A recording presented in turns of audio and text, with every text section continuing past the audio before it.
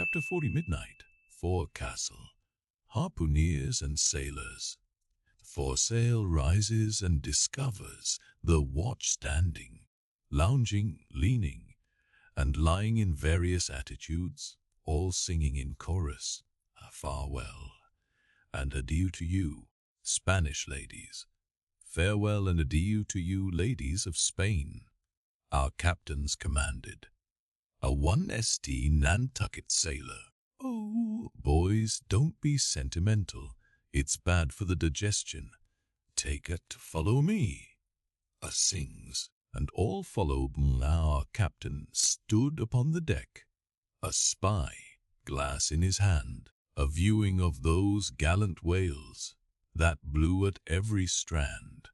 Oh, your tubs in your boats, my boys, and by your braces stand, and we'll have one of those fine whales, hand, boys, over hand.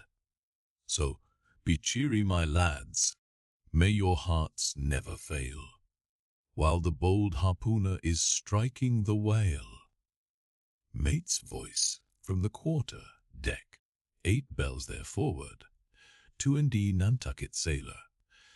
Avast the chorus, 8 bells there, die here, bell boy, strike the bite, pip, though blackling, and let me call the watch. I've the sort of mouth for that, the hogshead mouth.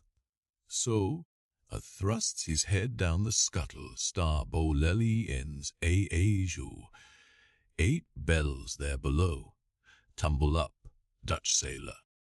Grand snoozing to-night, matey, fat night for that. I mark this in our old Mogul's wine.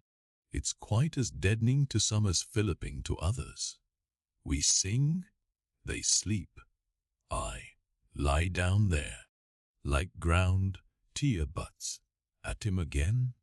There, take this copper pump, and hail Lem through it. Tell to a vast dreaming of their lasses. Tell 'em it's the resurrection, they must kiss their last, and come to judgment. That's the way, that's it.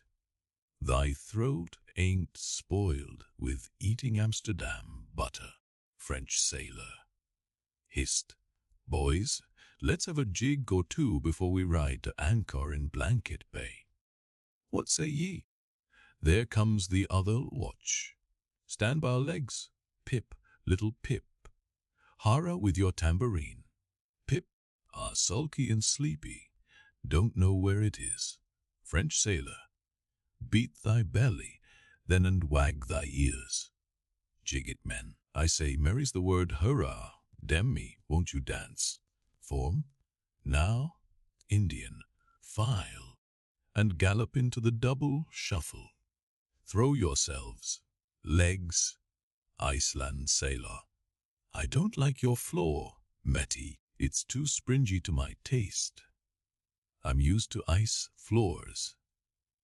I'm sorry to throw cold water on the subject, but excuse me, Maltese sailor. Me too, where's your girls? Who but a fool would take his left hand by his right and say to himself how to do? Partners. I must have partners. Sicilian sailor. Aye. Girls, and I'll hop with ye. Ye turn grass shopper. Long Island sailor. Well, ye sulkies. There's plenty more of us. Hocorn when you may say aye. All legs go to harvest soon. Ah, here comes the music. Now for it. Azor sailor. Assel ascending and pitching the tambourine up the scuttle, sub. Here you are, Pip. And there's the windlass. Bits up you mount. Now, boys. Seth, the half of them dance to the tambourine. Some go below. Some sleep or lie among the coils of rigging. Oaths aplenty, sa Azor sailor. Dancing, go it, Pip. Bang it, rig it, dig it, stig it, quig it, boy. Make fireflies, break the jinglers. Pip, jinglers, you say. There goes another, dropped off, I pound it so. China sailor, rattle thy teeth, then, and pound away. Make a pagoda of the self. French sailor, merry mad, hold up thy hoop pep, till I jump through it. Split jibs, tear yourselves, Tashtigo, for quietly smoking. That's a white man, he calls that fun humph. I save my sweat, old Manx sailor. I wonder whether those jolly lads bethink them of what they are dancing over. I'll dance over your grave, I will. That's the bitterest threat of your night. Women, that beat head wins round corners. Oh Christ, think of the green navies and the green-skulled crews. Well, well, belike the whole world's a ball, as you scholars have it, and so 'tis right to make one ballroom of it. Dance on, lads, you young I was once, 3D Nantucket sailor, speller. Well, this is worse than pulling after whales in a calm. Give us a whiff, Tash. They cease dancing and gather in clusters. Meantime the sky darkens. The wind rises, Alaska sailor. By Brahma, boys, it'll be douse sail soon. The sky-born, high-tide Ganges turn to wind. Thou showest the black brow, Siva, Maltese sailor. Shun reclining and shaking his captor. It's the waves. The snaw's caps turn to jigget now. They'll shake their tassels soon. Now would all the waves were women. Then I'd go drown, and chassis with them evermore.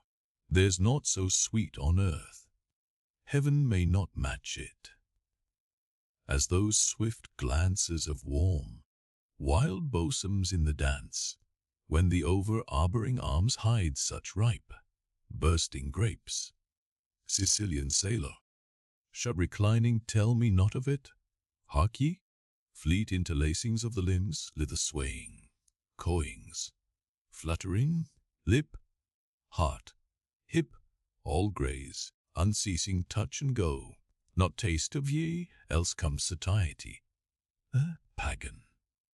Sigh nudging Tahitan sailor, reclining on a mat hail, holy nakedness of our dancing girls. The heaver, low veil, high palm Tahiti. I still rest me on thy mat, but the soft soil has slid.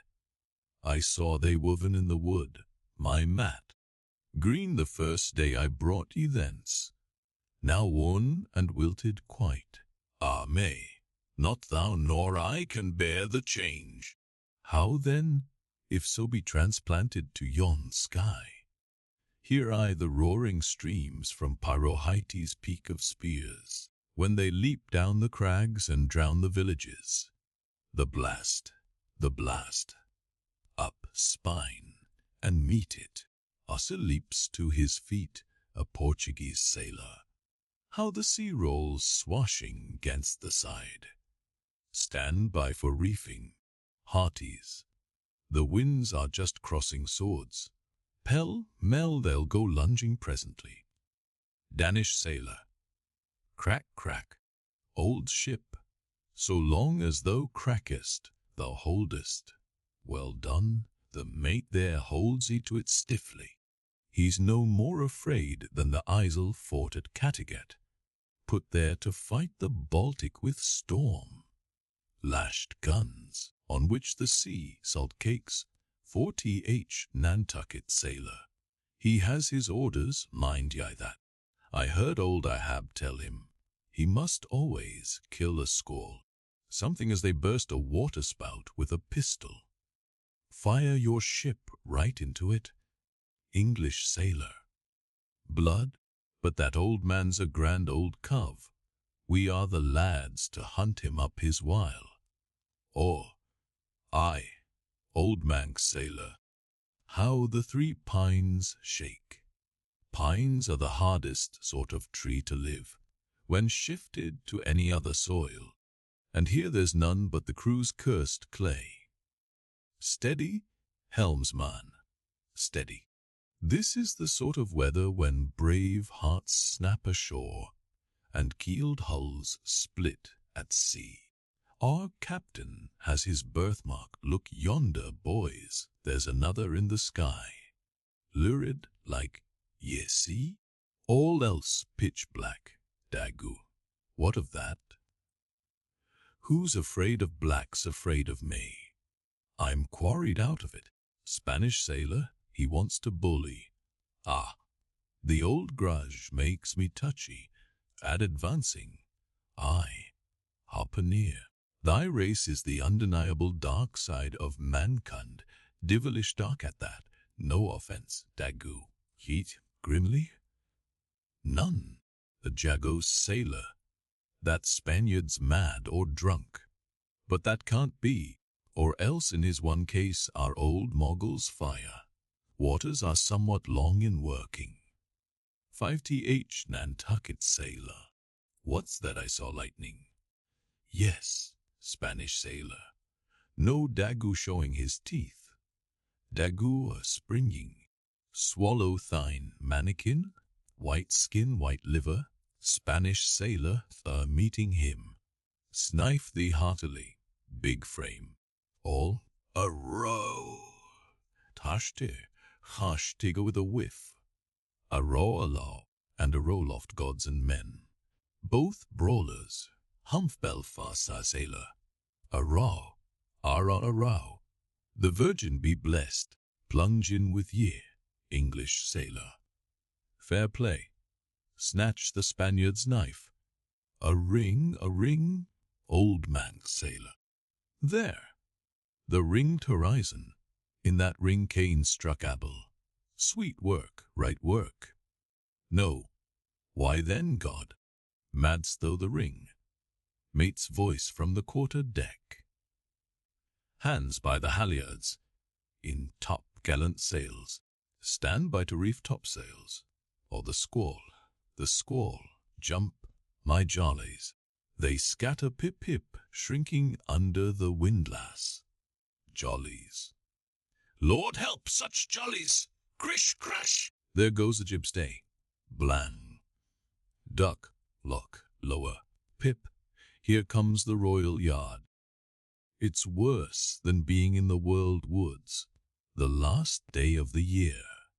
Who'd go climbing after chestnuts now? But there they go, all cursing, and here I don't. Fine prospects to am. They're on the road to heaven. Hold on hard. Jiminy, what a squall. But those chaps there are worse yet. They are your white squalls, they.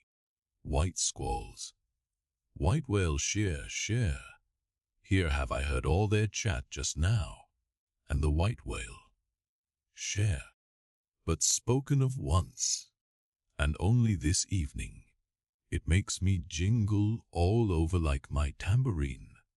That anaconda of an old man swore him in to hunt him. Oh, thou big white god aloft there somewhere in yon darkness, have mercy on this small black boy down here.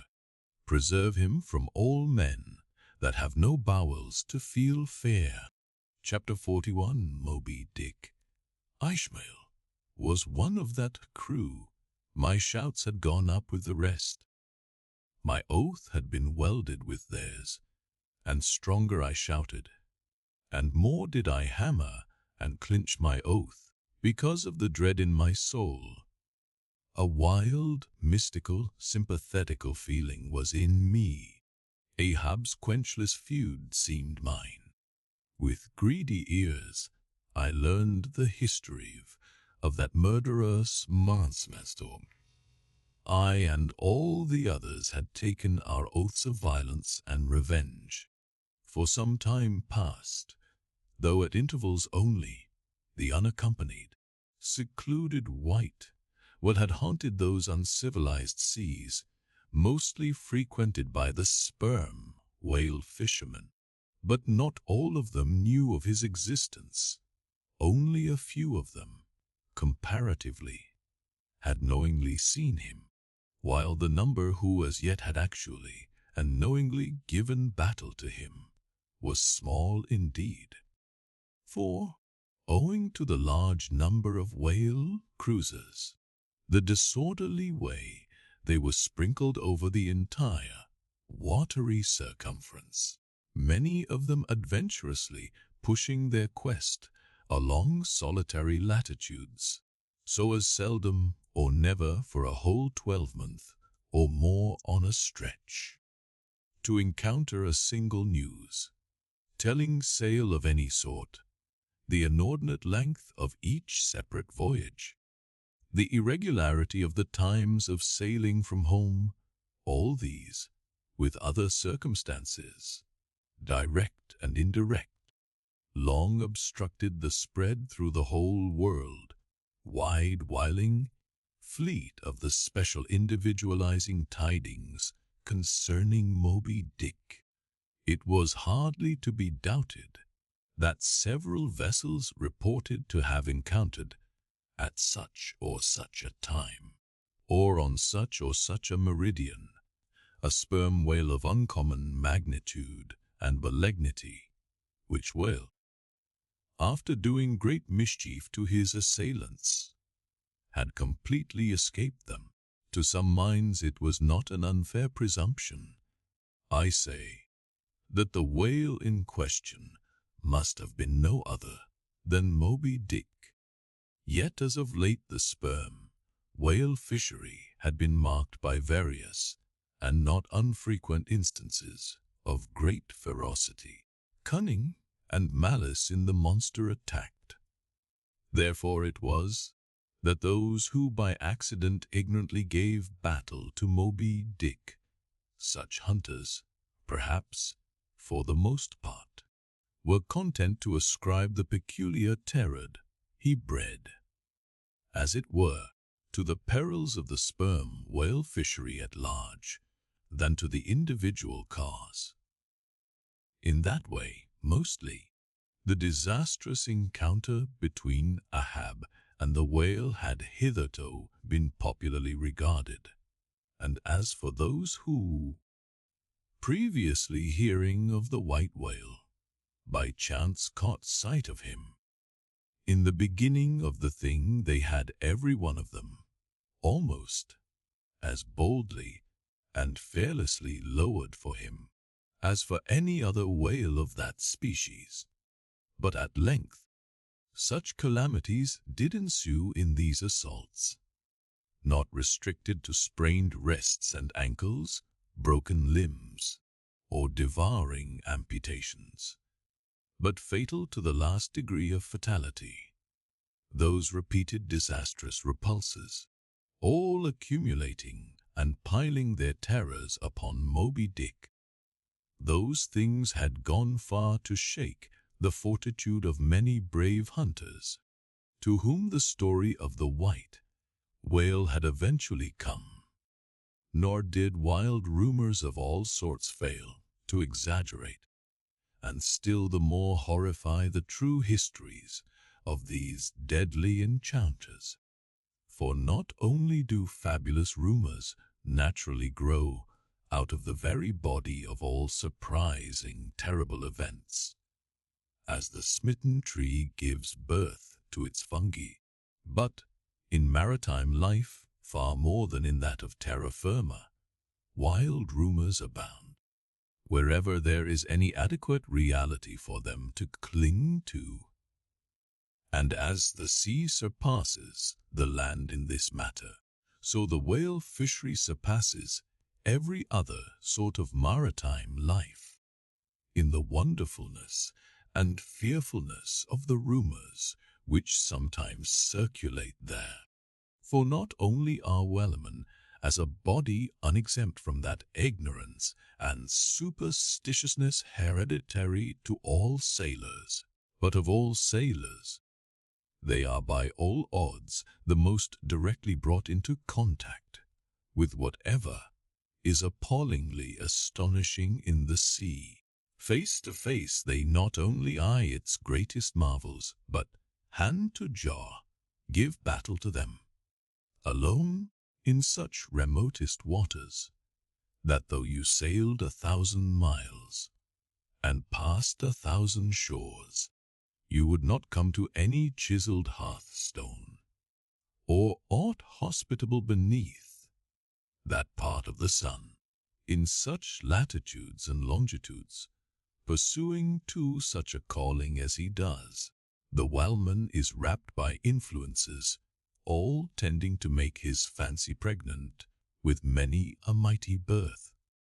No wonder, then, that ever-gathering volume from the mere transit over the widest watery spaces, the outblown rumors of the white, well did in the end incorporate with themselves all manner of morbid hints, and half-formed fictile suggestions of supernatural agencies, which eventually invested Moby Dick with new terrors unborrowed from anything that visibly appears, so that in many cases such a panic did he finally strike, that few who by those rumors, at least, had heard of the white whale, few of those hunters were willing to encounter the perils of his jaw. But there were still other and more vital practical influences at work. Not even at the present day has the original prestige of the sperm whale, as fearfully distinguished from all other species of the Leviathan, died out of the minds of the whalemen as a body.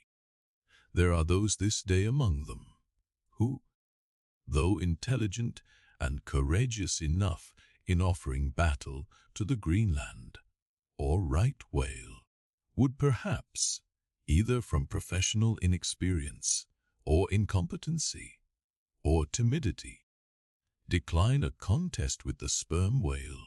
At any rate, there are plenty of whalemen, especially among those whaling nations not sailing under the American flag, who have never hostilely encountered the sperm whale, but whose sole knowledge of the Leviathan is restricted to the ignoble monster, primitively pursued in the north. Seated on their hatches, these men will hearken with a childish fireside interest and awe to the wild, strange tales of southern whaling, nor is the pre-eminent tremendousness of the great sperm whale anywhere more feelingly comprehended than on board of those prows which stem him, and as if the now tested reality of his might had in former legendary time thrown its shadow before it, we find some book naturalists, Olassen and Povelson, declaring the sperm whale not only to be a consternation to every other creature in the sea, but also to be so incredibly ferocious as continually to be athirst for human blood. Nor even down to so late a time as Cuvier's were these or almost similar impressions effaced. For in his Natural History, the Baron himself affirms that at sight of the sperm whale, all fish, as sharks included, with the most lively terrors, and often in the precipitance dash themselves the cocks with such vainous death.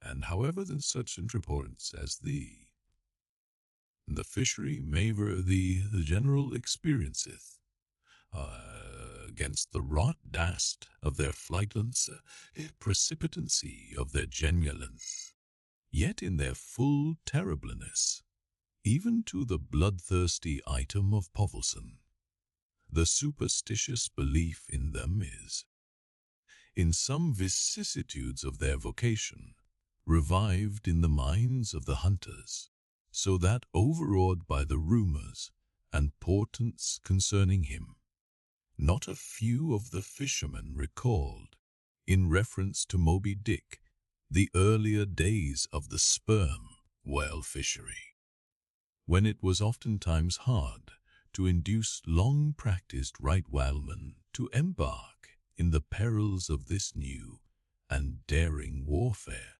Such men protesting that although other leviathans might be hopefully pursued, yet to chase and point lance at such an apparition as the sperm whale was not for mortal man, that to attempt it would be inevitably to be torn into a quick eternity. On this head, there are some remarkable documents that may be consulted. Nevertheless, some there were, who even in the face of these things were ready to give chase to Moby Dick, and a still greater number, who, chancing only to hear of him distantly and vaguely, without the specific details of any certain calamity, and without superstitious accompaniments, were sufficiently hardy not to flee from the battle, if offered. One of the wild suggestions referred to as at last coming to be linked with the white whale in the minds of the superstitiously inclined was the unearthly conceit that Moby Dick was ubiquitous, that he had actually been encountered in opposite latitudes at one and the same instant of time. Nor, credulous as such minds must have been, was this conceit altogether without some faint show of superstitious probability. For as the secrets of the currents in the seas have never yet been divulged, even to the most erudite research, so the hidden ways of the sperm whale when beneath the surface remain, in great part, unaccountable to his pursuers, and from time to time have originated the most curious and contradictory speculations regarding them, especially concerning the mystic modes whereby, after sounding to a great depth, he transports himself with such vast swiftness to the most widely distant points. It is a thing well known to both American and English whale ships, and as well a thing placed upon authoritative record years ago by Scoresby, that some whales have been captured far north in the Pacific, in whose bodies have been found the barbs of harpoons darted in the Greenland seas. Nor is it to be gainsaid that in some of these instances it has been declared that the interval of time between the two assaults could not have exceeded very many days.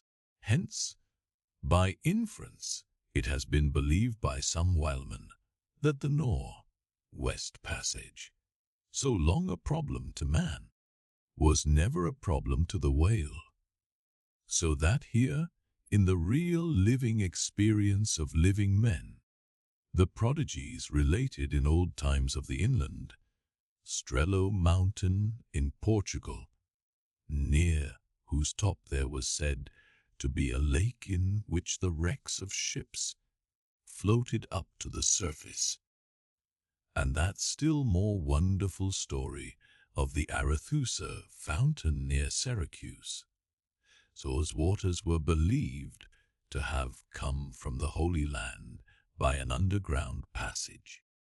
These fabulous narrations are almost fully equaled by the realities of the whalemen, forced into familiarity, then, with such prodigies as these, and knowing that after repeated, intrepid assaults, the white whale had escaped alive. It cannot be much matter of surprise that some whalemen should go still further in their superstitions, declaring Moby Dick not only ubiquitous, but immortals, for immortality is but ubiquity in time. That though groves of spears should be planted in his flanks, he would still swim away unharmed, or if indeed he should ever be made to spout thick blood. Such a sight would be but a ghastly deception, for again in unensanguined billows hundreds of leagues away, his unsullied jet would once more be seen. But even stripped of these supernatural surmisings, there was enough in the earthly make and incontestable character of the monster to strike the imagination with unwonted power.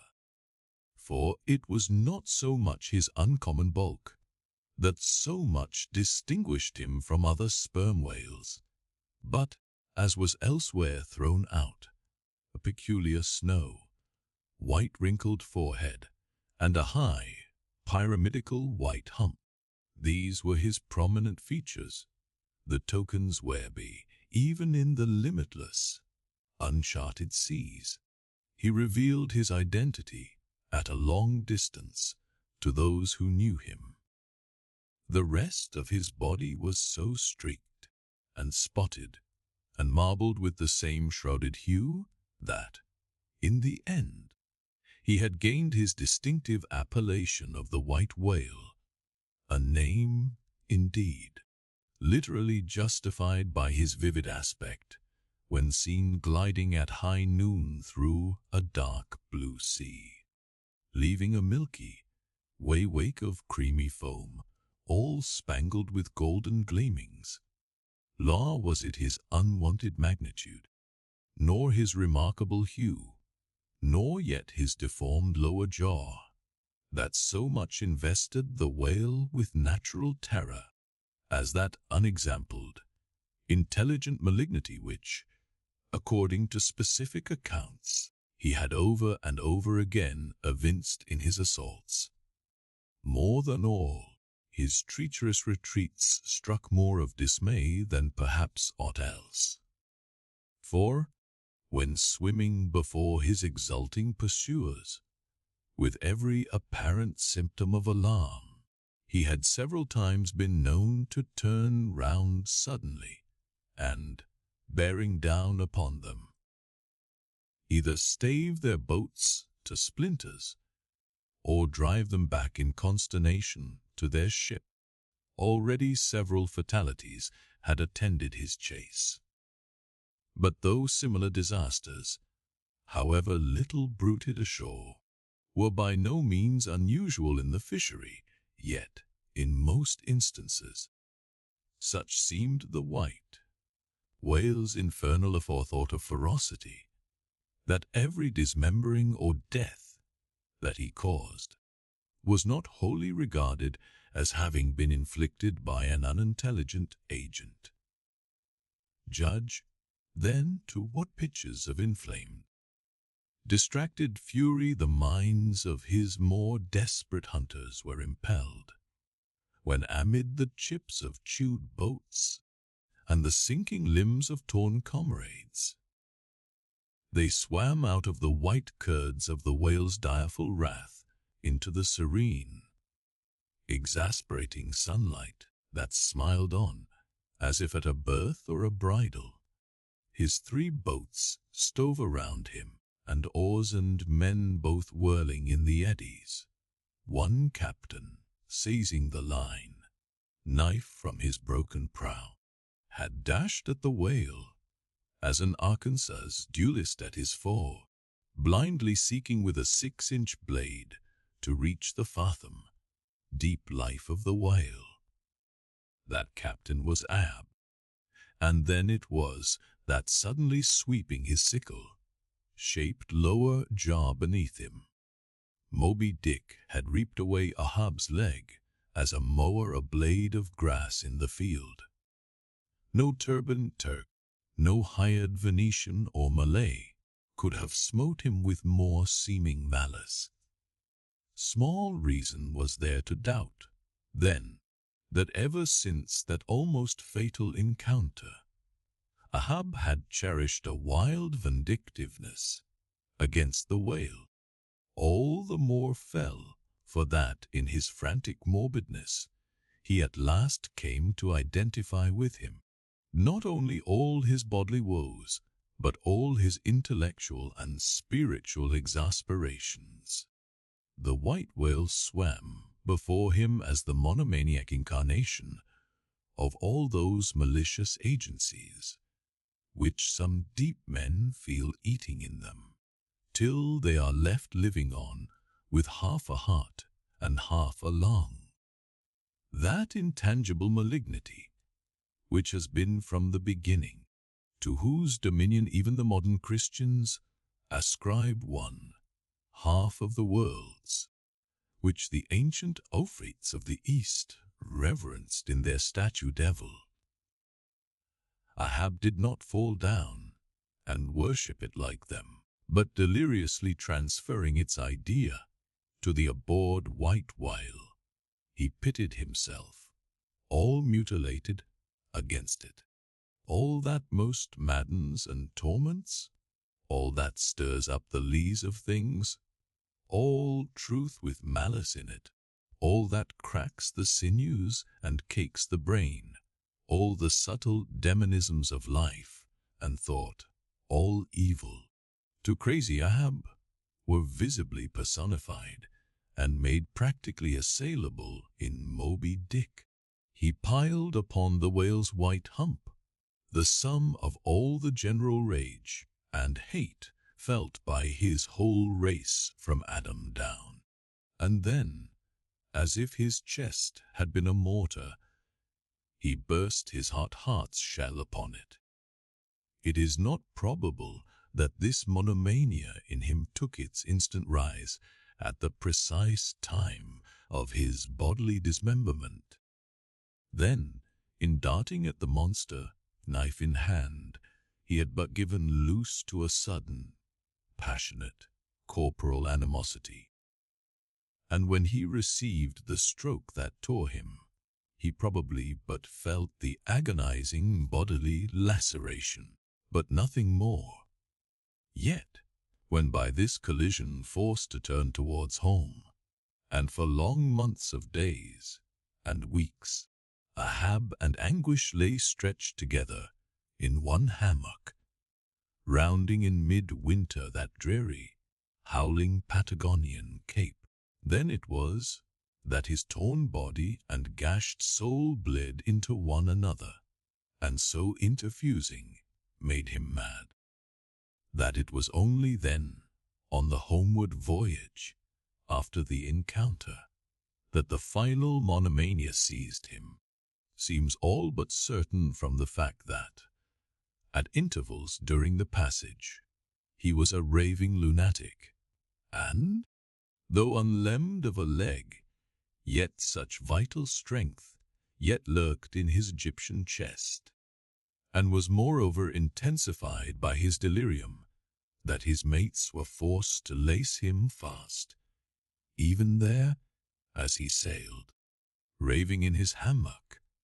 In a straitjacket, he swung to the mad rockings of the jails, and, when running into more sufferable latitudes, the ship, with mild stunsails spread, floated across the tranquil tropics, and, to all appearances, the old man's delirium seemed left behind him with the Cape Horn swells, and he came forth from his dark den into the blessed light and air.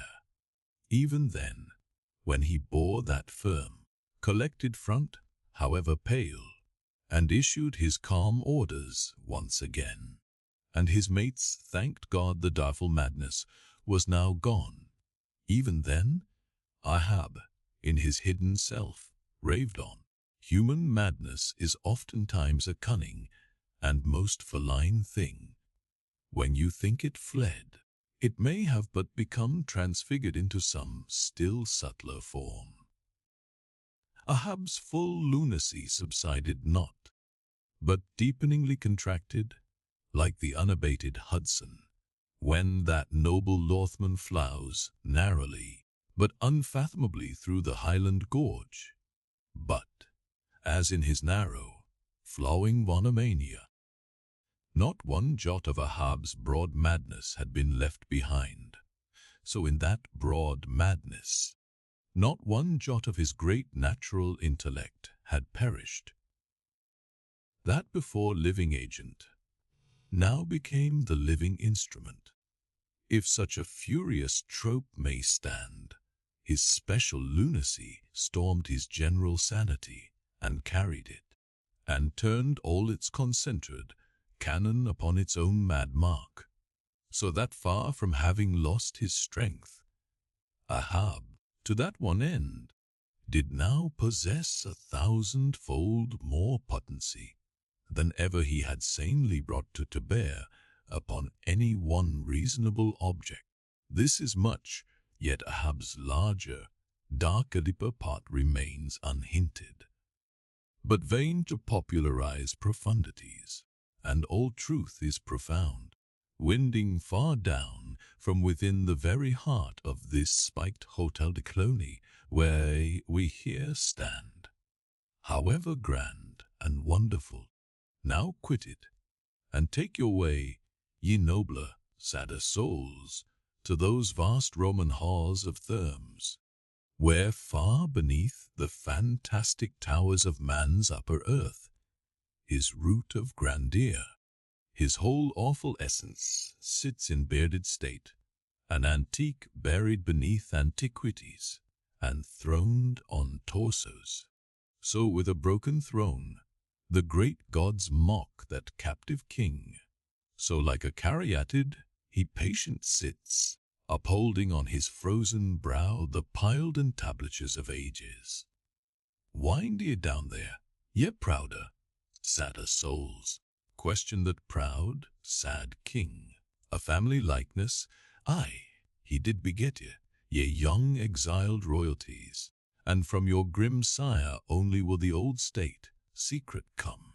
Now, in his heart, Ahab had some glimpse of this, namely, all my means are sane, my motive and my object mad, yet without power to kill, or change, or shun the fact.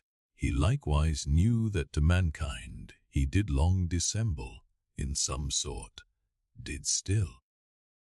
But that thing of his dissembling was only subject to his perceptibility, not to his will determinate. Nevertheless, so well did he succeed in that dissembling, that when with ivory leg he stepped ashore at last, no Nantucketer thought him otherwise than but naturally grieved, and that to the quick, with the terrible casualty which had overtaken him. The report of his undeniable delirium at sea was likewise popularly ascribed to a kindred cause. And so, too, all the added moodiness which always afterwards, to the very day of sailing in the Pequod on the present voyage, sat brooding on his brow. Nor is it so very unlikely that, far from distrusting his fitness for another whaling voyage, on account of such dark symptoms, the calculating people of that prudent isle were inclined to harbor the conceit that for those very reasons he was all the better qualified and set on edge for a pursuit so full of rage and wildness as the bloody hunt of whales, gnawed within and scorched without, with the infixed, unrelenting fangs of some incurable idea. Such an one, could he be found, would seem the very man to dart his iron and lift his lance against the most appalling of all brutes, or, if for any reason thought to be corporeally incapacitated for that, yet such an one would seem superlatively competent to cheer and howl on his underlings to the attack. But be all this as it may, certain it is that with the mad secret of his unabated rage bolted up and keyed in him, Ahab had purposely sailed upon the present voyage with the one only and all engrossing object of hunting the white whale. Had any one of his old acquaintances on shore, but half dreamed of what was lurking in him then. How soon would their aghast and righteous souls have wrenched the ship from such a fiendish man. They were bent on profitable cruises, the profit to be counted down in dollars from the mint. He was intent on an audacious, immitigable, and supernatural revenge. Here, then, was this gray-headed, ungodly old man, chasing with curses a job's well round the world, at the head of a crew, too, chiefly made up of mongrel renegades and castaways and cannibals, morally enfeebled also by the incompetence of mere unknighted virtue or right-mindedness in Starbuck, the invulnerable jollity of indifference and recklessness in Stubb, and the pervading mediocrity in Flask. Such a crew, so officered, seemed specially picked and packed by some infernal fatality to help him to his monomaniac revenge. How it was that they so aboundingly responded to the old man's ire. By what evil magic their souls were possessed, that at times his hate seemed almost theirs, the white, while as much their insufferable foe as his. How all this came to be, what the white whale was to them, or how to their unconscious understandings, also, in some dim, unsuspected way, he might have seemed the gliding great demon of the seas of life. All this to explain would be to dive deeper than Ishmael can go. The subterranean miner that works in us all, how can one tell whether leads his shaft by the ever-shifting, muffled sound of his pick? Who does not feel the irresistible arm drag? What skiff in tow of a 74 can stand still? For one, I gave myself up to the abandonment of the time and the place, but while yet all rush to encounter the whale, could see naught in that brute but the deadliest ill. Chapter 42. The whiteness of the whale. What the white whale was to Ahab has been hinted. What, at times, he was to me as yet remains unsaid. Aside from those more obvious considerations touching Moby Dick, which could not but occasionally awaken in any man's soul some alarm, there was another thought, or rather vague, nameless horror concerning him, which at times by its intensity completely overpowered all the rest, and yet so mystical and well-nigh ineffable was it, that I almost despair of putting it in a comprehensible form. It was the whiteness of the whale that above all things appalled me. But how can I hope to explain myself here, and yet, in some dim, random way, explain myself I must, else all these chapters might be naught. Though in many natural objects, whiteness refiningly enhances beauty, as if imparting some special virtue of its own, as in marbles, japonicas, and pearls. And though various nations have in some way recognized a certain royal preeminence in this hue, even the barbaric, grand old kings of Pequod placing the title, Lord of the White Elephants, above all their other magniloquent ascriptions of dominion, and the modern kings of Siam unfurling the same snow, white quadruped in the royal standard, and the Hanoverian flag bearing the one figure of a snow-white charger, and the great Austrian Empire, Caesarian, heir to overlording Rome, having for the imperial color the same imperial hue, and though this pre-eminence in it applies to the human race itself, giving the white man ideal mastership over every dusky tribe. And though, besides all this, whiteness has been even made significant of gladness, for among the Romans a white stone marked a joyful day. And though in other mortal sympathies and symbolizings, this same hue is made the emblem of many touching, noble things, the innocence of brides, the benignity of age. Though among the red men of America, the giving of the white belt of wampum was the deepest pledge of honor.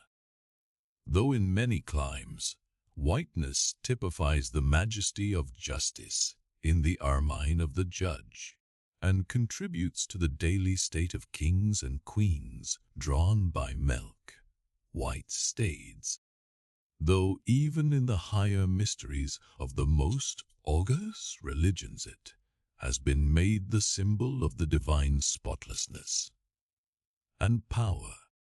By the Persian fire worshippers, the white forked flame being held the holiest on the altar, and in the Greek mythologies, great Jove himself being made incarnate in a white bull. And though to the noble Iroquois, the midwinter sacrifice of the sacred white dog was by far the holiest festival of their theology, that spotless, faithful creature being held the purest envoy they could send to the Great Spirit with the annual tidings of their own fidelity. And though directly from the Latin word for white, all Christian priests derive the name of one part of their sacred vesture, the alb or tunic, worn beneath the cassock.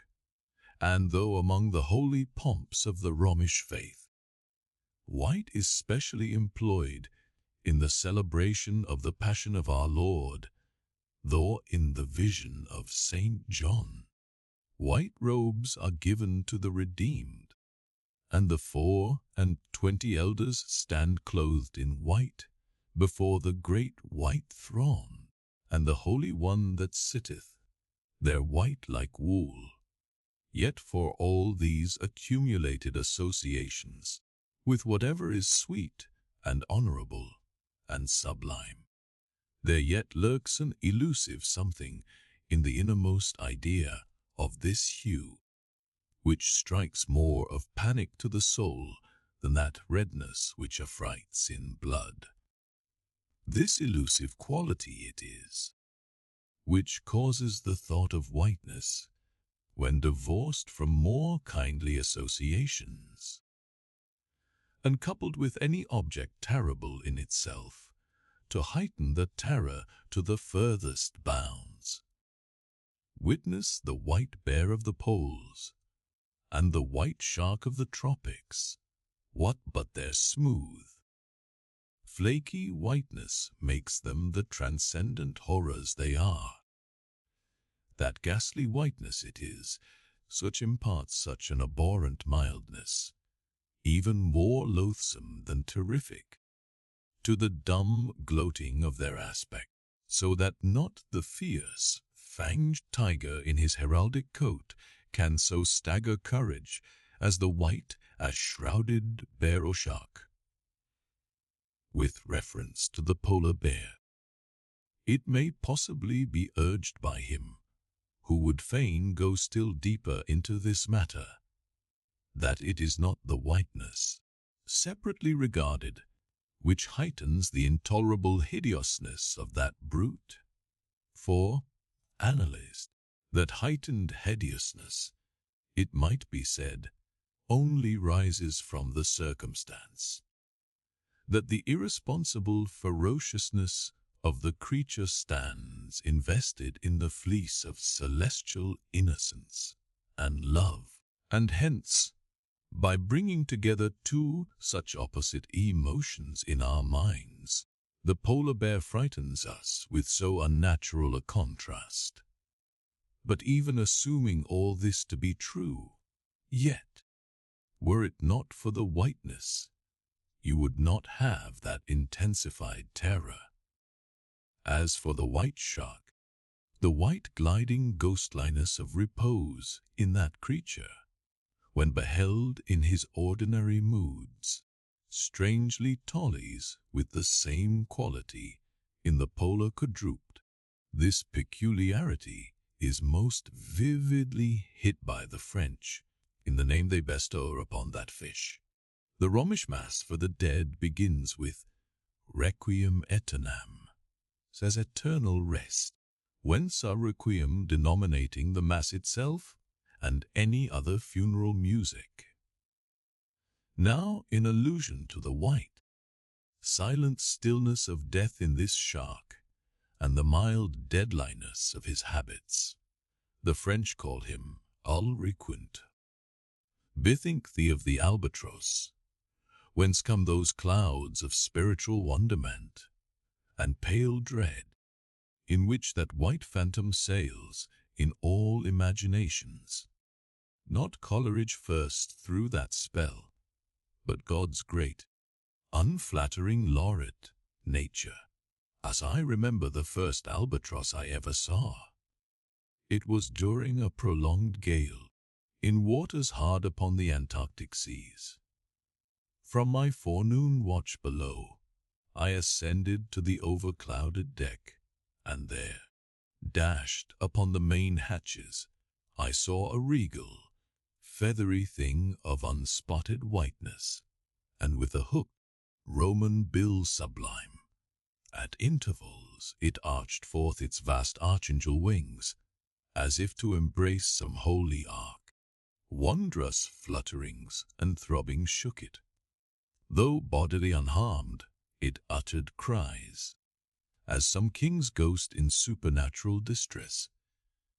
Through its inexpressible, strange eyes, methought I peeped to secrets which took hold of God. As Abraham before the angels, I bowed myself. The white thing was so white, its wings so wide, and in those forever exiled waters, I had lost the miserable warping memories of traditions and of towns. Long I gazed at that prodigy of plumage. I cannot tell, can only hint, the things that darted through me then. But at last I awoke, and turning, asked a sailor what bird was this. A gunny, he replied. Gunny? Never had heard that name before. Is it conceivable that this glorious thing is utterly unknown to man ashore? Never. But some time after, I learned that gunny was some seaman's name for albatross, so that by no possibility could Coleridge's wild rhyme have had aught to do with those mystical impressions which were mine when I saw that bird upon our deck. For neither had I then read the rhyme, nor knew the bird to be an albatross. Yet, in saying this, I do but indirectly burnish a little brighter the noble merit of the poem and the poet.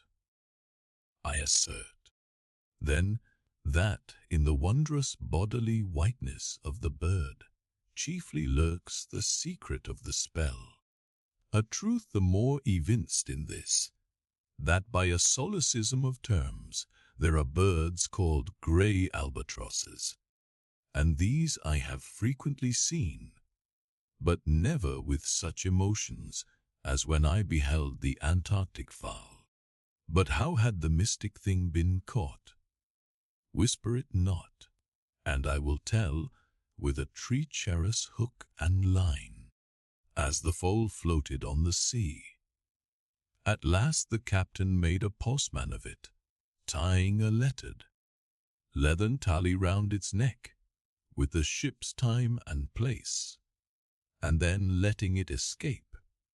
But I doubt not that leathern tally, meant for man, was taken off in heaven, when the white fowl flew to join the wing, folding, the invoking and adoring cherubim.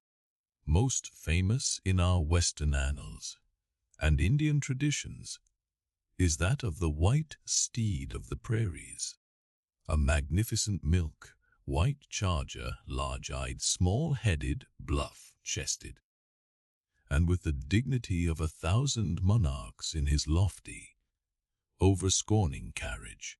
He was the elected Xerxes of vast herds of wild horses, whose pastures in those days were only fenced by the Rocky Mountains and the Alleghenies. At their flaming head he westward trooped, it like that chosen star which every evening leads on the hosts of light. The flashing cascade of his mane, the curving comet of his tail, invested him with housings more resplendent than gold and silver. Beaters could have furnished him.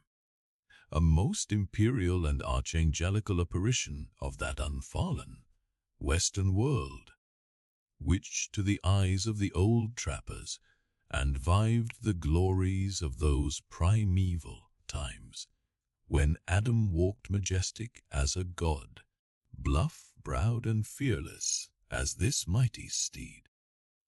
Whether marching amid his aides and marshals in the van of countless cohorts that endlessly streamed it over the plains, like an Ohio, or whether with his circumambient subjects browsing all around at the horizon, the white steed gallopingly reviewed them, with warm nostrils reddening through his cool milkiness.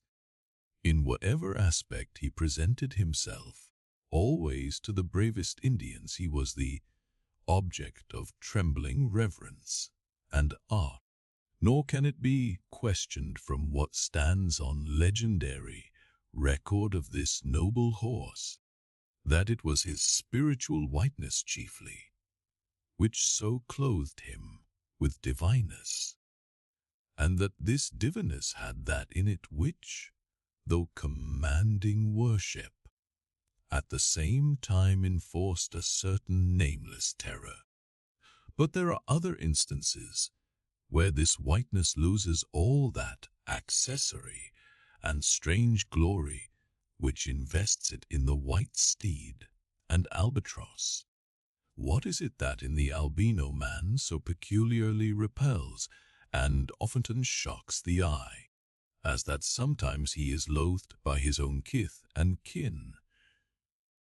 It is that whiteness which invests him, a thing expressed by the name he bears. The albino is as well made as other men, has no substantive deformity, and yet this mere aspect of all pervading whiteness makes him more strangely hideous than the ugliest abortion. Why should this be so? Nor in quite other aspects does nature in her least palpable, but not the less malicious agencies, fail to enlist among her forces this crowning attribute of the terrible. From its snowy aspect, the gauntleted ghost of the southern seas has been denominated the white squall. Nor, in some historic instances, has the art of human malice omitted so potent an auxiliary. How wildly it heightens the effect of that passage in Froissart, when, vast in the snowy symbol of their faction, the desperate white hoods of Gunt murder their bailiff in the market-place. Nor, in some things, does the common, hereditary experience of all mankind fail to bear witness to the supernaturalism of this hue. It cannot well be doubted that the one visible quality in the aspect of the dead which most appals the gazer is the marble pallor lingering there, as if indeed that pallor were as much like the badge of consternation in the other world as of mortal trepidation here. And from that pallor of the dead we borrow the expressive hue of the shroud in which we wrap them. Nor even in our superstitions do we fail to throw the same snowy mantle round our phantoms, all ghosts rising in a milk-white fog. Yeah, while these terrors seize us, let us add that even the King of Terrors, when personified by the evangelist, rides on his pallid horse. Therefore, in his other moods, symbolize whatever grand or gracious thing he will by whiteness. No man can deny that in its profoundest idealized significance, it calls up a peculiar apparition to the soul. But though without dissent this point be fixed, how is mortal man to account for it? To analyze it would seem impossible. Can we, then, by the citation of some of those instances wherein this thing of whiteness, though for the time either wholly or in great part stripped of all direct associations, calculated to impart to art too, old art fearful, but nevertheless is found to exert over us the same sorcery, however modified, can we thus hope to light upon some chance clue to conduct us to the hidden cause we seek? Let us try. But in a matter like this, subtlety appeals to subtlety, and without imagination no man can follow another into these halls. And though, doubtless, some at least of the imaginative impressions about to be presented may have been shared by most men, yet few perhaps were entirely conscious of them at the time, and therefore may not be able to recall them now. Why, to the man of untutored ideality, who happens to be but loosely acquainted with the peculiar character of the day, does the bare mention of Whitsuntide Marshal in the fancy such long, dreary, speechless processions of slow, pacing pilgrims, downcast and hooded with new fallen snow? Or to the unread, unsophisticated Protestant of the Middle American states, why does the passing mention of a white friar or a white nun evoke such an eyeless statue in the soul? Or what is there apart from the traditions of dungeoned warriors and kings, so which will not wholly account for it, that makes the White Tower of London tell so much on the imagination of much more strongly on the untraveled American than those other storied structures its neighbors, the Byward Tower, or even the Bloody, and those sublimer towers, the White Mountains of New Hampshire, whence, in peculiar moods, comes that gigantic ghostliness over the soul at the bare mention of that name, while the thought of Virginia's Blue Ridge is full of a soft, dewey, distant dreaminess? Or why, irrespective of all latitudes and longitudes, does the name of the White Sea exert such a spectralness over the fancy, while that of the Yellow Sea lulls us with mortal thoughts of long, lacquered mild afternoons on the waves, followed by the gaudiest and yet sleepiest of sunsets?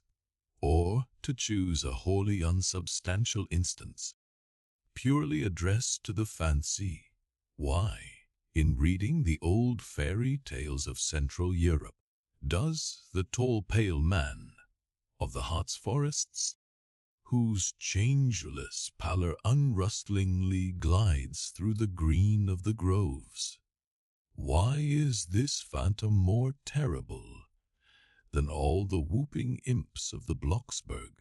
Nor is it, altogether, the remembrance of her cathedral, toppling earthquakes, nor the stampedos of her frantic seas, nor the tearlessness of arid skies that never rain, nor the sight of her wide field of leaning spires, wrenched cope stones, and crosses all adroop, like canted yards of anchored fleets, and her suburban avenues of house, walls lying over upon each other, as a tossed pack of cards. It is not these things alone which make Tealis Lima the strangest, saddest city thou canst see. For Lima has taken the white veil, and there is a higher horror in this whiteness of her woe. Old as Pizarro, this whiteness keeps her ruins forever new, admits not the cheerful grayness of complete decay, spreads over her broken ramparts the rigid pallor of an apoplexy that fixes its own distortions. I know that, to the common apprehension, this phenomenon of whiteness is not confessed to be the prime agent in exaggerating the terror of objects otherwise terrible, nor to the unimaginative mind is there aught of terror in those appearances whose awfulness to another mind almost solely consists in this one phenomenon, especially when exhibited under any form at all approaching to muteness or universality. What I mean by these two statements may perhaps be respectively elucidated by the following examples. First, the mariner, when drawing nigh the coasts of foreign lands, if by night he hear the roar of breakers, starts to vigilance, and feels just enough of trepidation to sharpen all his faculties. But under precisely similar circumstances, let him be called from his hammock to view his ship sailing through a midnight sea of milky whiteness, as if from encircling headlands shoals of combed white bears were swimming round him. Then he feels a silent, superstitious dread. The shrouded phantom of the whitened waters is horrible to him as a real ghost. In vain the lead assures him he is still off soundings. Heart and helm, they both go down. He never rests till blue water is under him again. Yet where is the mariner who will tell thee, Sir, it was not so much the fear of striking hidden rocks as the fear of that hideous whiteness that so stirred me. Second, to the native Indian of Peru, the continual sight of the snow, how Dade Andes conveys naught of dread, except, perhaps, in the mere fancying of the eternal frosted desolateness reigning at such vast altitudes, and the natural conceit of what a fearfulness it would be to lose oneself in such inhuman solitudes. Much the same is it with the backwoodsman of the West, who with comparative indifference views an unbounded prairie sheeted with driven snow, no shadow of tree or twig to break the fixed trance of whiteness. Not so the sailor, beholding the scenery of the Antarctic seas, where at times, by some infernal trick of legerdemain in the powers of frost and air, he, shivering and half shipwrecked, instead of rainbows speaking hope and solace to his misery, views what seems a boundless churchyard grinning upon him, with its lean ice monuments and splintered crosses. But thou sayest, methinks that white, lead chapter about whiteness, is but a white flag hung out from a craven soul. Thou surrenderest to a hypo, Ishmael. Tell me, why this strong young colt, foaled in some peaceful valley of Vermont, far removed from all beasts of prey, why is it that upon the sunniest day, if you but shake a fresh buffalo robe behind him, so that he cannot even see it, but only smells its wild animal muskiness. Why will he start, snort, and with bursting eyes paw the ground in frenzies of affright? There is no remembrance in him of any gorings of wild creatures in his green northern home, so that the strange muskiness he smells cannot recall to him anything associated with the experience of former perils. For what knows he, this New England colt, of the black bisons of distant Oregon? No, but here thou beholdest, even in a dumb brute, the instinct of the knowledge of the demonism in the world. Though thousands of miles from Oregon, still when he smells that savage musk, the rending, goring bison herds are as present as to the deserted wild foal of the prairies, which this instant they may be trampling into dust. Thus, then, the muffled rollings of a milky sea, the bleak rustlings of the festooned frosts of mountains, the desolate shiftings of the windrowed snows of prairies, all these, to Ishmael, are as the shaking of that buffalo robe to the frightened colt.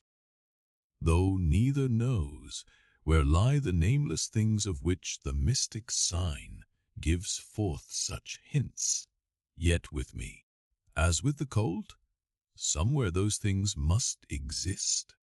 Though in many of its aspects this visible world seems formed in love, the invisible spheres were formed in fright. But not yet have we solved the incantation of this whiteness, and learned why it appeals with such power to the soul, and more strange and far more portentous. Why, as we have seen, it is at once the most meaning symbol of spiritual things, nay, the very veil of the Christian's deity, and yet should be, as it is, the intensifying agent in things the most appalling to mankind. Is it that by its indefiniteness it shadows forth the heartless voids and immensities of the universe, and thus stabs us from behind with the thought of annihilation when beholding the white depths of the Milky Way? Or is it that, as in essence whiteness is not so much a color as the visible absence of color, and at the same time the concrete of all colors? Is it for these reasons that there is such a dumb blankness, full of meaning, in a wide landscape of snows, a colorless, all color of atheism from which we shrink? And when we consider that other theory of the natural philosophers, that all other earthly hues, every stately or lovely emblazonings, the sweet tinges of sunset skies and woods, yea, and the gilded velvets of butterflies, and the butterfly cheeks of young girls, all these are but subtile deceits, not actually inherent in substances, but only laid on from without, so that all deified nature absolutely paints like the harlot, whose allurements cover nothing but the charnel house within. And when we proceed further, and consider that the mystical cosmetic which produces every one of her hues, the great principle of light, forever remains white or colorless in itself, and if operating without medium upon matter, would touch all objects, even tulips and roses, with its own blank tinge. Pondering all this, the pulsate universe lies before us a leper, and like willful travelers in Lapland, who refuse to wear colored and coloring glasses upon their eyes. So the wretched infidel gazes himself blind at the monumental white shroud that wraps all the prospect around him. And of all these things the albino whale was the symbol. Wonder ye then at the fiery hunt? Chapter 43. Hark! Hist! Did you hear that noise, Kabako? It was the middle watch of fair moonlight. The seaman was standing in a cordon, extending from one of the fresh water butts in the waist to the scuttle butt near the taffrail. In this manner, they passed the buckets to fill the scuttle butt, standing, for the most part, on the hallowed precincts of the quarter deck. They were careful not to speak or rustle their feet. From hand to hand, the buckets went in the deepest silence, only broken by the occasional flap of a sail and the steady hum of the unceasingly advancing keel. It was in the midst of this repose that Aki, one of the cordon, whose post was near the after hatches, whispered to his neighbor, a cholo, the words above. Hist! Did you hear that noise, Kabako? Take the bucket, will ye, Aki? What noise do I mean? There it is again, under the hatches. Don't you hear it cough? It sounded like a cough. Cough be damned. Pass along that return bucket. There again. There it is. It sounds like 2 or 3 sleepers turning over. Now, Karamba have done, shipmate, will ye? It's the 3 soaked biscuits ye eat for supper turning over inside of ye. Nothing else. Look to the bucket. Say what you will, shipmate, I've sharp ears. Aye, you are the chap, ain't ye, that heard the hum of the old Quakeresses knitting needles 50 miles at sea from Nantucket. You're the chap. Grin away, we'll see what turns up.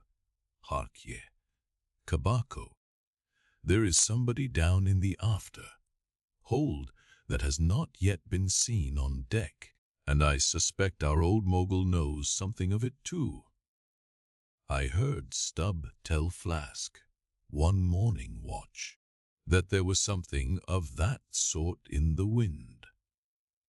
Tish! The bucket, the chapter 44. Had you followed Captain Ahab down into his cabin after the squall that took place on the night succeeding that wild ratification of his purpose with his crew, you would have seen him go to a locker in the transom, and bringing out a large wrinkled roll of yellowish sea charts, spread them before him on his screwed down table. Then seating himself before it, you would have seen him intently study the various lines and shadings which there met his eye, and with slow but steady pencil trace additional courses over spaces that before were blank. At intervals, he would refer to piles of old log books beside him, wherein were set down the seasons and places in which, on various former voyages of various ships, sperm whales had been captured or seen. While thus employed, the heavy pewter lamp, suspended in chains over his head, continually rocked with the motion of the ship, and forever threw shifting gleams and shadows of lines upon his wrinkled brow, till it almost seemed that while he himself was marking out lines and courses on the wrinkled charts, some invisible pencil was also tracing lines and courses upon the deeply marked chart of his forehead. But it was not this night in particular that, in the solitude of his cabin, Ahab thus pondered over his charts. Almost every night they were brought out. Almost every night some pencil marks were effaced, and others were substituted. For with the charts of all 4 oceans before him, Ahab was threading a maze of currents and eddies, with a view to the more certain accomplishment of that monomaniac thought of his soul. Now, to anyone not fully acquainted with the ways of the Leviathans, it might seem an absurdly hopeless task thus to seek out one solitary creature in the unhooped oceans of this planet.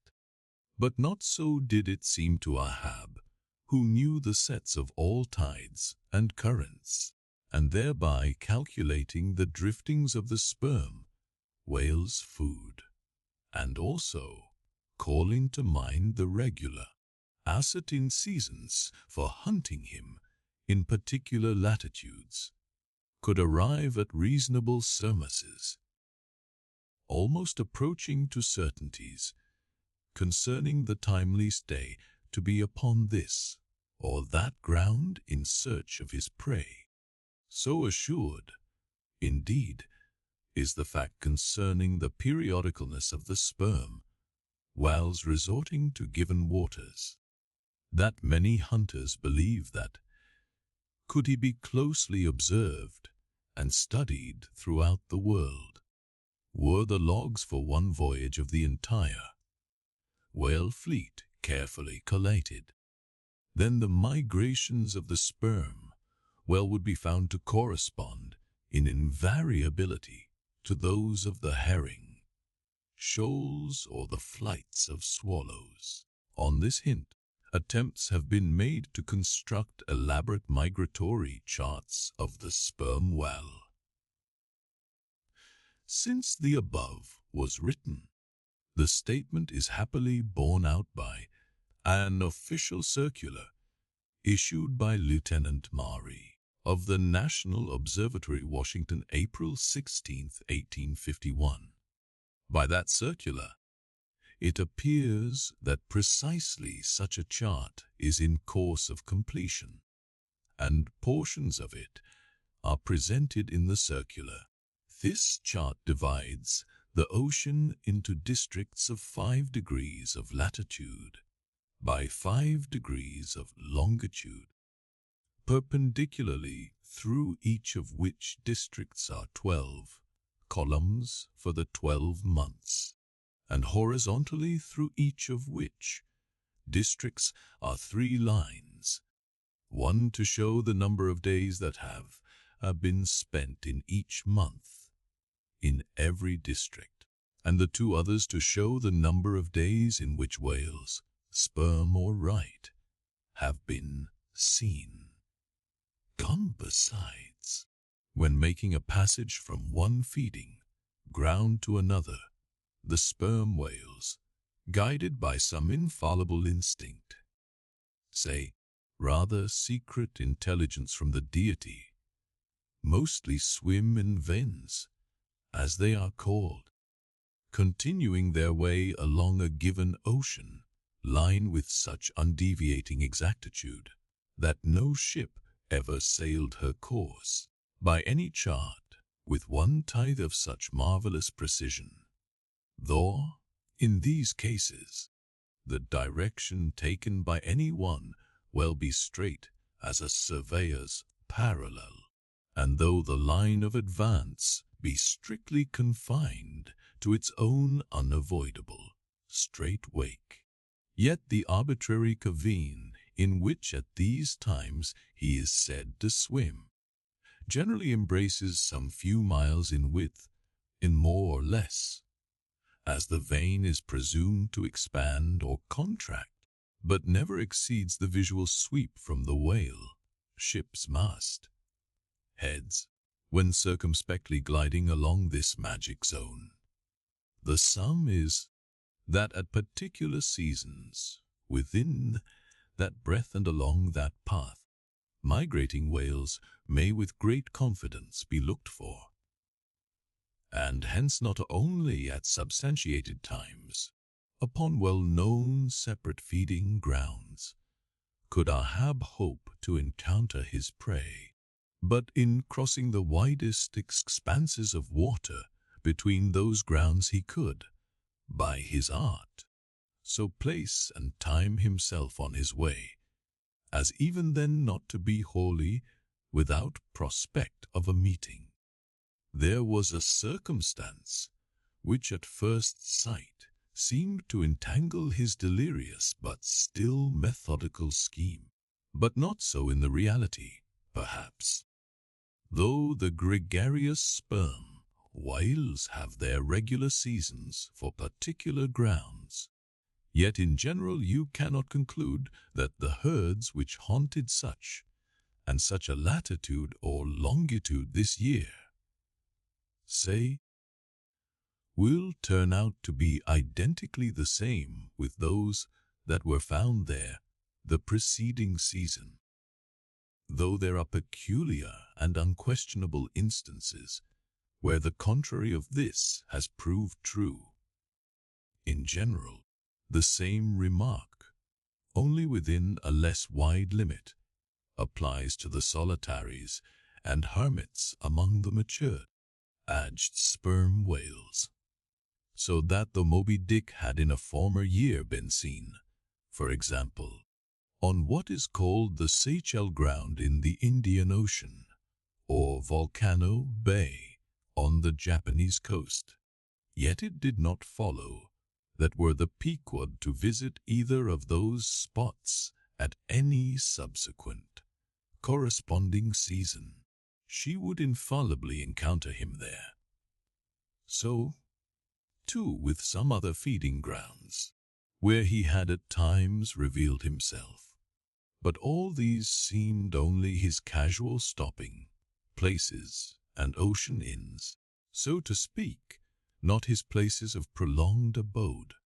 And where Ahab's chances of accomplishing his object have hitherto been spoken of, allusion has only been made to whatever way, side, antecedent, extra prospects were his, or a particular set time or place were attained, when all possibilities would become probabilities. And, as Ahab fondly thought, every possibility the next thing to a certainty. That particular set time and place were conjoined in the one technical phrase, the season on the line. For there and then, for several consecutive years, Moby Dick had been periodically descried, lingering in those waters for a while, as the sun, in its annual round, loiters for a predicted interval in any one sign of the zodiac. There it was, too, that most of the deadly encounters with the white whale had taken place. There the waves were storied with his deeds. There also was that tragic spot where the monomaniac old man had found the awful motive to his vengeance. But in the cautious comprehensiveness and unloitering vigilance with which Ahab threw his brooding soul into this unfaltering hunt, he would not permit himself to rest all his hopes upon the one crowning fact above mentioned, however flattering it might be to those hopes. Nor in the sleeplessness of his vow could he so tranquilize his unquiet heart as to postpone all intervening quest. Now the Pequod had sailed from Nantucket at the very beginning of the season on the line. No possible endeavor then could enable her commander to make the great passage southwards, double Cape Horn, and then running down 60 degrees of latitude arrive in the equatorial Pacific in time to cruise there. Therefore, he must wait for the next ensuing season. Yet the premature hour of the Pequod sailing had, perhaps, been correctly selected by Ahab, with a view to this very complexion of things, because an interval of 365 days and nights was before him, an interval which, instead of impatiently enduring ashore, he would spend in a miscellaneous hunt. If by chance the white whale, spending his vacation in seas far remote from his periodical feeding grounds, should turn up his wrinkled brow off the Persian Gulf, or in the Bengal Bay, or China Seas, or in any other waters haunted by his race, so that monsoons, pampas, nor westers, harmattans, trades, any wind but the levanter and simoon, might blow Moby Dick into the devious zag world circle of the Pequod's circumnavigating wake. But granting all this, yet regarded discreetly and coolly, seems it not but a mad idea, this, that in the broad boundless ocean, one solitary whale, even if encountered, should be thought capable of individual recognition from his hunter, even as a white bearded mufti in the thronged thoroughfares of Constantinople. Yes, for the peculiar snow-white brow of Moby Dick and his snow-white hump could not but be unmistakable. And have I not tollied the whale? Ahab would mutter to himself, as after poring over his charts, till long after midnight he would throw himself back in reveries. Tollied him, and shall he escape? His broad fins are bored and scalloped out like a lost sheep's ear. And here his mad mind would run on in a breathless race, till a weariness and faintness of pondering came over him, and in the open air of the deck he would seek to recover his strength. Ah God, what trances of torments does that man endure who is consumed with one unachieved, revengeful desire? He sleeps with clenched hands and wakes with his own bloody nails in his palms. Often, when forced from his hammock by exhausting and intolerably vivid dreams of the night, which, resuming his own intense thoughts through the day, carried them on amid a clashing of frenzies, and whirled them round and round in his blazing brain, till the very throbbing of his life spot became insufferable anguish, and when, as was sometimes the case, these spiritual throes in him heaved his being up from its base, and a chasm seemed opening in him, from which forked flames and lightnings shot up, and accursed fiends beckoned him to leap down among them. When this hell in himself yawned beneath him, a wild cry would be heard through the ship, and with glaring eyes Ahab would burst from his state-room, as though escaping from a bed that was on fire. Yet these, perhaps, instead of being the unsuppressible symptoms of some latent weakness, or fright at his own resolve, were but the plainest tokens of its intensity.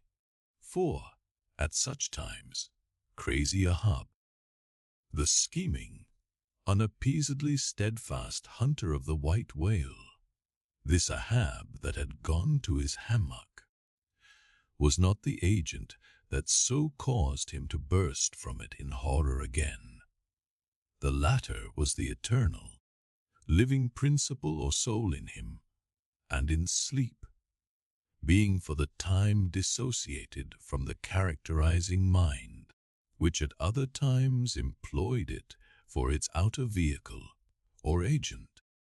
It spontaneously sought escape from the scorching contiguity of the frantic thing, of which, for the time, it was no longer an integral. But as the mind does not exist unless lead with the soul.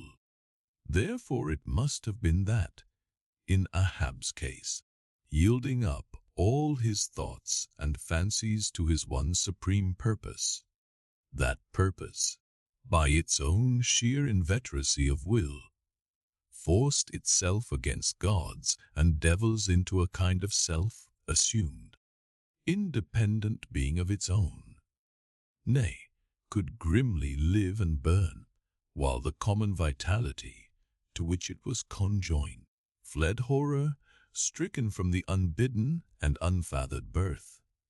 Therefore, the tormented spirit that glared out of bodily eyes, when what seemed Ahab rushed from his room, was for the time but a vacated thing, a formless somnambulistic being, a ray of living light, to be sure, but without an object to color, and therefore a blankness in itself. God help thee, old man. Thy thoughts have created a creature in thee, and he who's intense, thinking thus, makes him a Prometheus. A vulture feeds upon that heart forever, that vulture the very creature he creates. Chapter 45. The Affidavit. So far as what there may be of a narrative in this book, and, indeed, as indirectly touching one or two very interesting and curious particulars in the habits of sperm whales. The foregoing chapter, in its earlier part, is as important a one as will be found in this volume, but the leading matter of it requires to be still further and more familiarly enlarged upon, in order to be adequately understood, and moreover to take away any incredulity which a profound ignorance of the entire subject may induce in some minds. As to the natural verity of the main points of this affair, I care not to perform this part of my task methodically, but shall be content to produce the desired impression by separate citations of items, practically or reliably known to me as a whaleman, and from these citations, I take it, the conclusion aimed at will naturally follow of itself. First, I have personally known 3 instances where a whale, after receiving a harpoon, has effected a complete escape, and after an interval in one instance of 3 years, has been again struck by the same hand, and slain, when the 2 irons, both marked by the same private cipher, have been taken from the body. In the instance where 3 years intervened between the flinging of the 2 harpoons, and I think it may have been something more than that, the man who darted them happening, in the interval, to go in a trading ship on a voyage to Africa, went ashore there, joined a discovery party, and penetrated far into the interior, where he traveled for a period of nearly 2 years, often endangered by serpents, savages, tigers, poisonous miasmas, with all the other common perils incident to wandering in the heart of unknown regions. Meanwhile, the whale he had struck must also have been on its travels. No doubt it had thrice circumnavigated the globe, brushing with its flanks all the coasts of Africa, but to no purpose. This man and this whale again came together, and the one vanquished the other. I say I myself have known 3 instances similar to this. That is, in 2 of them I saw the whale struck, and, upon the second attack, saw the 2 irons with the respective marks cut in them, afterwards taken from the dead fish. In the 3-year instance, it so fell out that I was in the boat both times, first and last, and the last time distinctly recognized a peculiar, sort of huge mole under the whale's eye, which I had observed there 3 years previous. I say 3 years, but I am pretty sure it was more than that. Here are 3 instances, then, which I personally know the truth of. But I have heard of many other instances from persons whose veracity in the matter there is no good ground to impeach. Secondly, it is well known in the sperm whale fishery, however ignorant the world ashore may be of it, that there have been several memorable historical instances where a particular whale in the ocean has been at distant times and places popularly cognizable. Why such a whale became thus marked was not altogether and originally owing to his bodily peculiarities as distinguished from other whales. For however peculiar in that respect any chance whale may be, they soon put an end to his peculiarities by killing him and boiling him down into a peculiarly valuable oil. No, the reason was this, that from the fatal experiences of the fishery there hung a terrible prestige of perilousness about such a whale as there did about Rinaldo Rinaldini, insomuch that most fishermen were content to recognize him by merely touching their tarpaulins when he would be discovered lounging by them on the sea, without seeking to cultivate a more intimate acquaintance.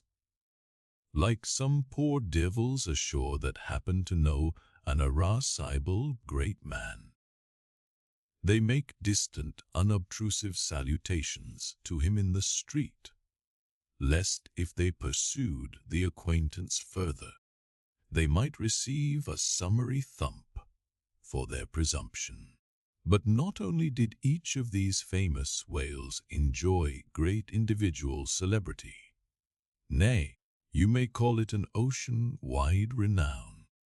Not only was he famous in life, and now is immortal in forecastle stories after death, but he was admitted into all the rights, privileges, and distinctions of a name, had as much a name indeed as Cambyses or Sikisar.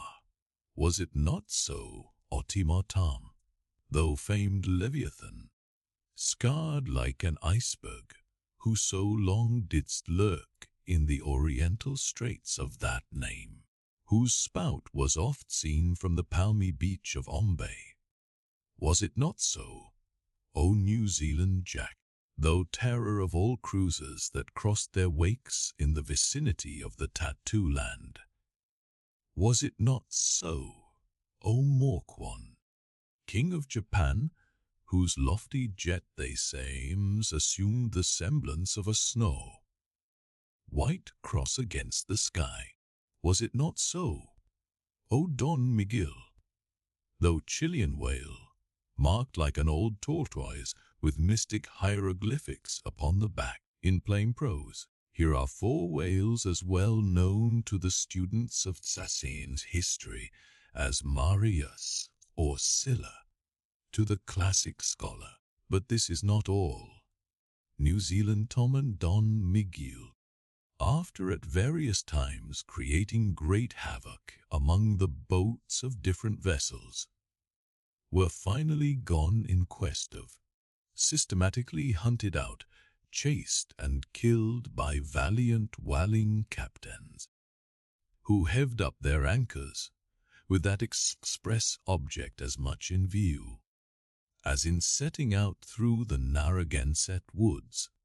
Captain Butler of old had it in his mind to capture that notorious murderous, savage Anawan, the headmost warrior of the Indian King Philip.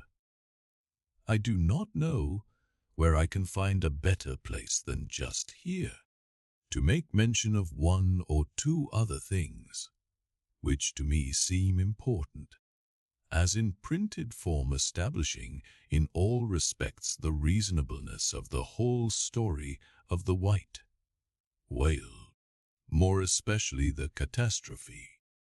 For this is one of those disheartening instances where truth requires full as much bolstering as error.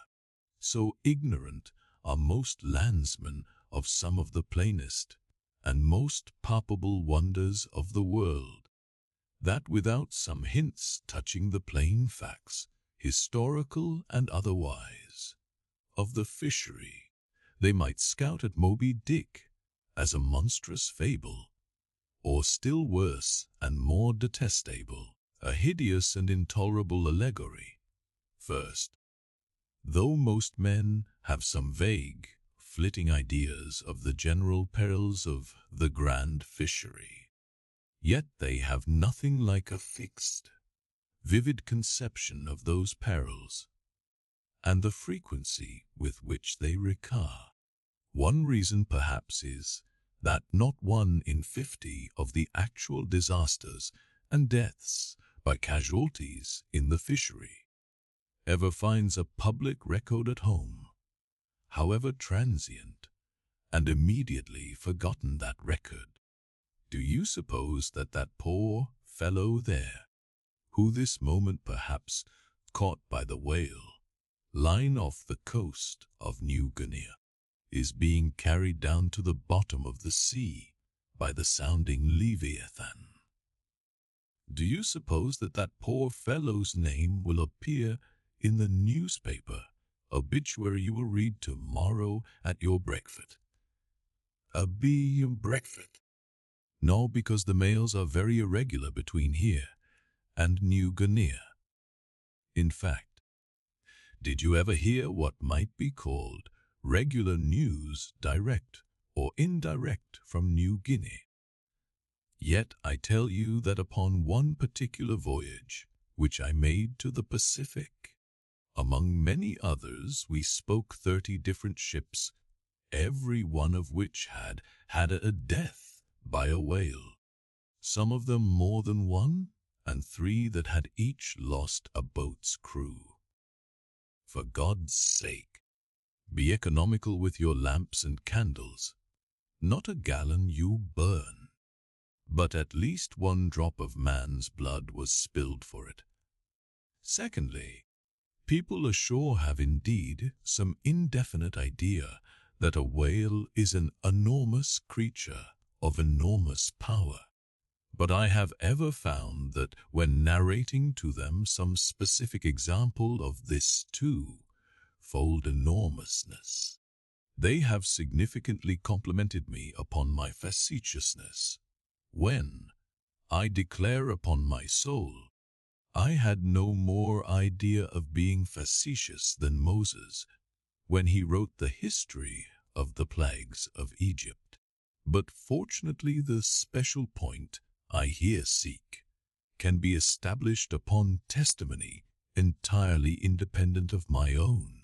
That point is this: the sperm whale is in some cases sufficiently powerful, knowing, and judiciously malicious, as with direct aforethought to stave in, utterly destroy, and sink a large ship. And what is more, the sperm whale has done it. First, in the year 1820, the ship Essex, Captain Pollard, of Nantucket, was cruising in the Pacific Ocean.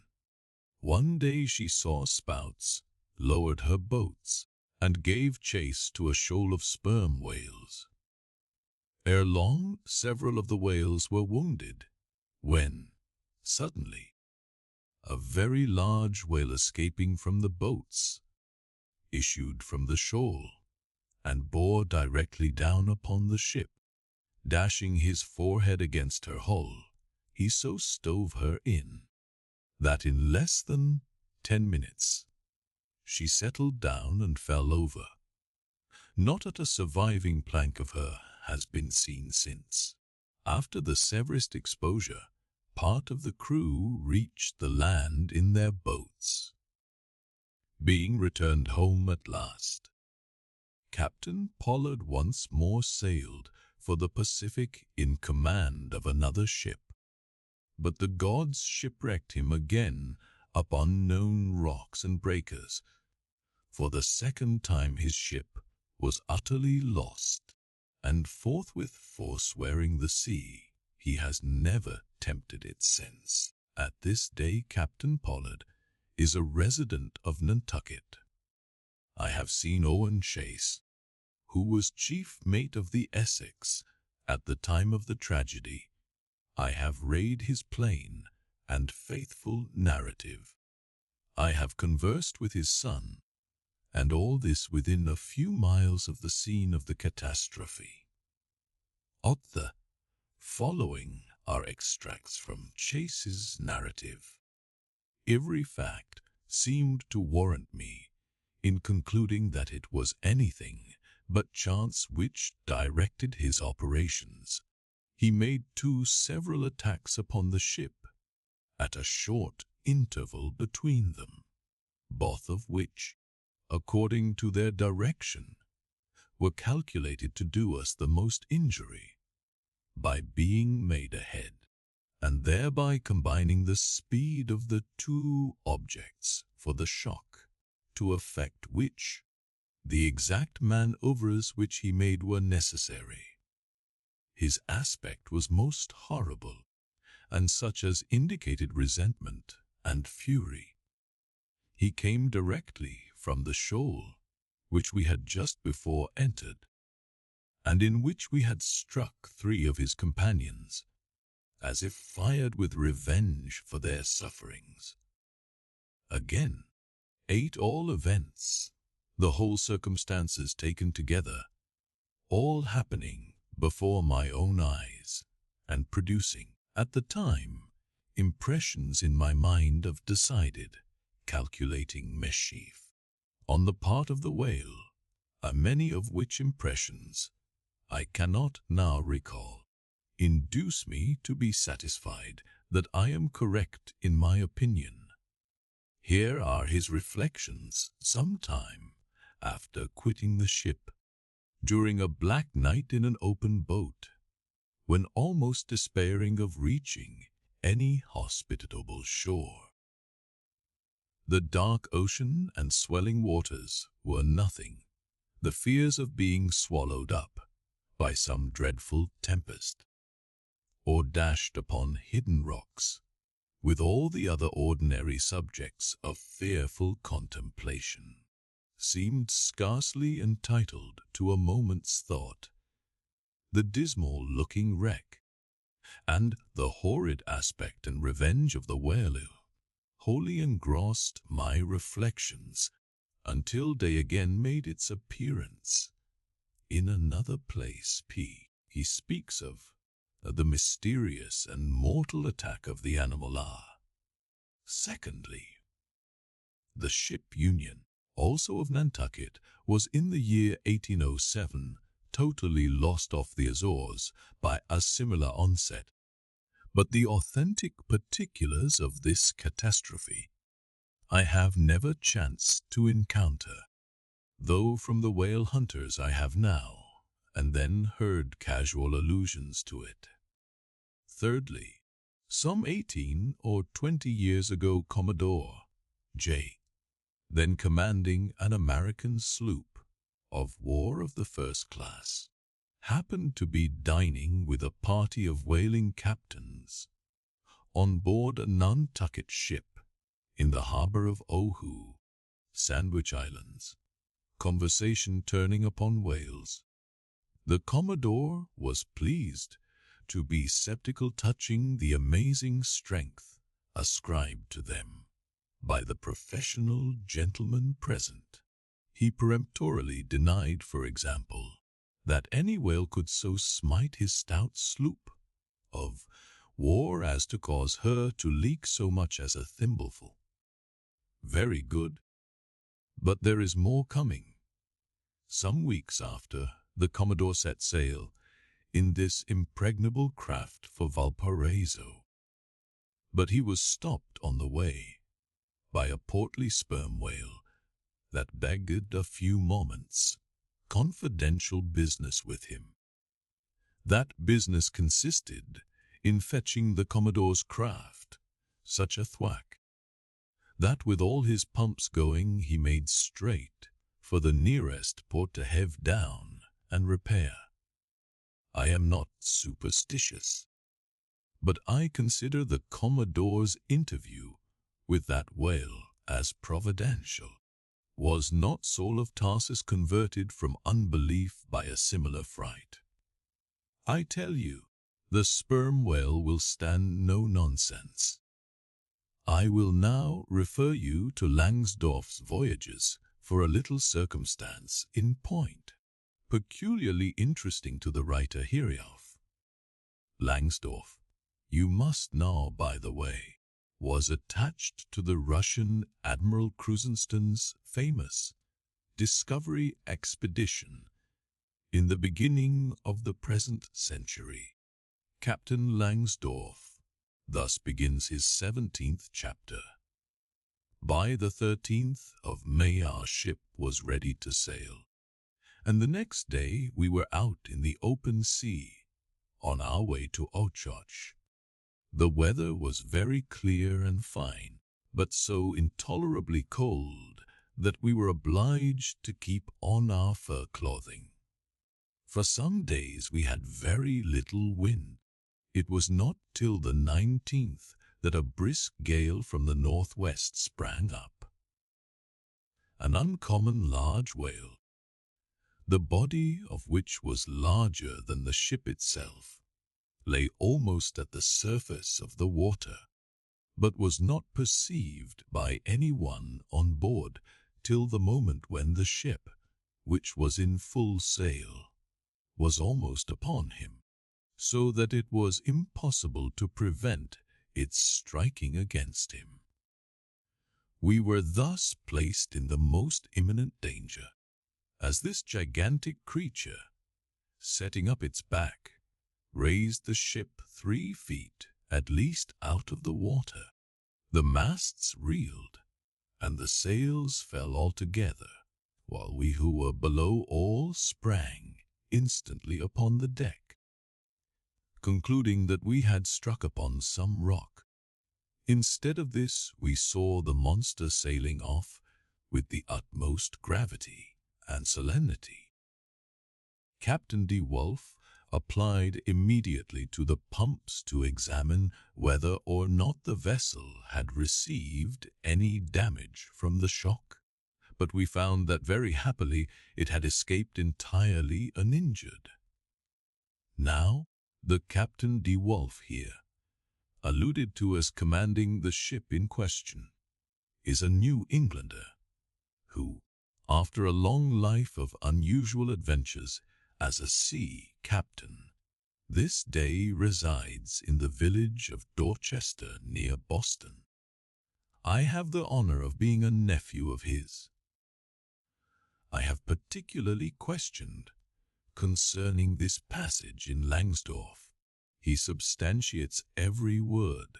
The ship, however, was by no means a large one, a Russian craft built on the Siberian coast, and purchased by my uncle after bartering away the vessel in which he sailed from home.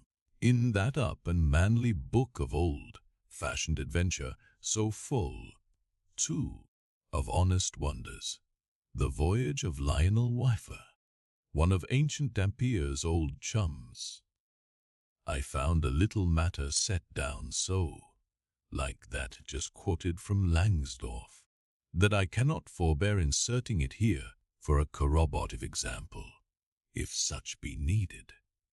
Lionel, it seems, was on his way to John Ferdinando, as he calls the modern John Fernandez. In our way thither, he says, about 4 o'clock in the morning, when we were about 150 leagues from the main of America, our ship felt a terrible shock, which put our men in such consternation that they could hardly tell where they were or what to think. But everyone began to prepare for death, and indeed the shock was so sudden and violent that we took it for granted the ship had struck against a rock. But when the amazement was a little over, we cast the lead and sounded, but found no ground.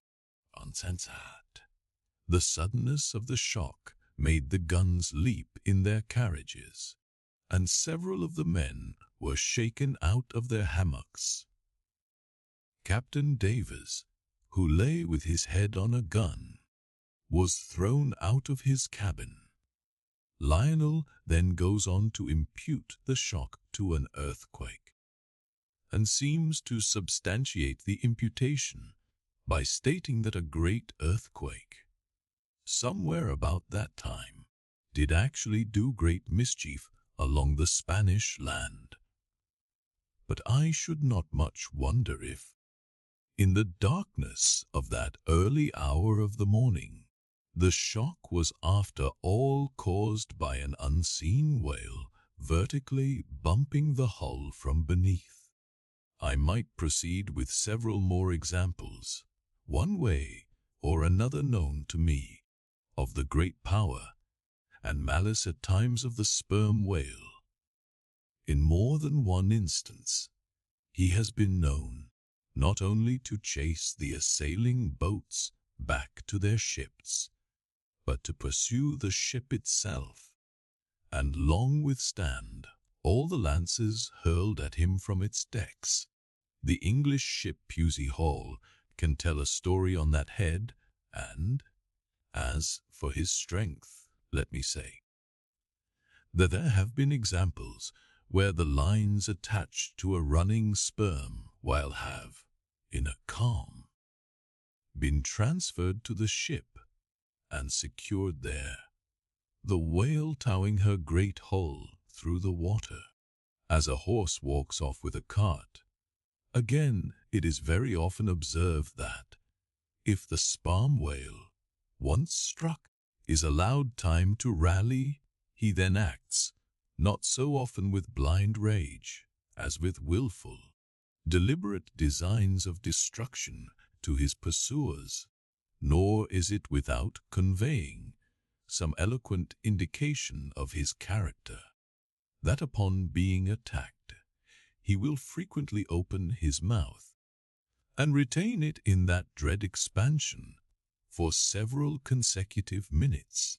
But I must be content with only one more, and a concluding illustration, a remarkable and most significant one, by which you will not fail to see that not only is the most marvelous event in this book corroborated by plain facts of the present day, but that these marvels, like all marvels, are mere repetitions of the ages, so that for the millionth time we say Amen with Solomon.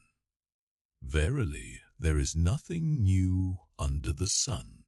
In the 6th Christian century lived Procopius, a Christian magistrate of Constantinople. In the days when Justinian was emperor and Belisarius general. As many know, he wrote the history of his own times, a work every way of uncommon value. By the best authorities, he has always been considered a most trustworthy and unexaggerating historian, except in some one or two particulars, not at all affecting the matter presently to be mentioned. Now, in this history of his, Procopius mentions that, during the term of his prefecture at Constantinople, a great sea monster was captured in the neighboring Propontis, or Sea of Marmora, after having destroyed vessels at intervals in those waters for a period of more than 50 years. A fact thus set down in substantial history cannot easily be gainsaid. Nor is there any reason it should be. Of what precise species this sea monster was, is not mentioned. but as he destroyed ships, as well as for other reasons, he must have been a whale, and I am strongly inclined to think a sperm whale. And I will tell you why. For a long time I fancied that the sperm whale had been always unknown in the Mediterranean and the deep waters connecting with it. Even now I am certain that those seas are not, and perhaps never can be, in the present constitution of things, a place for his habitual gregarious resort. But further investigations have recently proved to me that in modern times there have been isolated instances of the presence of the sperm whale in the Mediterranean. I am told, on good authority, that on the Barbary coast, a Commodore Davis of the British Navy found the skeleton of a sperm whale. Now, as a vessel of war readily passes through the Dardanelles, hence a sperm whale could, by the same route, pass out of the Mediterranean into the Propontis. In the Propontis, as far as I can learn, none of that peculiar substance called Brit is to be found, the aliment of the right whale. But I have every reason to believe that the food of the sperm whale, squid or cuttle fish, lurks at the bottom of that sea, because large creatures, but by no means the largest of that sort, have been found at its surface. If, then, you properly put these statements together and reason upon them a bit, you will clearly perceive that, according to all human reasoning, Procopius's sea monster, that for half a century stove the ships of a Roman emperor, must in all probability have been a sperm whale. Chapter 46. Surmises, though consumed with the hot fire of his purpose, Ahab in all his thoughts and actions ever had in view the ultimate capture of Moby Dick. Though he seemed ready to sacrifice all mortal interests to that one passion, nevertheless it may have been that he was by nature and long habituation far too wedded to a fiery whaleman's ways, altogether to abandon the collateral prosecution of the voyage. Or at least, if this were otherwise, there were not wanting other motives much more influential with him. It would be refining too much, perhaps, even considering his monomania, to hint that his vindictiveness towards the white whale might have possibly extended itself in some degree to all sperm whales, and that the more monsters he slew, by so much the more he multiplied the chances that each subsequently encountered whale would prove to be the hated one he hunted. But if such an hypothesis be indeed exceptionable, there were still additional considerations which, though not so strictly according with the wildness of his ruling passion, yet were by no means incapable of swaying him. To accomplish his object Ahab must use tools, and of all tools used in the shadow of the moon, men are most apt to get out of order. He knew, for example, that however magnetic his ascendancy in some respects was over Starbuck, yet that ascendancy did not cover the complete spiritual man any more than the corporeal superiority involves intellectual mastership. For to the purely spiritual, the intellectual but stand in a sort of corporeal relation. Starbuck's body and Starbuck's course were Ahab's. So long as Ahab kept his magnet at Starbuck's brain, Still he knew that for all this the chief mate, in his soul, abhorred his captain's quest, and could he, would joyfully disintegrate himself from it, or even frustrate it. It might be that a long interval would elapse ere the white whale was seen. During that long interval Starbuck would ever be apt to fall into open relapses of rebellion against his captain's leadership, unless some ordinary, prudential, circumstantial influences were brought to bear upon him. Not only that, but the subtle insanity of Ahab respecting Moby Dick was nowadays more significantly manifested than in his superlative sense and shrewdness in foreseeing that, for the present, the hunt should in some way be stripped of that strange imaginative impiousness which naturally invested it, that the full terror of the voyage must be kept withdrawn into the obscure background. For few men's courage is proof against protracted meditation, unrelieved by action, that when they stood their long night watches, his officers and men must have some nearer things to think of than Moby Dick, for however eagerly and impetuously the savage crew had hailed the announcement of his quest, yet all sailors of all sorts are more or less capricious and unreliable. They live in the varying outer weather, and they inhale its fickleness, and when retained for any object remote and blank in the pursuit, however promissory of life and passion in the end, it is above all things requisite that temporary interests and employments should intervene and hold them healthily suspended for the final dash. Nor was Ahab unmindful of another thing. In times of strong emotion, mankind disdain all base considerations, but such times are evanescent. The permanent constitutional condition of the manufactured man, thought Ahab, is sordidness.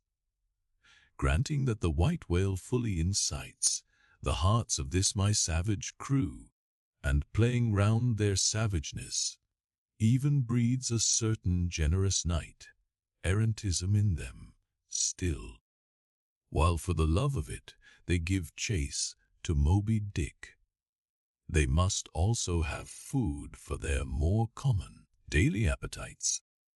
For even the high-lifted and avaric crusaders of old times were not content to traverse 2,000 miles of land to fight for their holy sepulchre, without committing burglaries, picking pockets, and gaining other pious perquisites by the way.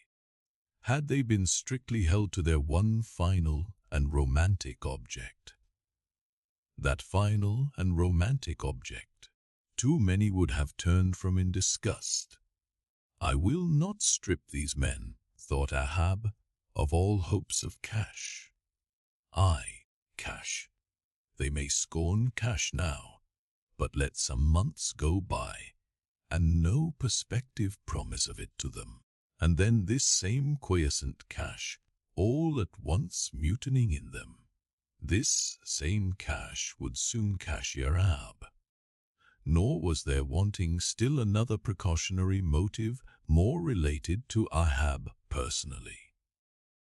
Having impulsively, it is probable, and perhaps somewhat prematurely revealed the prime, but private purpose of the Pequod's voyage, Ahab was now entirely conscious that, in so doing, he had indirectly laid himself open to the unanswerable charge of usurpation, and with perfect impunity, both moral and legal, his crew, if so disposed, and to that end competent, could refuse all further obedience to him.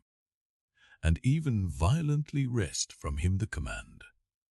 From even the barely hinted imputation of usurpation, and the possible consequences of such a suppressed impression gaining ground, Ahab must of course have been most anxious to protect himself. That protection could only consist in his own predominating brain and heart and hand, backed by a heedful, closely calculating attention to every minute atmospheric influence, which it was possible for his crew to be subjected to. For all these reasons then, and others perhaps too analytic to be verbally developed here, Ahab plainly saw that he must still in a good degree continue true to the natural, nominal purpose of the Pequod's voyage, observe all customary usages, and not only that, but force himself to evince all his well-known passionate interest in the general pursuit of his profession. Be all this as it may, his voice was now often heard hailing the three-mast heads and admonishing them to keep a bright look out and not omit reporting even a porpoise. This vigilance was not long without reward. Chapter 47. The Mat Maker. It was a cloudy, sultry afternoon. The seamen were lazily lounging about the decks, or vacantly gazing over into the lead, colored waters. Queequeg and I were mildly employed weaving what is called a sword mat, for an additional lashing to our boat. So still and subdued and yet somehow preluding was all the scene, and such an incantation of reverie lurked in the air, that each silent sailor seemed resolved into his own invisible self. I was the attendant or page of Queequeg, while busy at the mat. As I kept passing and repassing the filling or woof of my line between the long yarns of the warp, using my own hand for the shuttle, and as Queequeg, standing sideways, ever and anon slid his heavy oaken sword between the threads, and idly looking off upon the water, carelessly and unthinkingly drove home every yarn. I say so strange a dreaminess did there then reign all over the ship and all over the sea, only broken by the intermitting, dull sound of the sword, that it seemed as if this were the loom of time, and I myself were a shuttle mechanically weaving, and weaving away at the fates. There lay the fixed threads of the warp subject to but one single, ever-returning, unchanging vibration, and that vibration merely enough to admit of the crosswise interblending of other threads with its own. This warp seemed necessity, and here, thought I, with my own hand I ply my own shuttle, and weave my own destiny into these unalterable threads. Meantime, Queequeg's impulsive, indifferent sword, sometimes hitting the wolf slantingly, or crookily, or strongly, or weakly, as the case might be, and by this difference in the concluding blow, producing a corresponding contrast in the final aspect of the completed fabric. This savage's sword, thought I, which thus finally shapes and fashions both warp and woof, this easy, indifferent sword must be chance, chance, free will, and necessity, nowise incompatible, all interweavingly working together. The straight warp of necessity, not to be swerved from its ultimate course, its every alternating vibration indeed, only tending to that. Free will still free to ply her shuttle between given threads, and chance, though restrained in its play, within the right lines of necessity, and sideways in its motions, directed by free will, though thus prescribed by both, chance by turns rules either, and has the last featuring blow at events. Thus we were weaving and weaving away, when I started at a sound so strange, long-drawn, and musically wild and unearthly, that the ball of free will dropped from my hand, and I stood gazing up at the clouds, whence that voice dropped like a wing. High aloft in the cross trees was that mad gay hater, Tashtego. His body was reaching eagerly forward, his hand stretched out like a wand, and at brief sudden intervals he continued his cries. To be sure the same sound was that very moment perhaps being heard all over the seas, from hundreds of Wallamans look outperched as high in the air, but from few of those lungs could that accustomed old cry have derived such a marvelous cadence as from Tashtego the Indian's, as he stood hovering over you half suspended in air, so wildly and eagerly peering towards the horizon, you would have thought him some prophet or seer beholding the shadows of fate, and by those wild cries announcing their coming. There she blows. There, she blows. We're away on the lee beam, about 2 miles off, a school of them. Instantly all was commotion.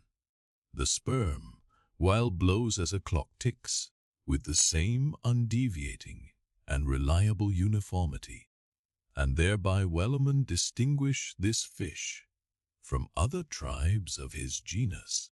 There go flukes, was now the cry from Tashtego, and the whales disappeared. Quick, steward, cried Ab. Time. Duff, boy hurried below, glanced at the watch, and reported the exact minute to Ahab. The ship was now kept away from the wind, and she went gently rolling before it. Tashtego reporting that the whales had gone down heading to leeward. We confidently looked to see them again directly in advance of our bows, for that singular craft, at times evinced by the sperm whale, when, sounding with his head in one direction, he nevertheless, while concealed beneath the surface, mills round, and swiftly swims off in the opposite quarter. This deceitfulness of his could not now be in action, for there was no reason to suppose that the fish seen by Tashtego had been in any way alarmed, or indeed knew at all of our vicinity. One of the men selected for shipkeepers, that is, those not appointed to the boats, by this time relieved the Indian at the main masthead. The sailors at the fore and mizzen had come down. The line tubs were fixed in their places.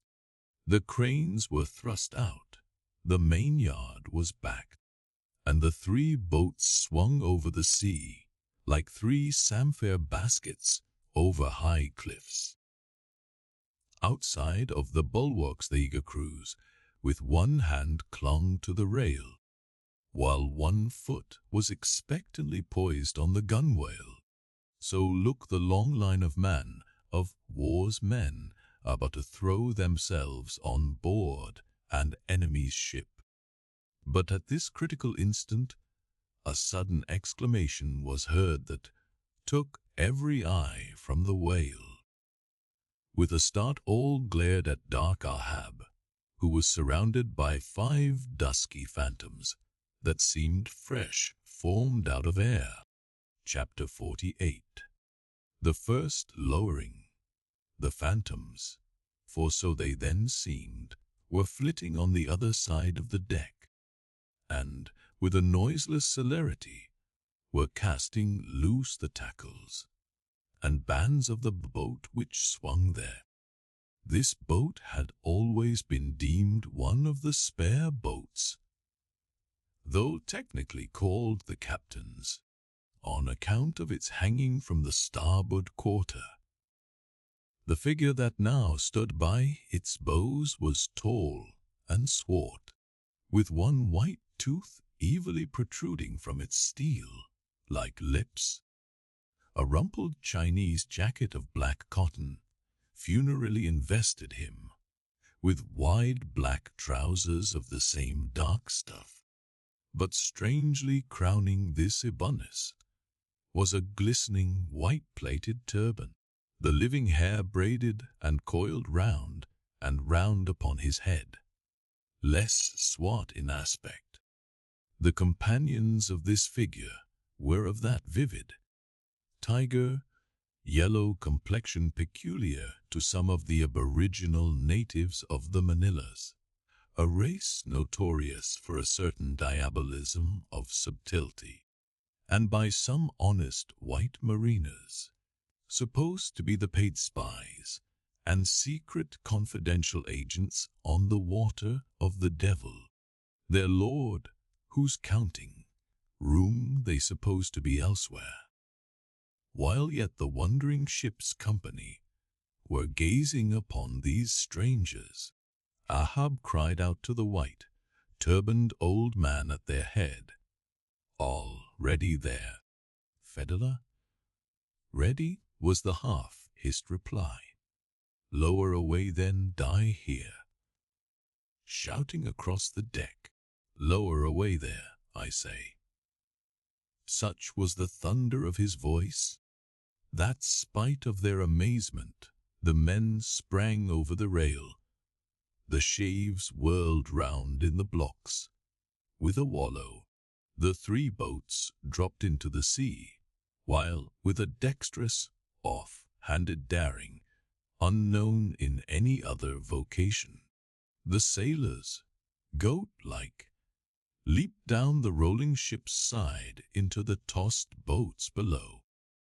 Hardly had they pulled out from under the ship's lee, when a 4th keel, coming from the windward side, pulled round under the stern, and showed the 5 strangers rowing Ahab, who, standing erect in the stern, loudly hailed Starbuck, Stubb, and Flask to spread themselves widely, so as to cover a large expanse of water.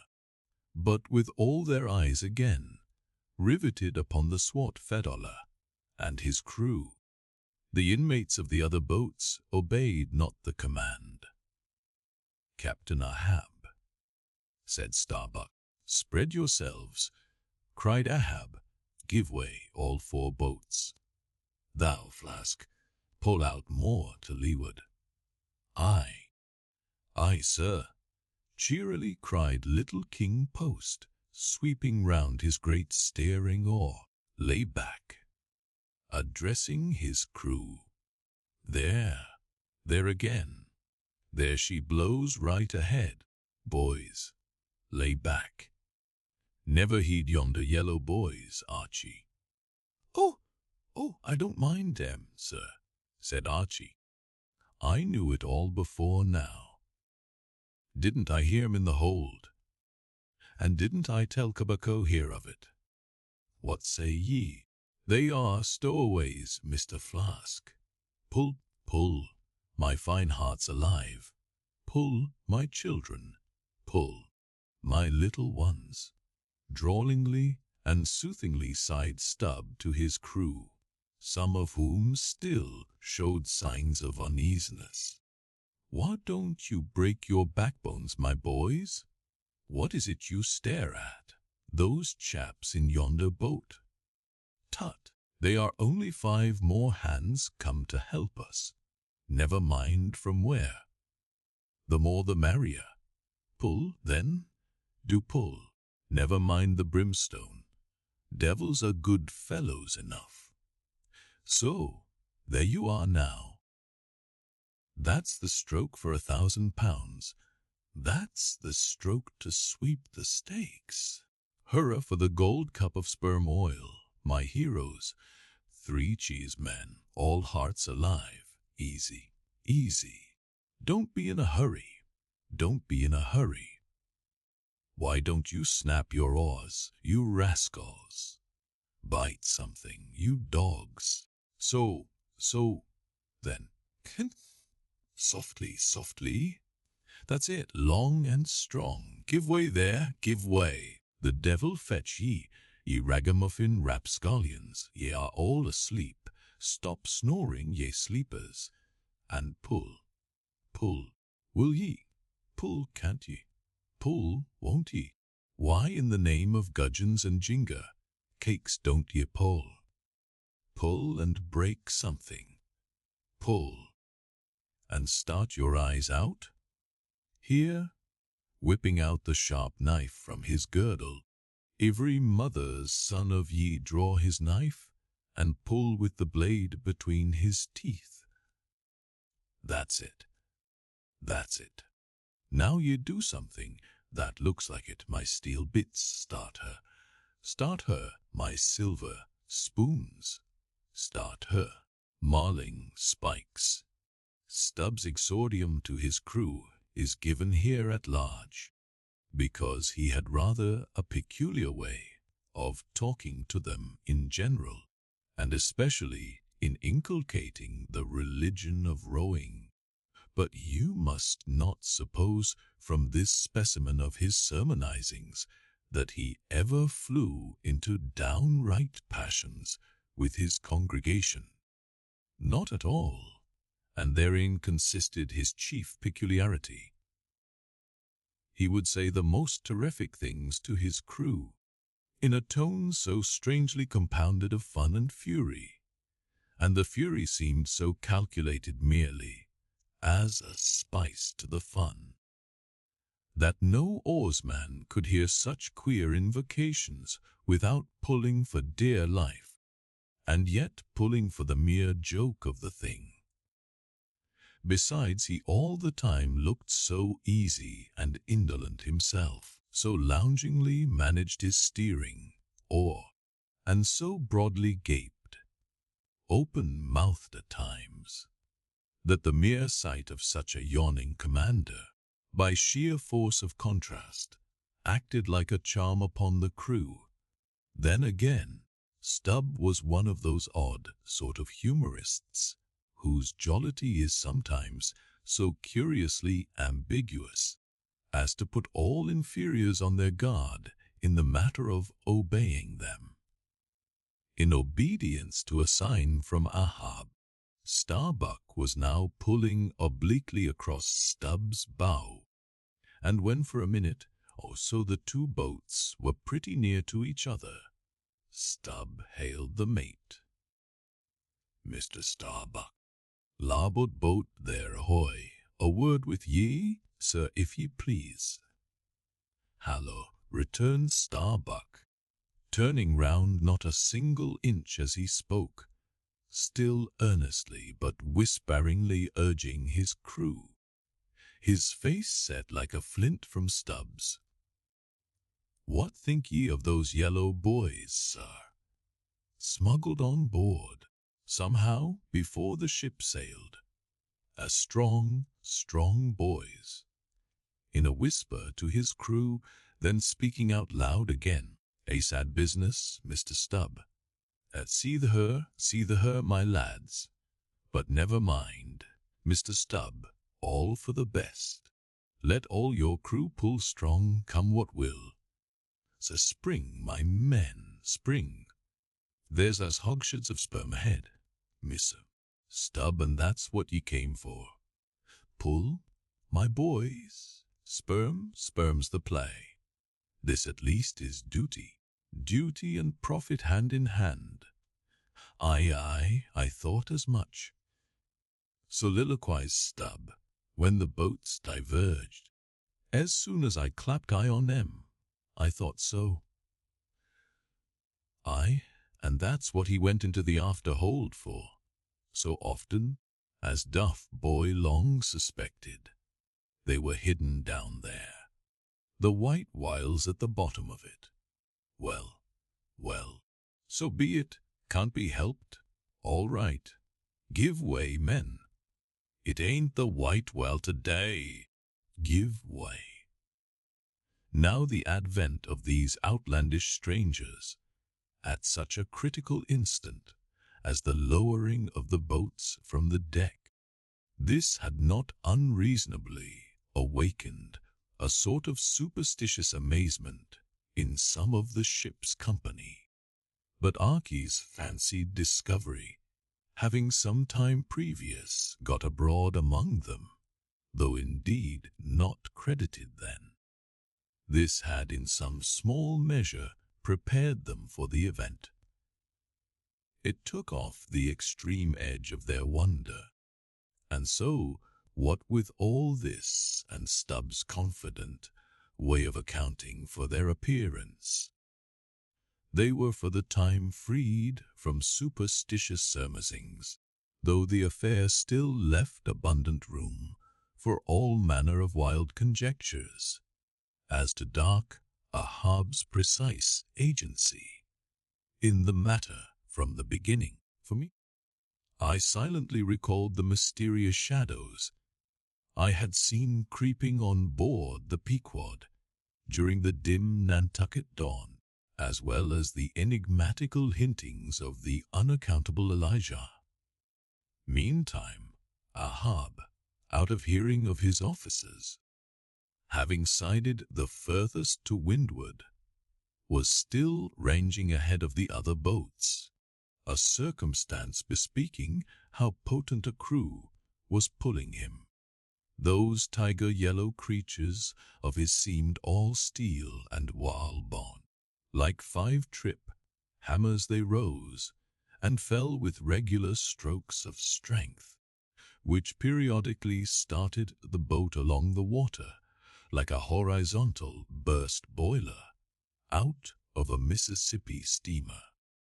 As for Fedallah, who was seen pulling the harpooner oar, he had thrown aside his black jacket and displayed his naked chest with the whole part of his body above the gunwale, clearly cut against the alternating depressions of the watery horizon, while at the other end of the boat Ahab, with one arm, like a fencer's, thrown half backward into the air, as if to counterbalance any tendency to trip, Ahab was seen steadily managing his steering oar, as in 1,000 boat lowerings ere the white whale had torn him.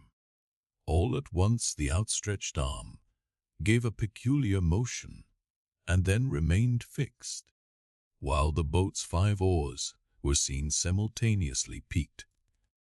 Boat and crew sat motionless on the sea. Instantly the 3 spread boats in the rear paused on their way. The whales had irregularly settled bodily down into the blue, thus giving no distantly discernible token of the movement, though from his closer vicinity Ahab had observed it. "Every man look out along his oars," cried Starbuck. "Thou, Queequeg, stand up." Nimbly springing up on the triangular raised box in the bow, the savage stood erect there, and with intensely eager eyes gazed off towards the spot where the chase had last been descried. Likewise upon the extreme stern of the boat, where it was also triangularly platformed, level with the gunwale, Starbuck himself was seen coolly and adroitly balancing himself to the jarking tossings of his chip of a craft, and silently eyeing the vast blue eye of the sea. Not very far distant Flask's boat was also lying breathlessly still, its commander recklessly standing upon the top of the loggerhead, a stout sort of post rooted in the keel, and rising some 2 feet above the level of the stern platform. It is used for catching turns with the whale line. Its top is not more spacious than the palm of a man's hand, and standing upon such a base as that, Flask seemed perched at the mast head of some ship which had sunk to all but her trucks. But Little King Post was small and short, and at the same time Little King Post was full of a large and tall ambition, so that this loggerhead stand point of his did by no means satisfy King Post. "I can't see 3 seas off. Tip us up an oar there, and let me on to that." Upon this, Daggoo, with either hand upon the gunwale to steady his way, swiftly slid aft, and then erecting himself volunteered his lofty shoulders for a pedestal. "Good a mast head as any, sir. Will you mount?" "That I will, and thank ye very much, my fine fellow. Only I wish you 50 feet taller." Whereupon, planting his feet firmly against 2 opposite planks of the boat, the gigantic Negro, stooping a little, presented his flat palm to Flask's foot, and then putting Flask's hand on his hearse, plumed head and bidding him spring as he himself should toss, with one dexterous fling landed the little man high and dry on his shoulders. And here was Flask now standing, Daggoo with one lifted arm furnishing him with a breastband to lean against and steady himself by. At any time it is a strange sight to the tyro to see with what wondrous habitude of unconscious skill the whaleman will maintain an erect posture in his boat, even when pitched about by the most riotously perverse and cross running seas. Still more strange to see him giddily perched upon the loggerhead itself under such circumstances. But the sight of little Flask mounted upon gigantic Daggoo was yet more curious, for sustaining himself with a cool, indifferent, easy, unthought of, barbaric majesty, the noble Negro to every roll of the sea harmoniously rolled his fine form. On his broad back, flaxen-haired Flask seemed a snowflake. The bearer looked nobler than the rider, though truly vivacious, tumultuous. Ostentatious little Flask would now and then stamp with impatience, but not one added heed he thereby give to the Negro's lordly chest. So have I seen passion and vanity stamping the living magnanimous earth, but the earth did not alter her tides and her seasons for that.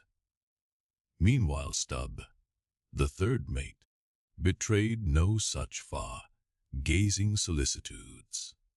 The whales might have made one of their regular soundings, not a temporary dive from mere fright, and if that were the case, Stubb, as is wont in such cases, it seems, was resolved to solace the languishing interval with his pipe.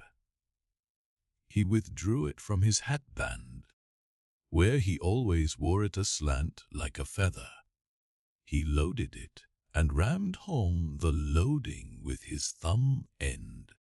But hardly had he ignited his match across the rough sandpaper of his hand, when Tashtego, his harpooner, whose eyes had been setting to windward like 2 fixed stars, suddenly dropped light from his erect attitude to his seat, crying out in a quick frenzy of hurry, "Down, down all, and give way.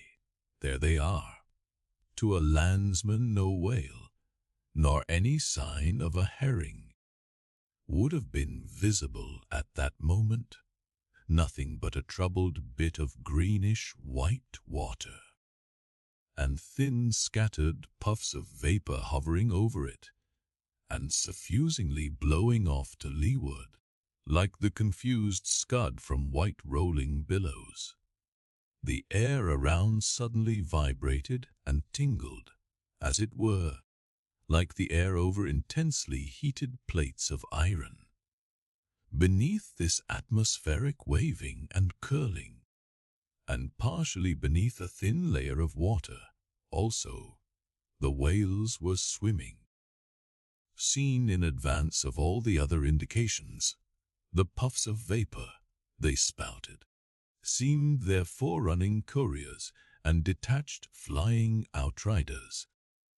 All 4 boats were now in keen pursuit of that one spot of troubled water and air, but it bade fair to outstrip them. It flew on and on, as a mass of interblending bubbles borne down a rapid stream from the hills. "Pull, pull, my good boys," said Starbuck, in the lowest possible but intensest concentrated whisper to his men, while the sharp fixed glance from his eyes darted straight ahead of the bow, almost seemed as 2 visible needles in 2 unerring binnacle compasses. He did not say much to his crew, though, nor did his crew say anything to him. Only the silence of the boat was at intervals startlingly pierced by one of his peculiar whispers, now harsh with command, now soft with entreaty. How different the loud little king! Pause, sing out and say something, my hearties. Roar and pull, my thunderbolts. Beach me on their black backs. Boys, only do that for me, and I'll sign over to you my Martha's vineyard, plantation, boys, including wife and children, boys. Lay me on, oh Lord, Lord, but I shall go stark, staring mad. See that white water." And so shouting, he pulled his hat from his head, and stamped up and down on it.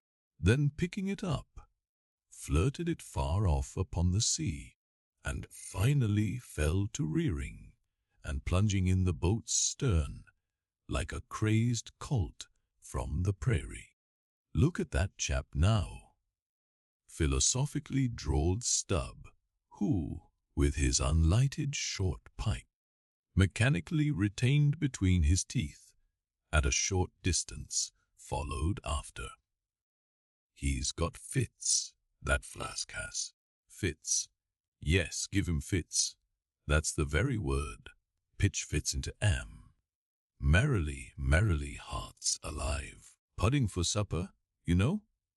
Merry's the word. Pull, babes. Pull, sucklings. Pull all. But what the devil are you hurrying about? Softly, softly, and steadily, my men. Only pull, and keep pulling. Nothing more. Crack all your backbones, and bite your knives in two. That's all. Take it easy. Why don't you take it easy, I say, and burst all your livers and lungs? But what it was that inscrutable Ahab said to that tiger, yellow crew of his. These were words best omitted here, for you live under the blessed light of the evangelical land. Only the infidel sharks in the audacious seas may give ear to such words, when, with tornado brow, and eyes of red murder and foam-glued lips, Ahab leaped after his prey. Meanwhile, all the boats tore on. The repeated specific allusions of Flask to that whale, as he called the fictitious monster which he declared to be incessantly tantalizing his both illusions so vivid, at times sove his boat's bow with its tail. These allusions bow with its take, that they would cause some one or two of his men to snatch a fearful look over the shoulder. But this was against all rule, for the oarsmen must put out their eyes and ram a skewer through their necks, usage pronouncing that they must have no organs but ears and no limbs but arms in these critical moments. It was a sight full of quick wonder and awe. The vast swells of the omnipotent sea, the surging, hollow roar they made, as they rolled along the 8 gunwales, like gigantic balls in a boundless bowling green. The brief suspended agony of the boat, as it would tip for an instant on the knife, like edge of the sharper waves, that almost seemed threatening to cut it in two. The sudden profound dip into the watery glens and hollows, the keen spurrings and goadings to gain the top of the opposite hill, the headlong sled like slide down its other side, all these with the cries of the headsmen and harpooneers, and the shuddering gasps of the oarsmen, with the wondrous sight of the ivory Pequod bearing down upon her boats with outstretched sails, like a wild hen after her screaming brood. All this was thrilling. Not the raw recruit, marching from the bosom of his wife into the fever heat of his first battle. Not the dead man's ghost encountering the first unknown phantom in the other world. Neither of these can feel stranger and stronger emotions than that man does, who for the first time finds himself pulling into the charmed circle of the hunted sperm whale. The dancing white water made by the chase was now becoming more and more visible, owing to the increasing darkness of the dun cloud shadows flung upon the sea. The jets of vapor no longer blended, but tilted everywhere to right and left. The whales seemed separating their wakes. The boats were pulled more apart, Starbuck giving chase to 3 whales running dead to leeward. Our sail was now set, and, with the still rising wind, we rushed along, the boat going with such madness through the water that the lee oars could scarcely be worked rapidly enough to escape being torn from the row locks. Soon we were running through a suffusing wide veil of mist, neither ship nor boat to be seen. "Give way, men," whispered Starbuck, drawing still further aft the sheet of his sail. "There is time to kill a fish yet before the squall comes. There's white water again.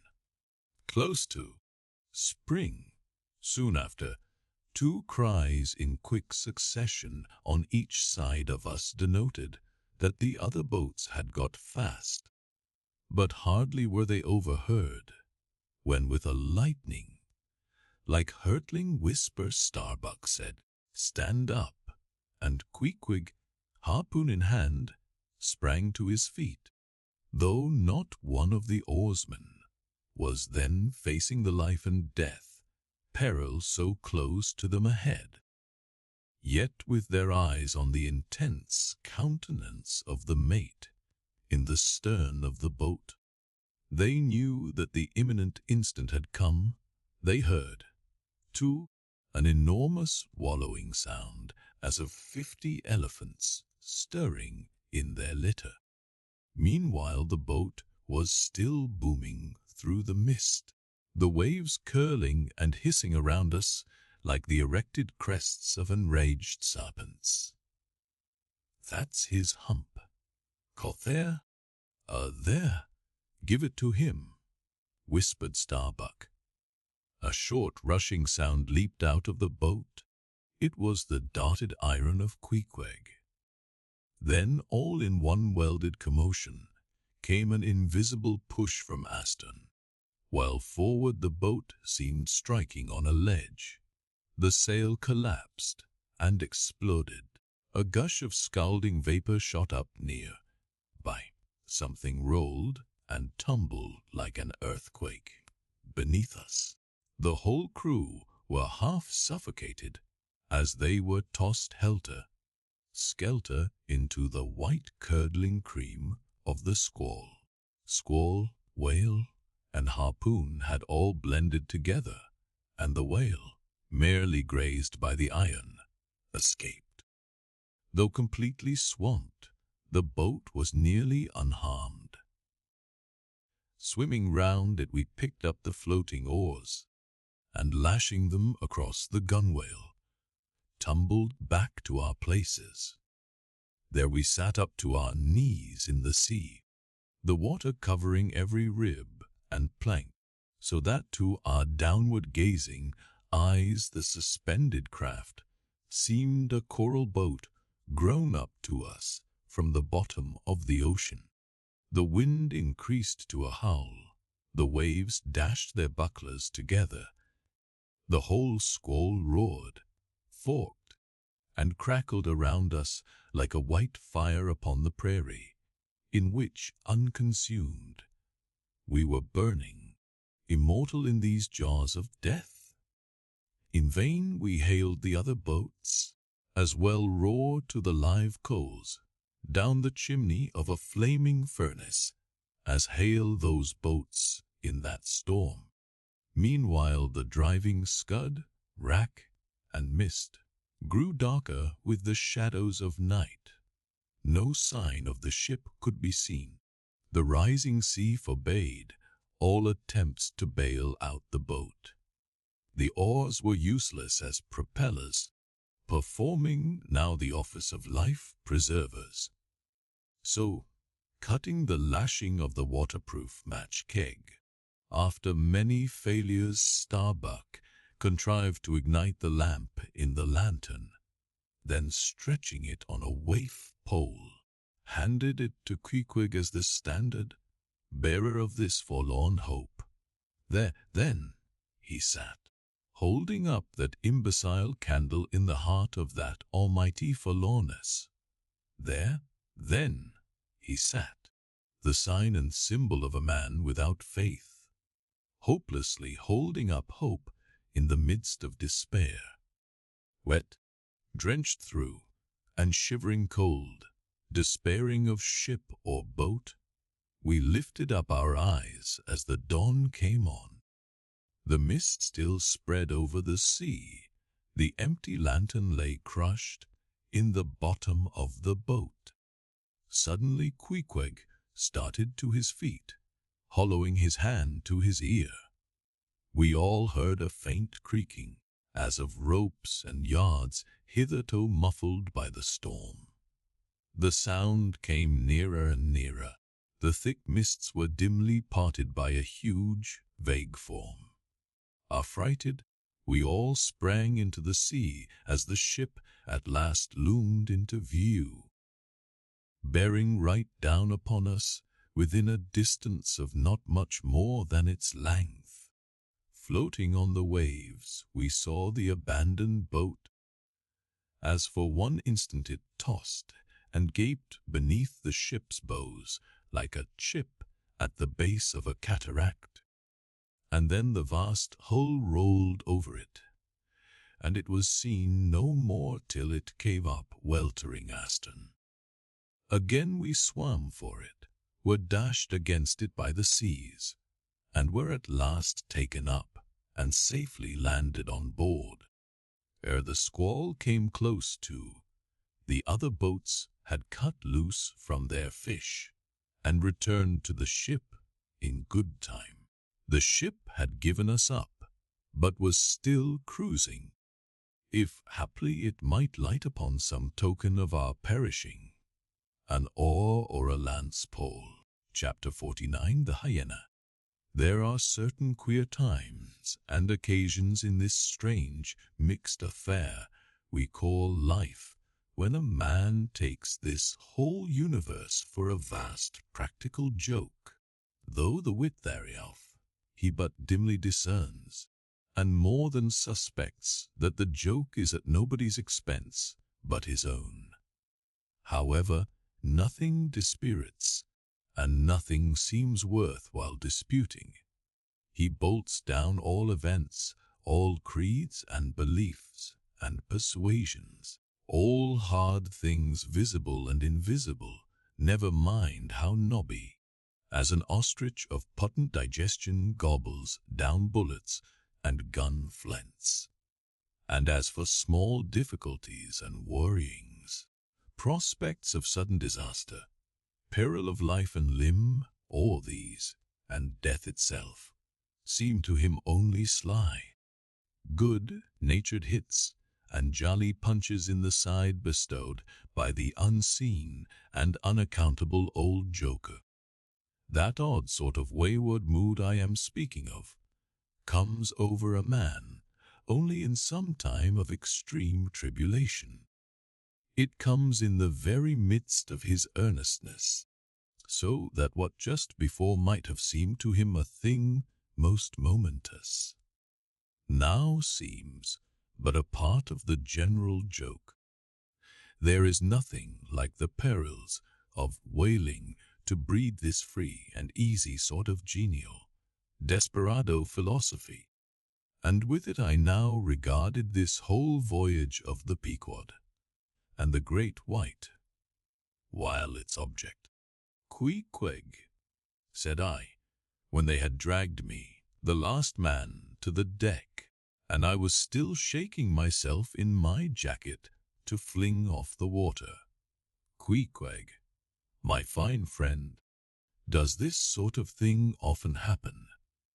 Without much emotion, though soaked through just like me, he gave me to understand that such things did often happen. "Mr. Stubb," said I, turning to that worthy, who, buttoned up in his oil jacket, was now calmly smoking his pipe in the rain. "Mr. Stubb, I think I have heard you say that of all whalemen you ever met, our chief mate, Mr. Starbuck, is by far the most careful and prudent.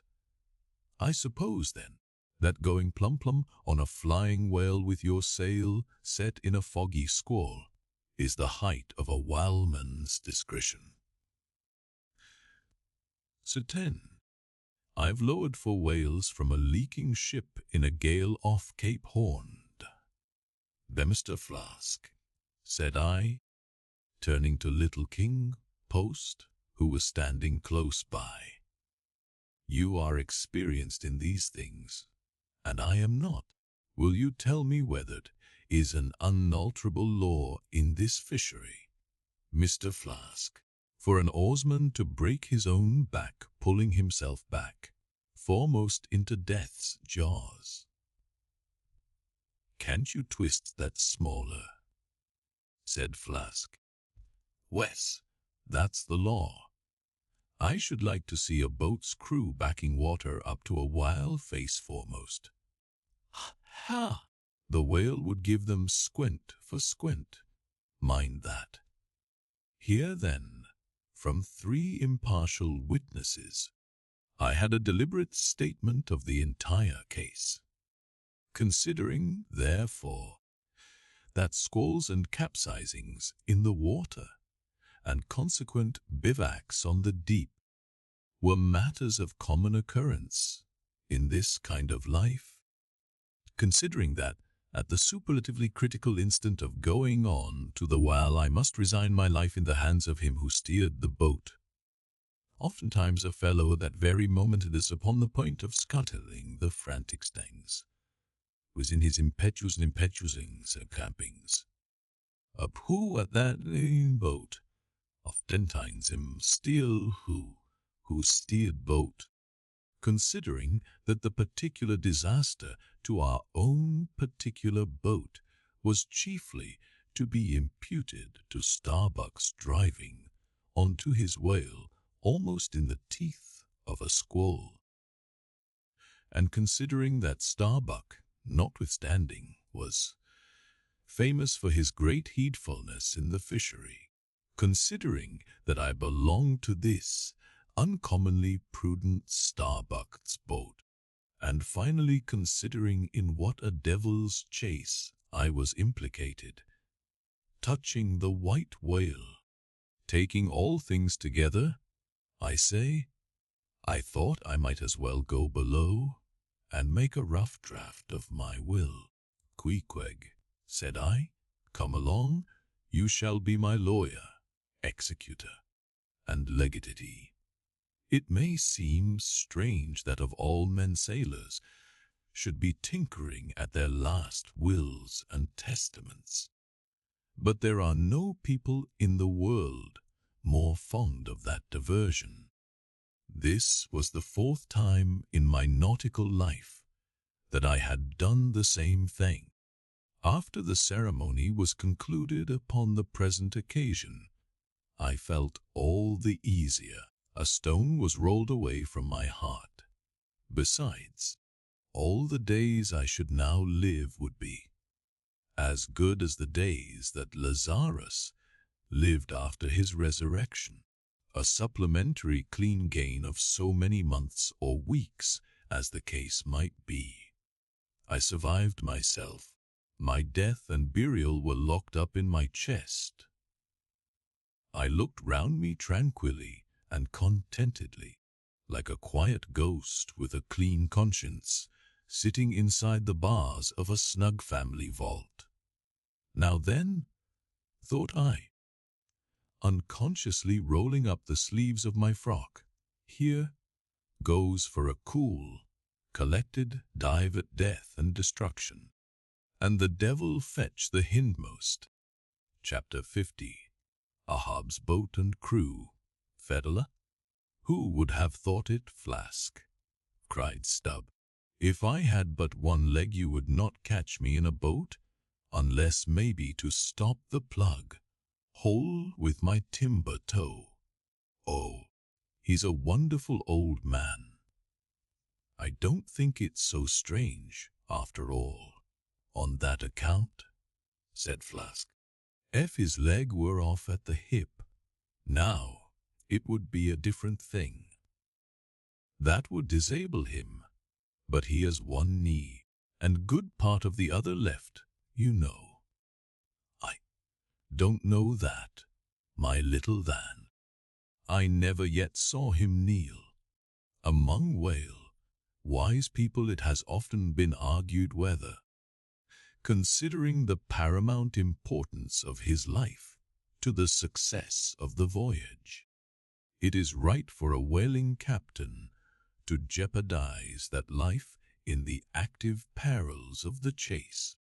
So Tamerlane's soldiers often argued with tears in their eyes whether that invaluable life of his ought to be carried into the thickest of the fight.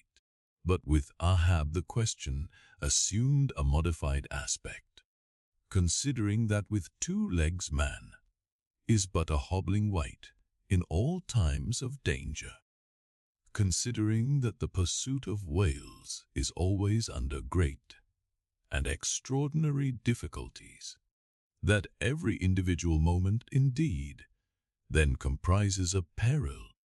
Under these circumstances, is it wise for any maimed man to enter a whale boat in the hunt? As a general thing, the joint owners of the Pequod must have plainly thought not. Ahab well knew that although his friends at home would think little of his entering a boat in certain comparatively harmless vicissitudes of the chase, for the sake of being near the scene of action and giving his orders in person, yet for Captain Ahab to have a boat actually apportioned to him as a regular headsman in the hunt, above all for Captain Ahab to be supplied with 5 extra men, as that same boat's crew, he well knew that such generous conceits never entered the heads of the owners of the Pequod. Therefore he had not solicited a boat's crew from them, nor had he in any way hinted his desires on that head. Nevertheless, he had taken private measures of his own touching all that matter. Until Kabaka's published discovery, the sailors had little foreseen it, though to be sure when, after being a little while out of port, all hands had concluded the customary business of fitting the whaleboats for service. When some time after this Ahab was now and then found bestirring himself in the matter of making thole pins with his own hands for what was thought to be one of the spare boats, and even solicitously cutting the small wooden skewers, which when the line is running out are pinned over the groove in the bow. When all this was observed in him, and particularly his solicitude in having an extra coat of sheathing in the bottom of the boat, as if to make it better withstand the pointed pressure of his ivory limb, and also the anxiety he evinced in exactly shaping the thigh-board, or clumsy cleat, as it is sometimes called, the horizontal piece in the boat's bow, for bracing the knee against in darting or stabbing at the whale, when it was observed how often he stood up in that boat with his solitary neck fixed in the semi-circular depression in the cleat, and with the carpenter's chisel gouged out a little here and straightened it a little there.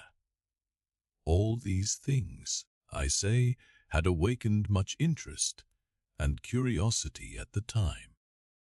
But almost everybody supposed that this particular preparative heedfulness in Ahab must only be with a view to the ultimate chase of Moby Dick, for he had already revealed his intention to hunt that mortal monster in person.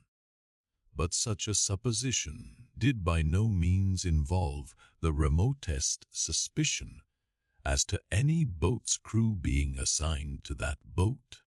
Now, with the subordinate phantoms, what wonder remained soon waned away, for in a while wonders soon wane. Besides, now and then such unaccountable odds and ends of strange nations come up from the unknown nooks and ash holes of the earth to man these floating outlaws of whalers, and the ships themselves often pick up such queer castaway creatures found tossing about the open sea on planks, bits of wreck oars, whaleboats, canoes, blown off Japanese junks, and what not, that Beelzebub himself might climb up the side and step down into the cabin to chat with the captain, and it would not create any unsubduable excitement in the forecastle. But be all this as it may, certain it is that while the subordinate phantoms soon found their place among the crew, though still as it were somehow distinct from them, yet that hair-turbaned fiddler remained a muffled mystery to the last. Whence he came in a mannerly world like this, by what sort of unaccountable tie, he soon evinced himself to be linked with Ahab's peculiar fortunes, nay, so far as to have some sort of a half-hinted influence. Heaven knows, but it might have been even authority over him. All this none knew. But one cannot sustain an indifferent air concerning Fedallah. He was such a creature as civilized domestic people in the temperate zone only see in their dreams, and that but dimly, but the like of whom now and then glide among the unchanging Asiatic communities, especially the Oriental Isles to the east of the continent, those insulated, immemorial, unalterable countries, which even in these modern days still preserve much the ghostly aboriginalness of Earth's primal generations, when the memory of the first man was a distinct recollection, and all men his descendants, unknowing whence he came, eyed each other as real phantoms, and asked of the sun and the moon why they were created and to what end, when though, according to Genesis, the angels indeed consorted with the daughters of men, the devils also, add the uncanonical rabbins, indulged in mundane amours. The chapter 50 writ, spout, days, weeks passed, and under easy sail, the ivory Pequod had slowly swept across 4 several cruising grounds, that off the Azores, off the Cape de Verdes, on the Plate, so called, being off the mouth of the Rio de la Plata, and the Coral Ground, an unstaked, watery locality southerly from Sti Helena.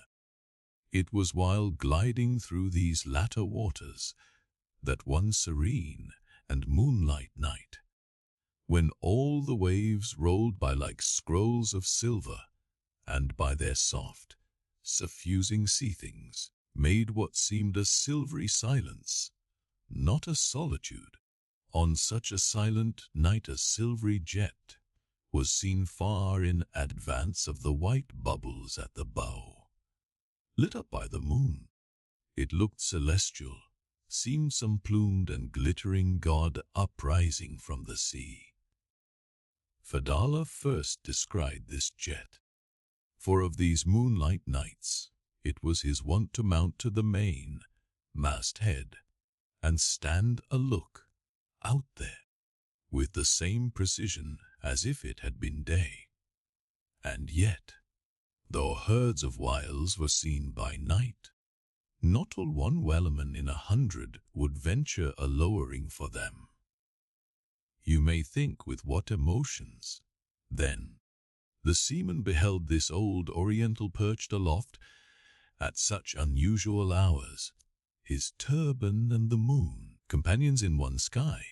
But when, after spending his uniform interval there, for several successive nights, without uttering a single sound, when, after all this silence, his unearthly voice was heard announcing that silvery, moon-lit jet, every reclining mariner sat at his feet as if some winged spirit had lighted in the rigging, and hailed the mortal crew.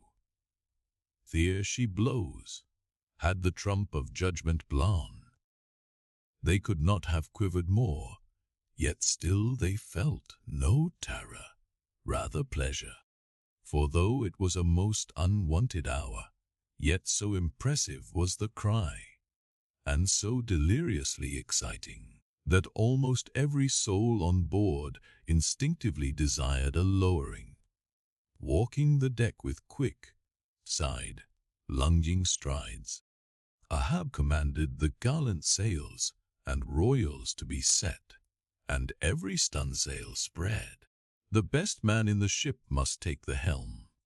Then, with every mast, head manned, the piled-up craft rolled down before the wind, the strange, affaving, lifting tendency of the taffrail breeze, filling the hollows of so many sails, made the buoyant, hovering deck to feel like air beneath the feet, while still she rushed along, as if 2 antagonistic influences were struggling in her, one to mount direct to heaven, the other to drive yawingly to some horizontal goal.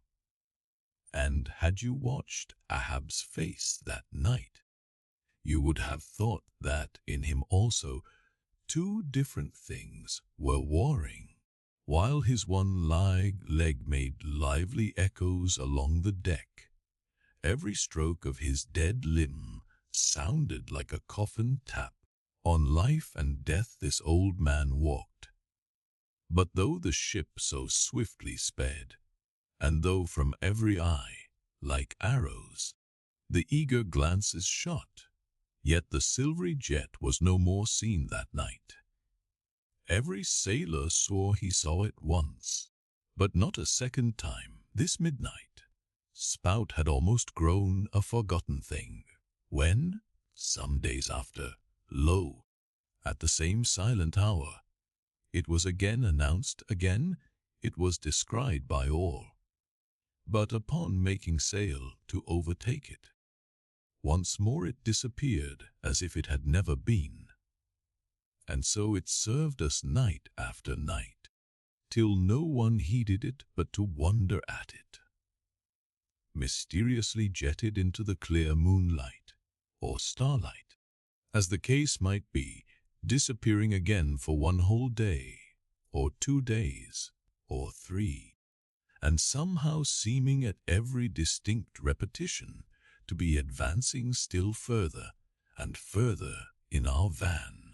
This solitary jet seemed forever alluring us on, nor with the immemorial superstition of their race, and in accordance with the preternaturalness, as it seemed, which in many things invested the Pequod, were there wanting some of the seamen who swore that whenever and wherever descried, at however remote times, or in however far apart latitudes and longitudes, that unnearable spout was cast by one self-same whale, and that whale Moby Dick. For a time there reigned, too, a sense of peculiar dread at this flitting apparition, as if it were treacherously beckoning us on and on, in order that the monster might turn round upon us, and rend us at last in the remotest and most savage seas. These temporary apprehensions, so vague but so awful, derived a wondrous potency from the contrasting serenity of the weather, in which, beneath all its blue blandness, some thought there lurked a devilish charm, as for days and days we voyaged along, through seas so warily, lonesomely mild that all space, in repugnance to our vengeful errand, seemed vacating itself of life before our ruin-like prow. But, at last, when turning to the eastward, the Cape winds began howling around us, and we rose and fell upon the long, troubled seas that are there, when the ivory-tusked Pequod sharply bowed to the blast, and gored the dark waves in her madness, till, like showers of silver chips, the foam flakes flew over her bulwarks. Then all this desolate vacuity of life went away, but gave place to sights more dismal than before. Close to our bows, strange forms in the water darted hither and thither before us, while thick in our rear flew the inscrutable sea ravens, and every morning, perched on our stays, rows of these birds were seen, and spite of our hootings, for a long time obstinately clung to the hemp, as though they deemed our ship some drifting, uninhabited craft, a thing appointed to desolation, and therefore fit roosting place for their homeless selves, and haved, still unrestingly haved the black sea, as if its vast tides were a conscience, and the great mundane soul were in anguish and remorse for the long sin and suffering it had bred. Cape of Good Hope, do they call ye? Rather Cape Tormentoso, as called of yore, for long allured by the perfidious silences that before had attended us, we found ourselves launched into this tormented sea, where guilty beings transformed into those fowls, and these fish seemed condemned to swim on everlastingly, without any haven in store, or beat that black air without any horizon, but calm, snow, white, and unvarying, still directing its fountain of feathers to the sky, still beckoning us on from before. The solitary jet would at times be descried. During all this blackness of the elements, Ahab, though assuming for the time the almost continual command of the drenched and dangerous deck, manifested the gloomiest reserve and more seldom than ever addressed his mates. In tempestuous times like these, after everything above and aloft has been secured, nothing more can be done but passively to await the issue of the gale. Then captain and crew become practical fatalists. So, with his ivory leg inserted into its accustomed hole, and with one hand firmly grasping a shroud, Ahab for hours and hours would stand gazing dead to windward, while an occasional squall of sleet or snow would all but congeal his very eyelashes together. Meantime, the crew, driven from the forward part of the ship by the perilous seas that burstingly broke over its bows, stood in a line along the bulwarks in the waist, and the better to guard against the leaping waves. Each man had slipped himself into a sort of bowline secured to the rail, in which he swung as in a loosened belt.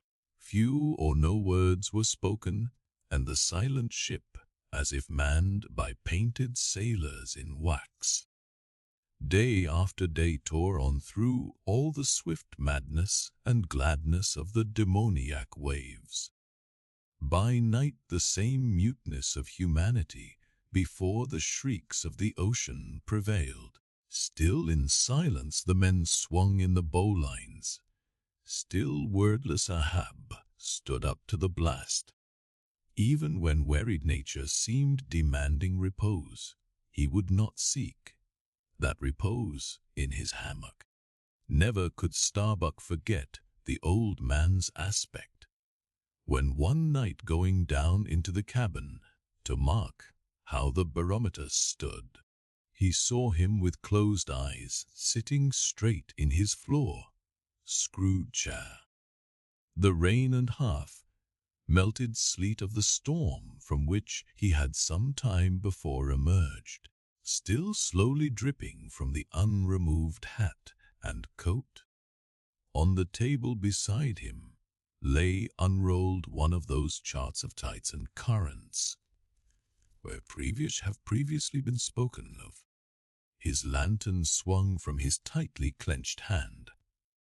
Though the body was erect, the head was thrown back so that the closed eyes were pointed towards the needle of the tail that swung from a beam in the ceiling. The cabin compass is called the tail, because without going to the compass at the helm, the captain, while below, can inform himself of the course of the ship. Terrible old man, thought Starbuck with a shudder, sleeping in this gale, still thou steadfastly eyest thy purpose.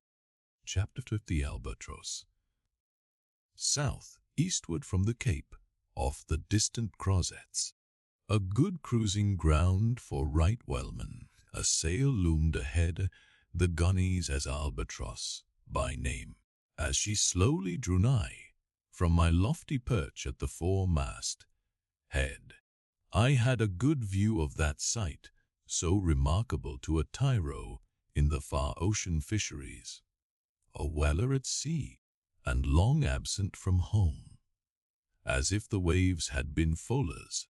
This craft was bleached like the skeleton of a stranded walrus.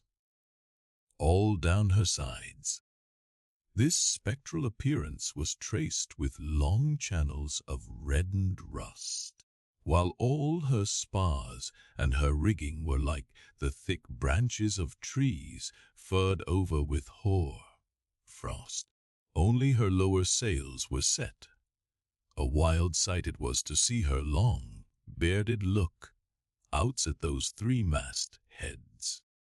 They seemed clad in the skins of beasts, so torn and bepatched the raiment that had survived nearly 4 years of cruising. Standing in iron hoops nailed to the mast, they swayed and swung over a fathomless sea.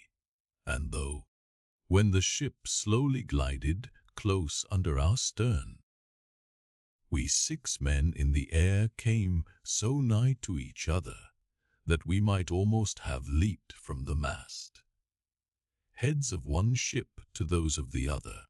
Yet those forlorn-looking fishermen, mildly eyeing us as they passed, said not one word to our own lookouts, while the quarter-deck hail was being heard from below.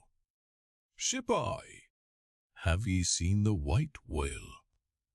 But as the strange captain, leaning over the pollard bulwarks, was in the act of putting his trumpet to his mouth, it somehow fell from his hand into the sea, and the wind now rising amain, he in vain strove to make himself heard without it. Meantime his ship was still increasing the distance between, while in various silent ways the seamen of the Pequod were evincing their observance of this ominous incident at the first mere mention of White to another ship, Whale's name to another ship. Ahab for a moment paused. It almost seemed as though he would have lowered a boat to board the stranger, had not the threatening wind forbade. But taking advantage of his windward position, he again seized his trumpet, and knowing by her aspect that the stranger vessel was a Nantucketer and shortly bound home, he loudly hailed, "Ahoy there! This is the Pequod, bound round the world. Tell them to address all future letters to the Pacific Ocean, and this time 3 years. If I am not at home, tell them to address them to." At that moment the 2 wakes were fairly crossed, and instantly, then, in accordance with their singular ways, shoals of small harmless fish, that for some days before had been placidly swimming by our side, darted away with what seemed shuddering fins, and ranged themselves fore and aft with the stranger's flanks. Though in the course of his continual voyagings, Ahab must often before have noticed a similar sight.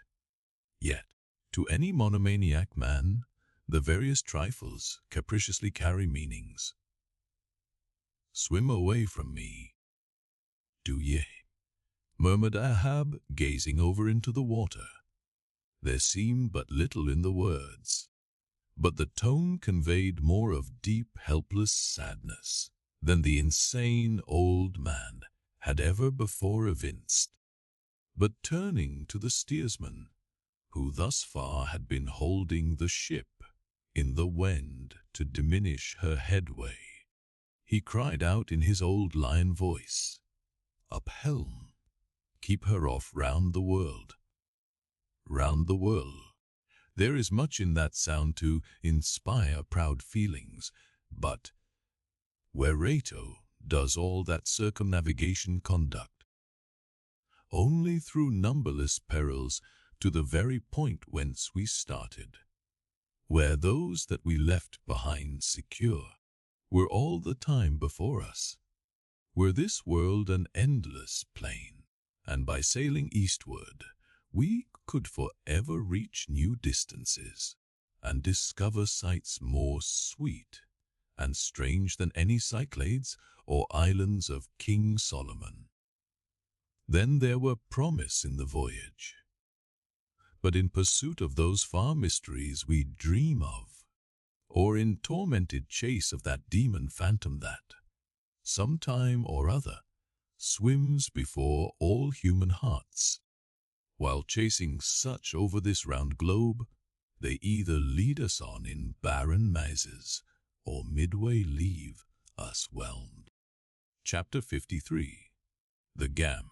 The ostensible reason why Ahab did not go on board of the Walor we had spoken was this: the wind and sea betokened storms. But even had this not been the case, he would not, after all, perhaps, have boarded her, judging by his subsequent conduct on similar occasions. If so, it had been that, by the process of hailing, he had obtained a negative answer to the question he put. For, as it eventually turned out, he cared not to consort, even for 5 minutes, with any stranger captain, except he could contribute some of that information he so absorbingly sought. But all this might remain inadequately estimated, were not something said here of the peculiar usages of whaling vessels when meeting each other in foreign seas, and especially on a common cruising ground. If two strangers crossing the Pine Barrens in New York State, or the equally desolate Salisbury Plain in England, if casually encountering each other in such inhospitable wilds, these twain, for the life of them, cannot well avoid a mutual salutation, and stopping for a moment to interchange the news, and perhaps sitting down for a while and resting in concert. Then, how much more natural upon the illimitable Pine Barrens and Salisbury Plains of the sea, two whaling vessels descrying each other at the ends of the earth, off lone Fanning's Island, or the faraway King's Mills. How much more natural, I say, that under such circumstances these ships should not only interchange hails, but come into still closer, more friendly and sociable contact. And especially would this seem to be a matter of course in the case of vessels owned in one seaport, and whose captains, officers, and not a few of the men are personally known to each other, and consequently have all sorts of dear domestic things to talk about. For the long-absent ship, the outward bounder, perhaps, has letters on board. At any rate, she will be sure to let her have some papers of a date a year or two later than the last one on her blurred and thumb-worn files.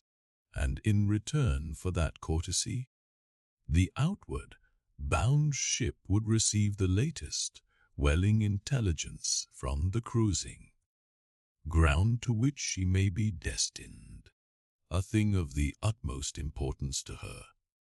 And in degree, all this will hold true concerning whaling vessels crossing each other's track on the cruising ground itself, even though they are equally long absent from home. For one of them may have received a transfer of letters from some third, and now far remote vessel, and some of those letters may be for the people of the ship she now meets. Besides, they would exchange the whaling news and have an agreeable chat. For not only would they meet with all the sympathies of sailors, but likewise with all the peculiar congenialities arising from a common pursuit and mutually shared privations and perils. Nor would difference of country make any very essential difference. That is, so long as both parties speak one language, as is the case with Americans and English. Though, to be sure, from the small number of English whalers, such meetings do not very often occur, and when they do occur, there is too apt to be a sort of shyness between them, for your Englishman is rather reserved, and your Yankee, he does not fancy that sort of thing in anybody but himself. Besides, the English whalers sometimes affect a kind of metropolitan superiority over the American whalers, regarding the long, lean Nantucketer, with his nondescript provincialisms, as a sort of sea peasant. But where this superiority in the English whaleman does really consist, it would be hard to say, seeing that the Yankees in one day collectively kill more whales than all the English collectively in 10 years. But this is a harmless little foible in the English whale hunters, which the Nantucketer does not take much to heart, probably because he knows that he has a few foibles himself. So, then, we see that of all ships separately sailing the sea, the whalers have most reason to be sociable. And they are so. Whereas some merchant ships crossing each other's wake in the mid-Atlantic will oftentimes pass on without so much as a single word of recognition, mutually cutting each other on the high seas, like a brace of dandies in Broadway, and all the time indulging, perhaps, in finical criticism upon each other's rig. As for men of war, when they chance to meet at sea, they first go through such a string of silly bowings and scrapings, such a ducking of ensigns, that there does not seem to be much right, down-hearty good, will and brotherly love about it at all. As touching slave ships meeting, why they are in such a prodigious hurry, they run away from each other as soon as possible. And as for pirates, when they chance to cross each other's cross bones, the first hail is, "How many skulls?" The same way that whalers hail, "How many barrels?" And that question once answered, pirates straightway steer apart, for they are infernal villains on both sides, and don't like to see overmuch of each other's villainous likenesses. But look at the godly, honest, unostentatious, hospitable, sociable, free, and easy whaler. What does the whaler do when she meets another whaler in any sort of decent weather? She has a gam, a thing so utterly unknown to all other ships that they never heard of the name even. And if by chance they should hear of it, they only grin at it, and repeat gamesome stuff about spouters, and blubber boilers, and such like pretty exclamations. Why it is that all merchant seamen, and also all pirates and man of war's men and slave ship sailors, cherish such a scornful feeling towards whale ships, this is a question it would be hard to answer. Because, in the case of pirates, say, I should like to know whether that profession of theirs has any peculiar glory about it. It sometimes ends in uncommon elevation, indeed, but only at the gallows. And besides, when a man is elevated in that odd fashion, he has no proper foundation for his superior altitude. Hence, I conclude, that in boasting himself to be high, lifted above a whaleman. In that assertion the pirate has no solid basis to stand on. But what is a gam? You might wear out your index, finger running up and down the columns of dictionaries, and never find the word. Dr. Johnson never attained to that erudition, nor Webster's Ark does not hold it. Nevertheless, this same expressive word has now for many years been in constant use among some 15,000 true-born Yankees. Certainly, it needs a definition and should be incorporated into the lexicon. With that view, let me learnedly define it. Gam. Noun. A social meeting of two or more whale ships, generally on a cruising ground, when, after exchanging hails, they exchange visits by boat's cruise, the two captains remaining, for the time, on board of one ship, and the two chief mates on the other. There is another little item about gamming, which must not be forgotten here. All professions have their own little peculiarities of detail. So has the whale fishery. In a pirate man of war or slave ship, when the captain is rowed anywhere in his boat, he always sits in the stern sheets on a comfortable, sometimes cushioned seat there, and often steers himself with a pretty little milliner's tiller decorated with gay cords and ribbons. But the whale boat has no seat Aston, no sofa of that sort whatever, and no tiller at all.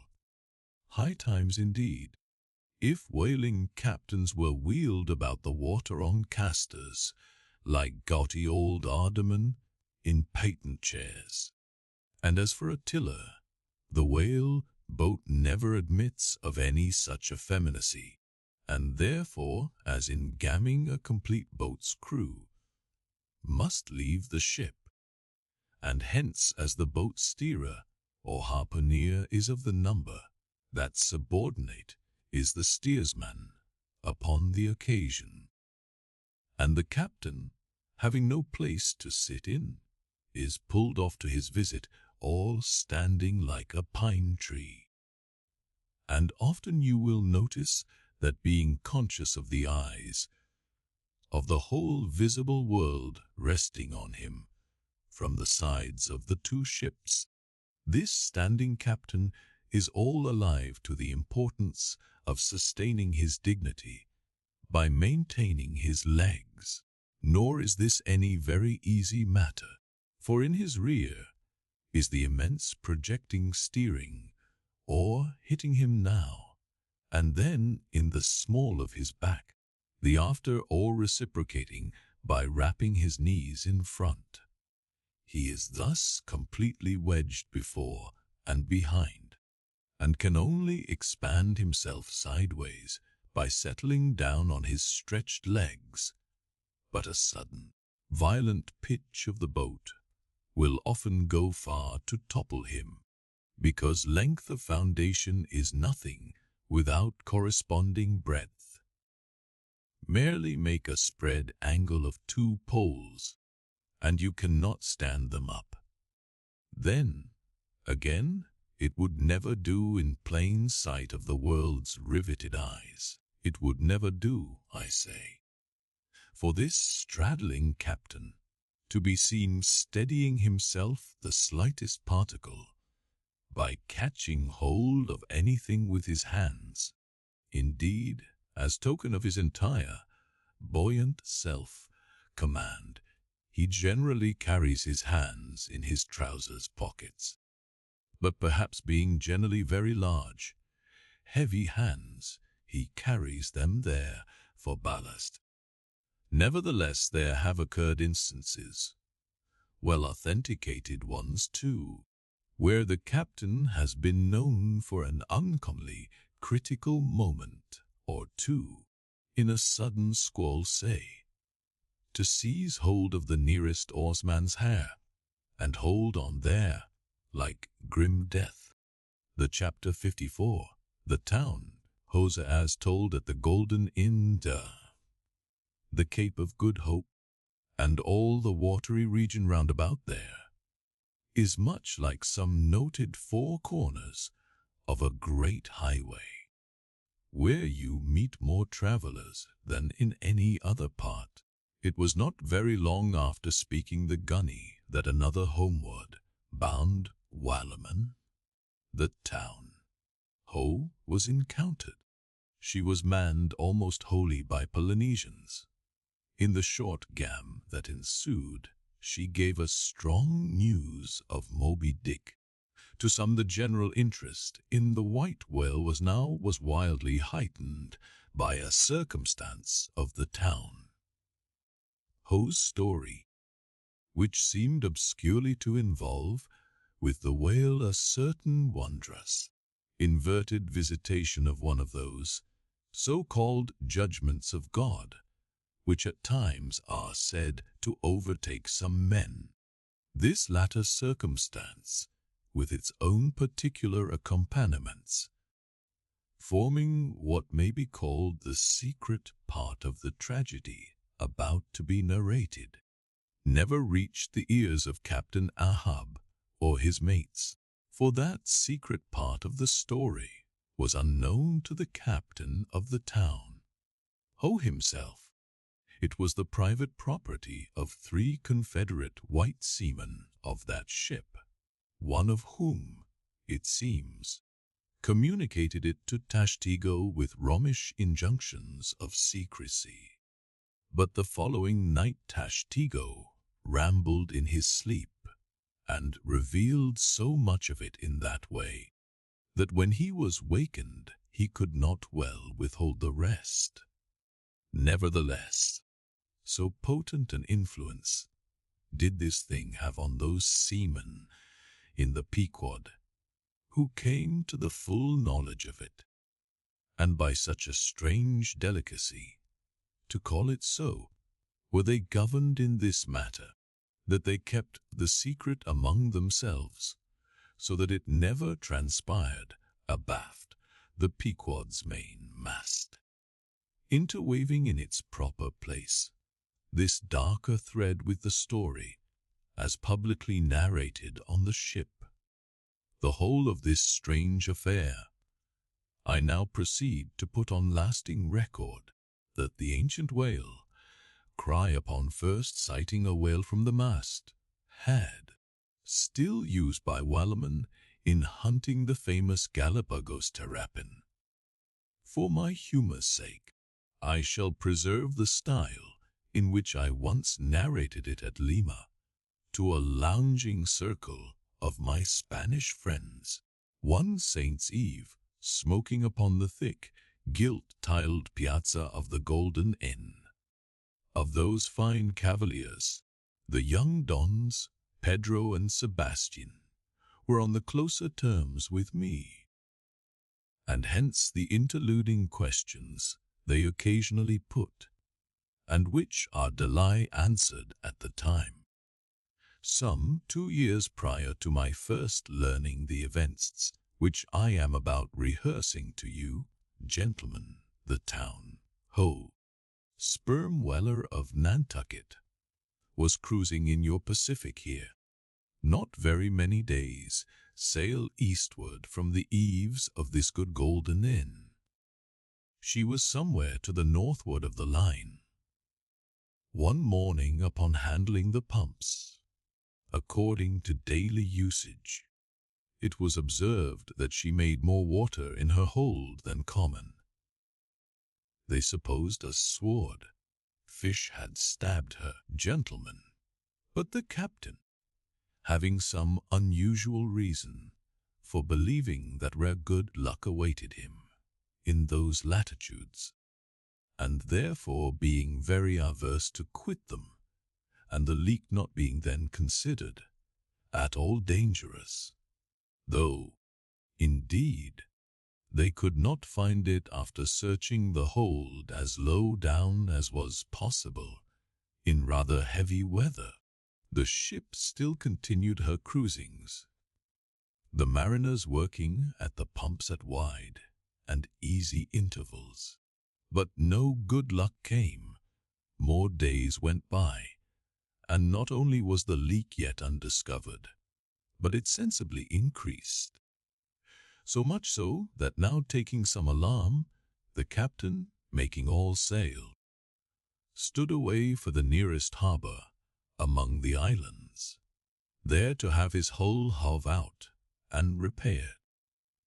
Though no small passage was before her, yet, if the commonest chance favored, he did not at all fear that his ship would founder by the way, because his pumps were of the best, and being periodically relieved at them, those 36 men of his could easily keep the ship free, never mind if the leak should double on her.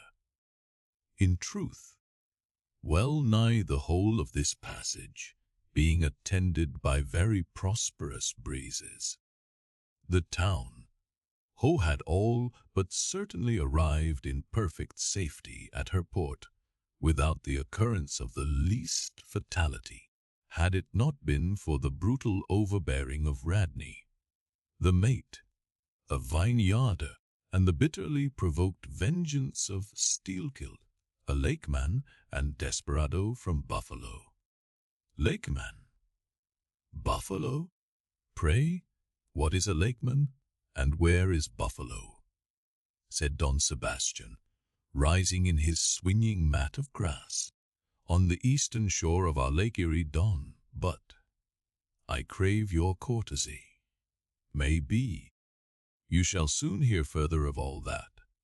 Now, gentlemen, in squale brigs and 3-masted ships, well, nigh as large and stout as any that ever sailed out of your old Cala to far Manila, this lakeman, in the land-locked heart of our America, had yet been nurtured by all those agrarian freebooting impressions popularly connected with the open ocean, for in their interflowing aggregate, those grand fresh water seas of ours, Erie and Ontario and Huron and Superior and Michigan, possess an ocean-like expansiveness, with many of the ocean's noblest traits, with many of its rimmed varieties of races and of climes.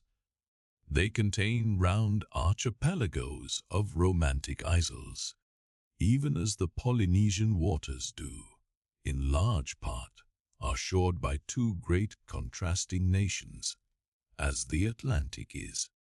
They furnish long maritime approaches to our numerous territorial colonies from the east, dotted all round their banks, here and there are frowned upon by batteries, and by the Goat, like craggy guns of lofty Mackinaw.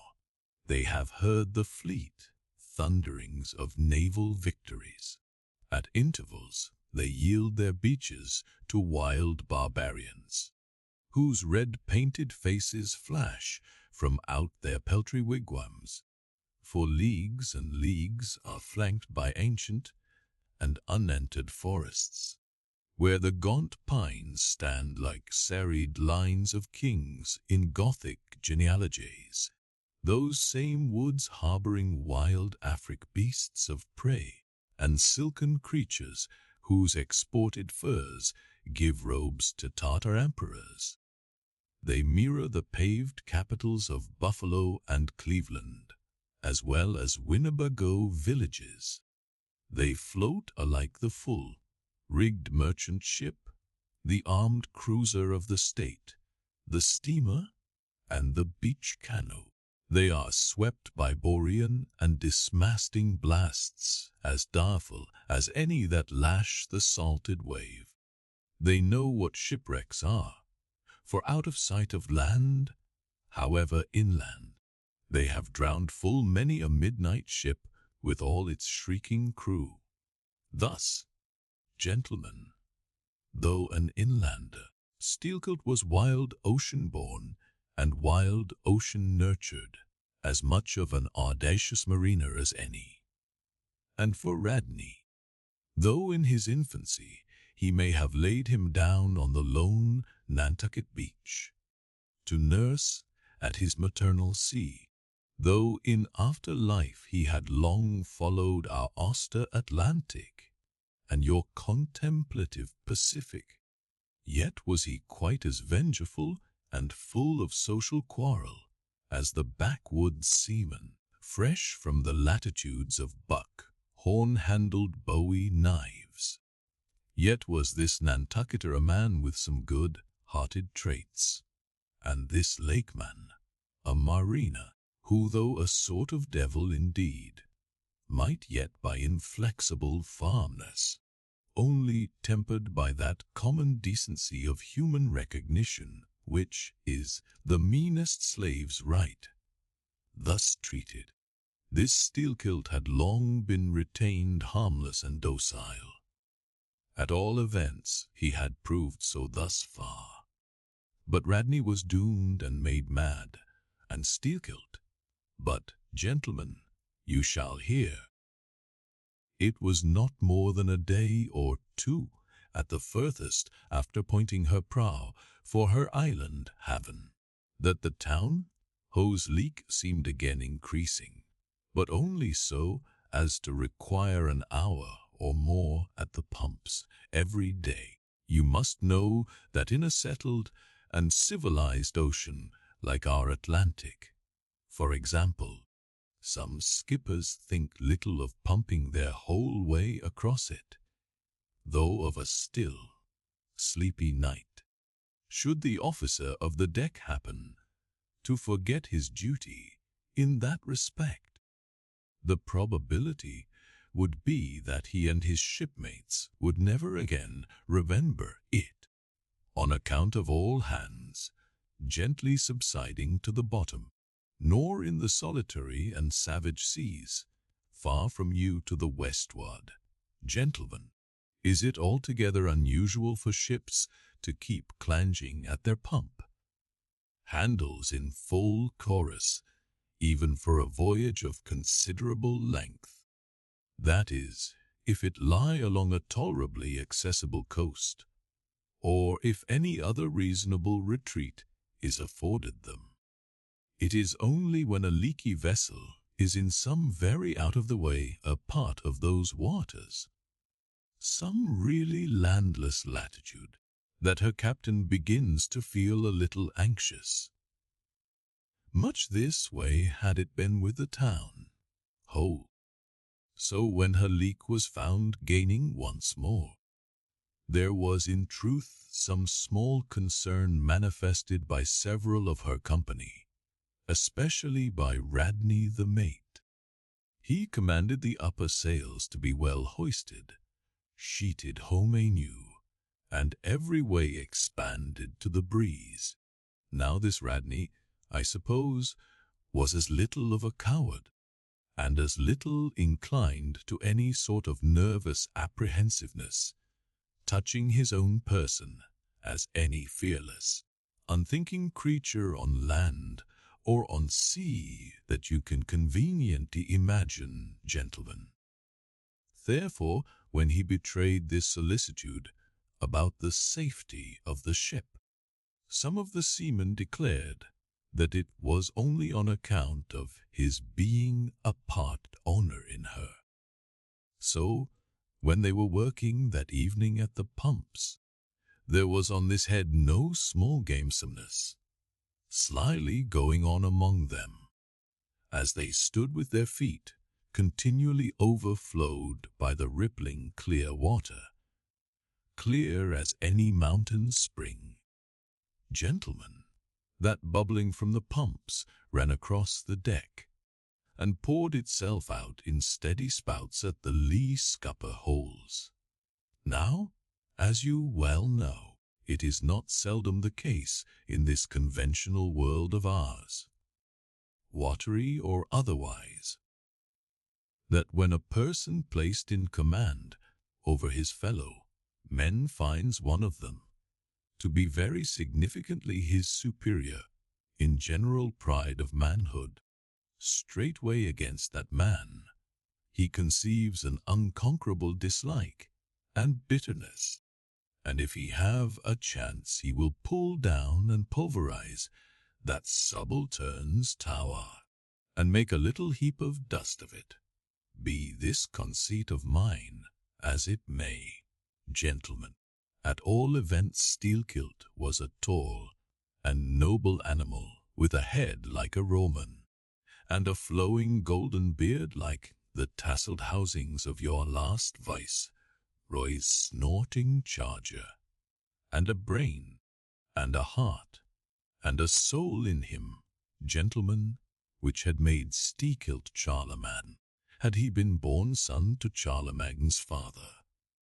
But Radney the mate was ugly as a mule, yet as hardy, as stubborn, as malicious. He did not love Steelkilt, and Steelkilt knew it. Espiing the mate drawing near, as he was toiling at the pump with the rest, the lakeman affected not to notice him, but unawed went on with his gay banterings. Aye, my merry lads, it's a lively leak this. Hold a cannikin, one of ye, and let's have a taste. By the Lord, it's worth bottling. I tell ye what, men, old Rad's investment must go for it. He had best cut away his part of the hull and tow it home. The fact is, boys, that sword fish only began the job. He's come back again with a gang of ship carpenters, saw fish and file fish, and what not, and the whole posse of Wem are now hard at work cutting and slashing at the bottom, making improvements, I suppose. If old Rad were here now, I'd tell him to jump overboard and scatter him. They're playing the devil with his estate, I can tell him. But he's a simple old soul, Rad, and a beauty too. Boys, they say the rest of his property is invested in looking glasses.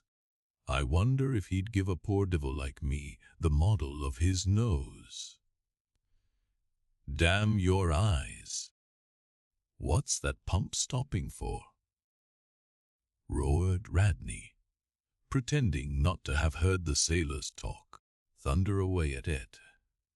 Aye, sir, said Steelkilt, merry as a cricket.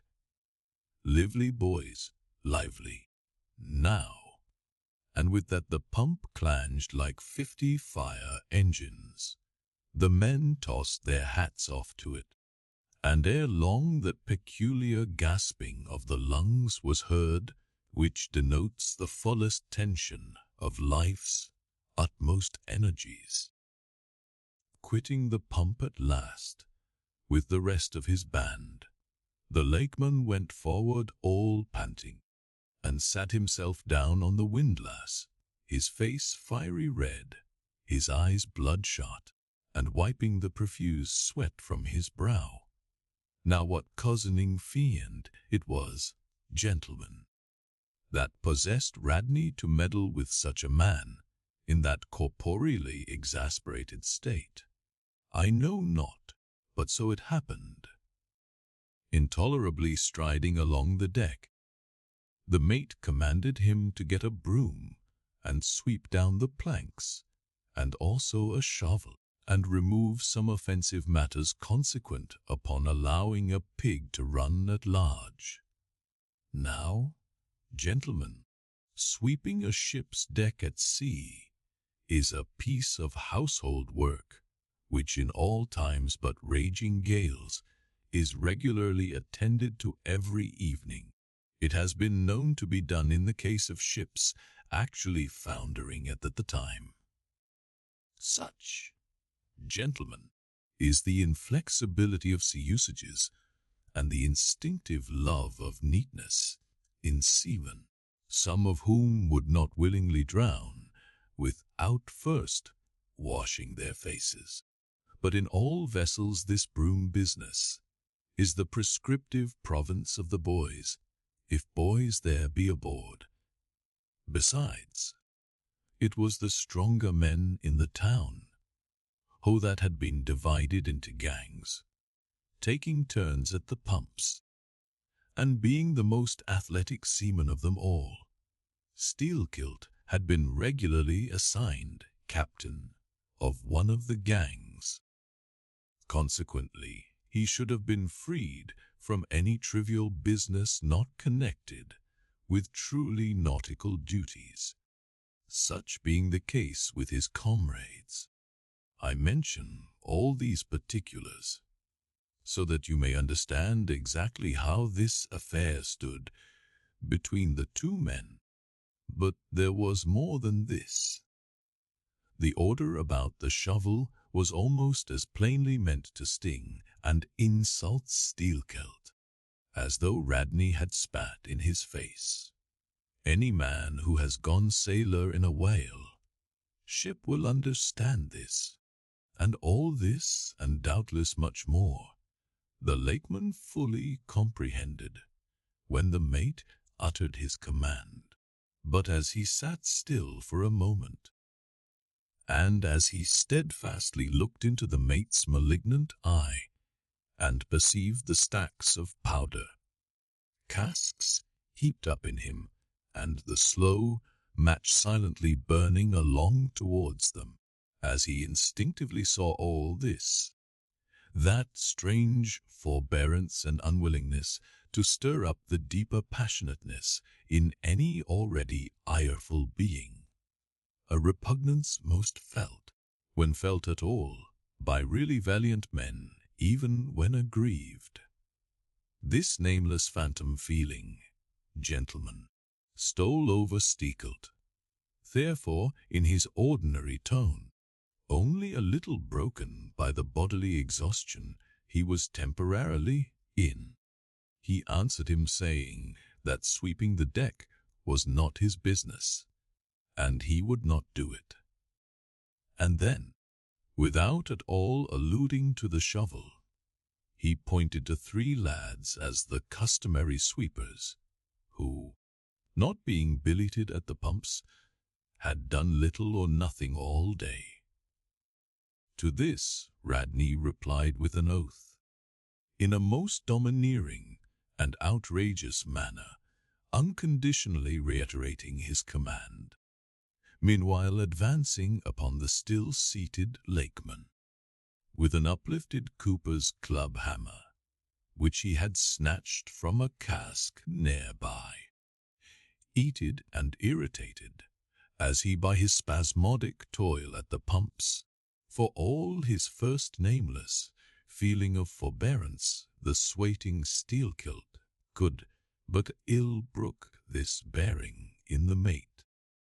But somehow still smothering the conflagration within him, without speaking he remained doggedly rooted to his seat, till at last the incensed Radney shook the hammer within a few inches of his face, furiously commanding him to do his bidding. Steelkilt rose, and slowly retreating round the windlass, steadily followed by the mate with his menacing hammer, deliberately repeated his intention not to obey. Seeing, however, that his forbearance had not the slightest effect, by an awful and unspeakable intimation with his twisted hand he warned off the foolish and infatuated man, but it was to no purpose, and in this way the two went once slowly round the windlass, when, resolved at last no longer to retreat, bethinking him that he had now forborne as much as comported with his humour, the lakeman paused on the hatches, and thus spoke to the officer, "Mr. Radney, I will not obey you. Take that hammer away, or look to yourself." But the predestinated mate coming still closer to him, where the lakeman stood fixed, now shook the heavy hammer within an inch of his teeth, meanwhile repeating a string of insufferable maledictions, retreating not the 1,000th part of an inch, stabbing him in the eye with the unflinching poniard of his glance, staggered, clenching his right hand behind him and creepingly drawing it back, told his persecutor that if the hammer but grazed his cheek he steel-kilt would murder him. But, gentlemen, the fool had been branded for the slaughter by the gods. Immediately the hammer touched the cheek. The next instant the lower jaw of the mate was stove in his head. He fell on the hatch spouting blood like a whale. Ere the cry could go aft, Steelkilt was shaking one of the backstays leading far aloft to where two of his comrades were standing their mastheads. They were both canalers. "Canalers," cried Don Pedro, "we have seen many whale ships in our harbors, but never heard of your canalers. Pardon, who and what are they?" "Canalers, Don, are the boatmen belonging to our Grand Erie Canal. You must have heard of it." "Nay, Senna, hereabouts in this dull, warm, most lazy, and hereditary land, we know but little of your vigorous north." "Aye, well then, Don, refill my cup. Your chicha's very fine, and ere proceeding further, I will tell ye what our canalers are, for such information may throw light upon my story. For 360 miles, gentlemen, through the entire breadth of the state of New York, through numerous populous cities and most thriving villages, through long, dismal, uninhabited swamps and affluent, cultivated fields, unrivaled for fertility, by billiard room and bar, room through the holy of holies of great forests, on Roman arches over Indian rivers, through sun and shade, by happy hearts or broken, through all the wide contrasting scenery of those noble Mohawk counties, and especially by rows of snow-white chapels whose spires stand almost like milestones, flows one continual stream of Venetianly corrupt and often lawless life.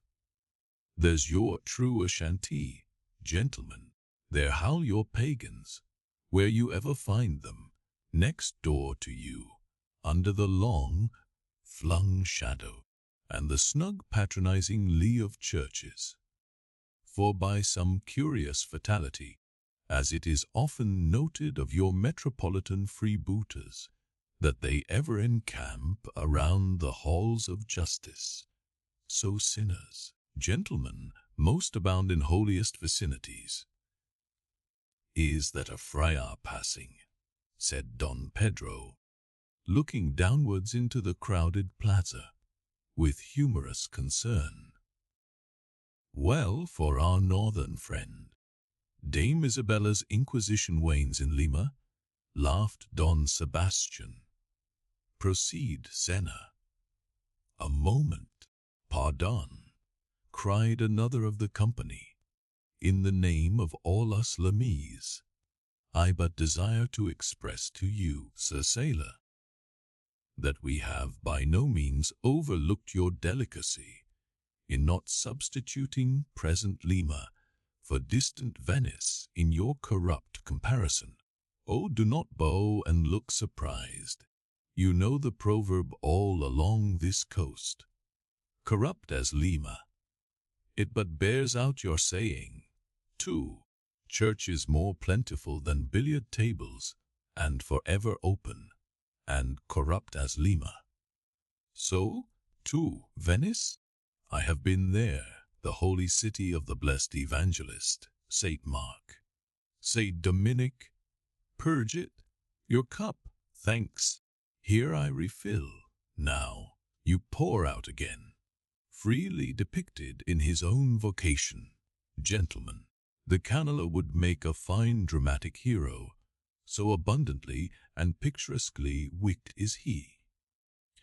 Like Mark Antony, for days and days along his green, turfed, flowery Nile, he indolently floats, openly toying with his red-cheeked Cleopatra, ripening his apricot thigh upon the sunny deck.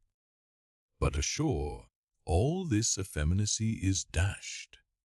The brigandish guise which the Canaller so proudly sports, his slouched and gaily ribboned hat betoken his grand features, a terror to the smiling innocence of the villages through which he flaunts. His swart visage and bold swagger are not unshunned in cities. Once a vagabond on his own canal, I have received good turns from one of these canallers. I thank him heartily, would fain be not ungrateful. But it is often one of the prime, redeeming qualities of your man of violence, that at times he has as stiff an arm to back a poor stranger in a strait as to plunder a wealthy one. In sum, gentlemen, what the wildness of this canal life is emphatically evinced by this, that our wild whale fishery contains so many of its most finished graduates, and that scarce any race of mankind, except Sydney men, are so much distrusted by our whaling captains. Nor does it at all diminish the curiousness of this matter, that to many thousands of our rural boys and young men born along its line, the probationary life of the Grand Canal furnishes the sole transition between quietly reaping in a Christian corn field and recklessly ploughing the waters of the most barbaric seas. I see, impetuously exclaimed Don Pedro, spilling his chicha upon his silvery ruffles. No need to travel. The world's one Lima. I had thought now that at your temperate north the generations were cold and holy as the hills. But the story I left off, gentlemen, where the lakeman shook the backstay. Hardly had he done so, when he was surrounded by the 3 junior mates and the 4 harpooneers, who all crowded him to the deck. But sliding down the ropes like baleful comets, the 2 canallers rushed into the uproar, and sought to drag their man out of it towards the forecastle. Others of the sailors joined with them in this attempt, and a twisted turmoil ensued. While standing out of harm's way, the valiant captain danced up and down with a wile pike, calling upon his officers to manhandle that atrocious scoundrel and smoke him along to the quarter deck. At intervals, he ran close up to the revolving border of the confusion, and prying into the heart of it with his pike, sought to prick out the object of his resentment. But Steelkilt and his desperadoes were too much for them all. They succeeded in gaining the forecastle deck, where, hastily slewing about 3 or 4 large casks in a line with the windlass, these Parisians entrenched themselves behind the barricade. "Come out of that, ye pirates!" roared the captain, now menacing them with a pistol in each hand, just brought to him by the steward. "Come out of that, ye cut-throats!" Steelkilt leaped on the barricade, and striding up and down there, defied the worst the pistols could do.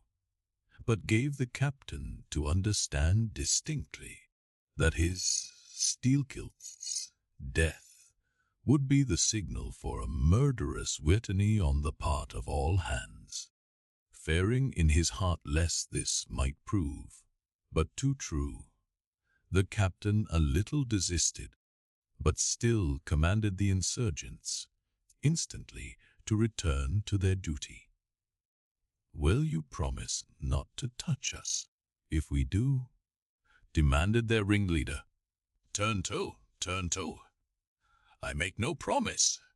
To your duty." "Do you want to sink the ship by knocking off at a time like this?" Turn to, and he once more raised a pistol. "Sink the ship," cried Steelkilt. Let her sink. Not a man of us turns to, unless you swear not to raise a rope yon against us. What say ye, men?" Turning to his comrades, a fierce cheer was their response. The lakeman now patrolled the barricade, all the while keeping his eye on the captain and jerking out such sentences as these. "It's not our fault. We didn't want it. I told him to take his hammer away. It was boy's business. He might have known me before this. I told him not to prick the buffalo. I believe I have broken a finger here against his cursed jaw. Ain't those mincing knives down in the forecastle their men? Look to those handspikes, my hearties. Captain, by God, look to yourself, say the word. Don't be a fool, forget it all. We are ready to turn to. Treat us decently. And we're your men, but we won't be flogged. Turn to. I make no promises. Turn to, I say." "Look ye now," cried the lakeman, flinging out his arm towards them. "There are a few of us here, and I am one of them, who have shipped for the cruise. Die see. Now, as you well know, sir, we can claim our discharge as soon as the anchor is down, so we don't want to row. It's not our interest. We want to be peaceable. We are ready to work, but we won't be flogged." "Turn to," roared the captain. Steelkilt glanced round him a moment, and then said, "I tell you what it is now, captain, rather than kill ye, and be hung for such a shabby rascal, we won't lift a hand against ye, unless ye attack us, but till you say the word out about not flogging us, we don't do a hand's turn. Down into the forecastle then, down with ye. I'll keep ye there till ye're sick of it. Down ye go. Shall we?" cried the ringleader to his men. Most of them were against it, but at length, in obedience to Steelkilt, they preceded him down into their dark den, growlingly disappearing like bears into a cave, as the lakeman's bare head was just level with the planks. The captain and his posse leaped the barricade, and rapidly drawing over the slide of the scuttle, planted their group of hands upon it, and loudly called for the steward to bring the heavy brass padlock belonging to the companionway. Then, opening the slide a little, the captain whispered something down the crack, closed it, and turned the key upon them. 10 in number, leaving on deck some 20 or more, who thus far had remained neutral. All night wide, a wake watch was kept by all the officers, forward and aft, especially about the forecastle scuttle and fore hatchway, at which last place it was feared the insurgents might emerge after breaking through the bulkhead below. But the hours of darkness passed in peace. The men who still remained at their duty toiling hard at the pumps, whose clinking and clanking at intervals through the dreary night dismally resounded through the ship. At sunrise the captain went forward, and knocking on the deck, summoned the prisoners to work, but with a yell they refused. Water was then lowered down to them, and a couple of handfuls of biscuit were tossed after it, when again turning the key upon them and pocketing it, the captain returned to the quarter deck. Twice every day for 3 days this was repeated, but on the 4th morning a confused wrangling, and then a scuffling was heard, as the customary summons was delivered, and suddenly 4 men burst up from the forecastle, saying they were ready to turn to. The fated closeness of the air, and a famishing diet, united perhaps to some fears of ultimate retribution, had constrained them to surrender at discretion. Emboldened by this, the captain reiterated his demand to the rest, but Steelkilt shouted up to him a terrific hint to stop his babbling and betake himself where he belonged. On the 5th morning, 3 others of the mutineers bopped into the air from the desperate arms below that sought to restrain them. Only 3 were left. "Better turn to now," said the captain with a heartless jeer. "Shut us up again, will ye?" cried Steelkilt. "Oh, certainly," said the captain, and the key clicked. It was at this point, "Gentlemen," that, enraged by the defection of 7 of his former associates, and stung by the mocking voice that had last hailed him, and maddened by his long entombment in a place as black as the bowels of despair, it was then that Steelkilt proposed to the 2 cannelers, thus far apparently of one mind with him, to burst out of their hole at the next summoning of the garrison, and armed with their keen mincing knives, so long, crescentic, heavy implements with a handle at each end, run amuck from the bowsprit to the taffrail, and if by any devilishness of desperation possible, seize the ship. For himself, he would do this, he said, whether they joined him or not. That was the last night he should spend in that den. But the scheme met with no opposition on the part of the other 2. They swore they were ready for that, or for any other mad thing, for anything in short but a surrender. And what was more, they each insisted upon being the first man on deck when the time to make the rush should come. But to this their leader as fiercely objected, reserving that priority for himself, particularly as his 2 comrades would not yield the one to the other in the matter, and both of them could not be first, for the ladder would but admit 1 man at a time. And here, gentlemen, the foul play of these miscreants must come out.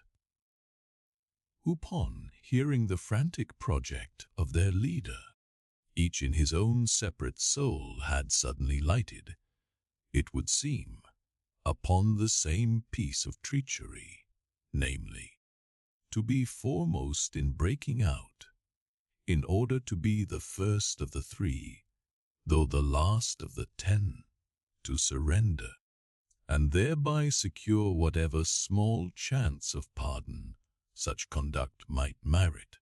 But when Steelkilt made known his determination still to lead them to the last, they in some way, by some subtle chemistry of villainy, mixed their before secret treacheries together, and when their leader fell into a doze, verbally opened their souls to each other in 3 sentences, and bound the sleeper with cords, and gagged him with cords, and shrieked out for the captain at midnight.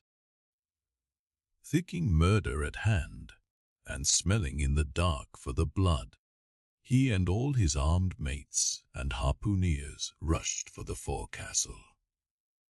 In a few minutes the scuttle was opened, and, bound hand and foot, the still struggling ringleader was shoved up into the air by his perfidious allies, who at once claimed the honor of securing a man who had been fully ripe for murder.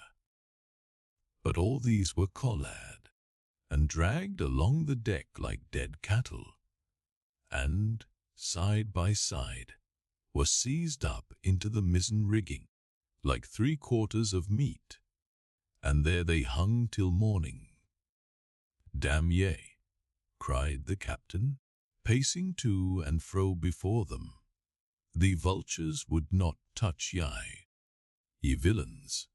At sunrise he summoned all hands, and separating those who had rebelled from those who had taken no part in the mutiny, he told the former that he had a mind to flog them all round, thought, upon the whole, he would do so. He ought to. Justice demanded it, but for the present, considering their timely surrender, he would let them go with a reprimand, which he accordingly administered in the vernacular.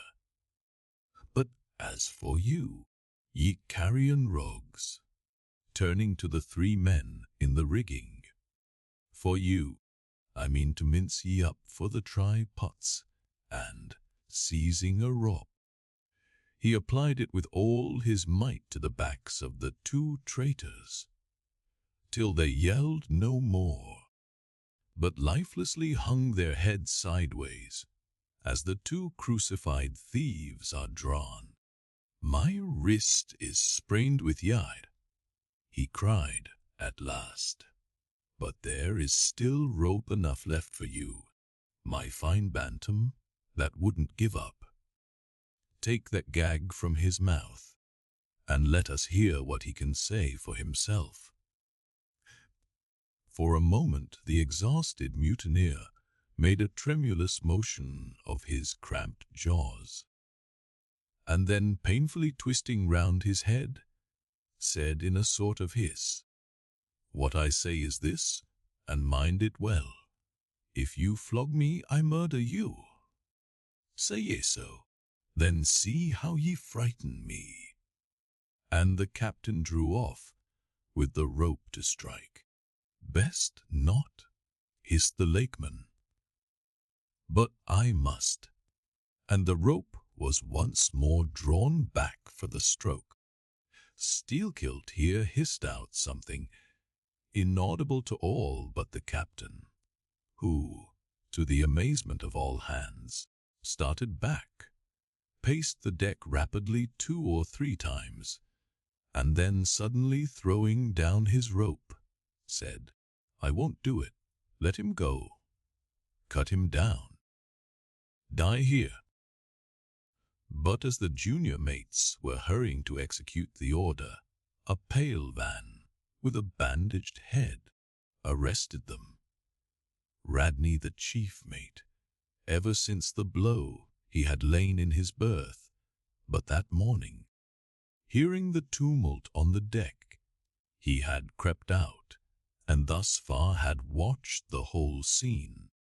Such was the state of his mouth, that he could hardly speak, but mumbling something about his being willing and able to do what the captain dared not attempt, he snatched the rope and advanced to his pinioned foe. "You are a coward," hissed the lakeman. "So I am. But take that." The mate was in the very act of striking, when another hiss stayed his uplifted arm. He paused, and then pausing no more, made good his word, spite of Steelkilt's threat, whatever that might have been. The three men were then cut down, all hands were turned to, and sullenly worked by the moody seamen. The iron pumps clanged as before. Just after dark that day, when one watch had retired below, a clamour was heard in the forecastle, and the two trembling traitors running up, besieged the cabin door, saying they durst not consort with the crew. Entreaties, cuffs, and kicks could not drive them back, so at their own instance they were put down in the ship's run for salvation. Still, no sign of mutiny reappeared among the rest. On the contrary, it seemed that mainly at Steelkilt's instigation, they had resolved to maintain the strictest peacefulness, obey all orders to the last, and, when the ship reached port, desert her in a body, but in order to ensure the speediest end to the voyage, they all agreed to another thing, namely not to sing out for whales, in case any should be discovered. For, spite of her leak, and spite of all her other perils, the town, Ho still maintained her mast, heads, and her captain was just as willing to lower for a fish that moment, as on the day his craft first struck the cruising ground. And Radney the mate was quite as ready to change his berth for a boat, and with his bandaged mouth seek to gag in death the vital jar of the whale. Though the lakeman had induced the seamen to adopt this sort of passiveness in their conduct, he kept his own counsels, at least till all was over, concerning his own proper and private revenge upon the man who had stung him in the ventricles of his heart.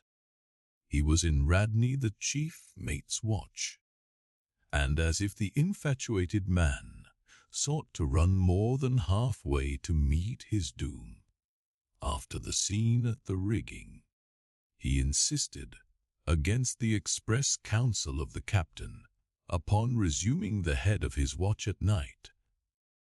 Upon this, and one or two other circumstances, Steelkilt systematically built the plan of his revenge.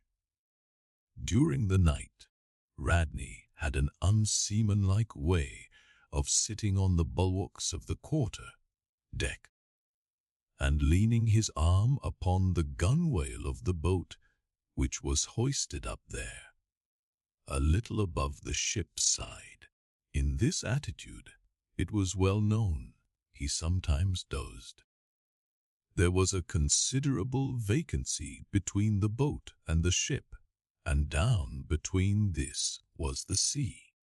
Steelkilt calculated his time, and found that his next trick at the helm would come round at 2 o'clock, in the morning of the third day from that in which he had been betrayed.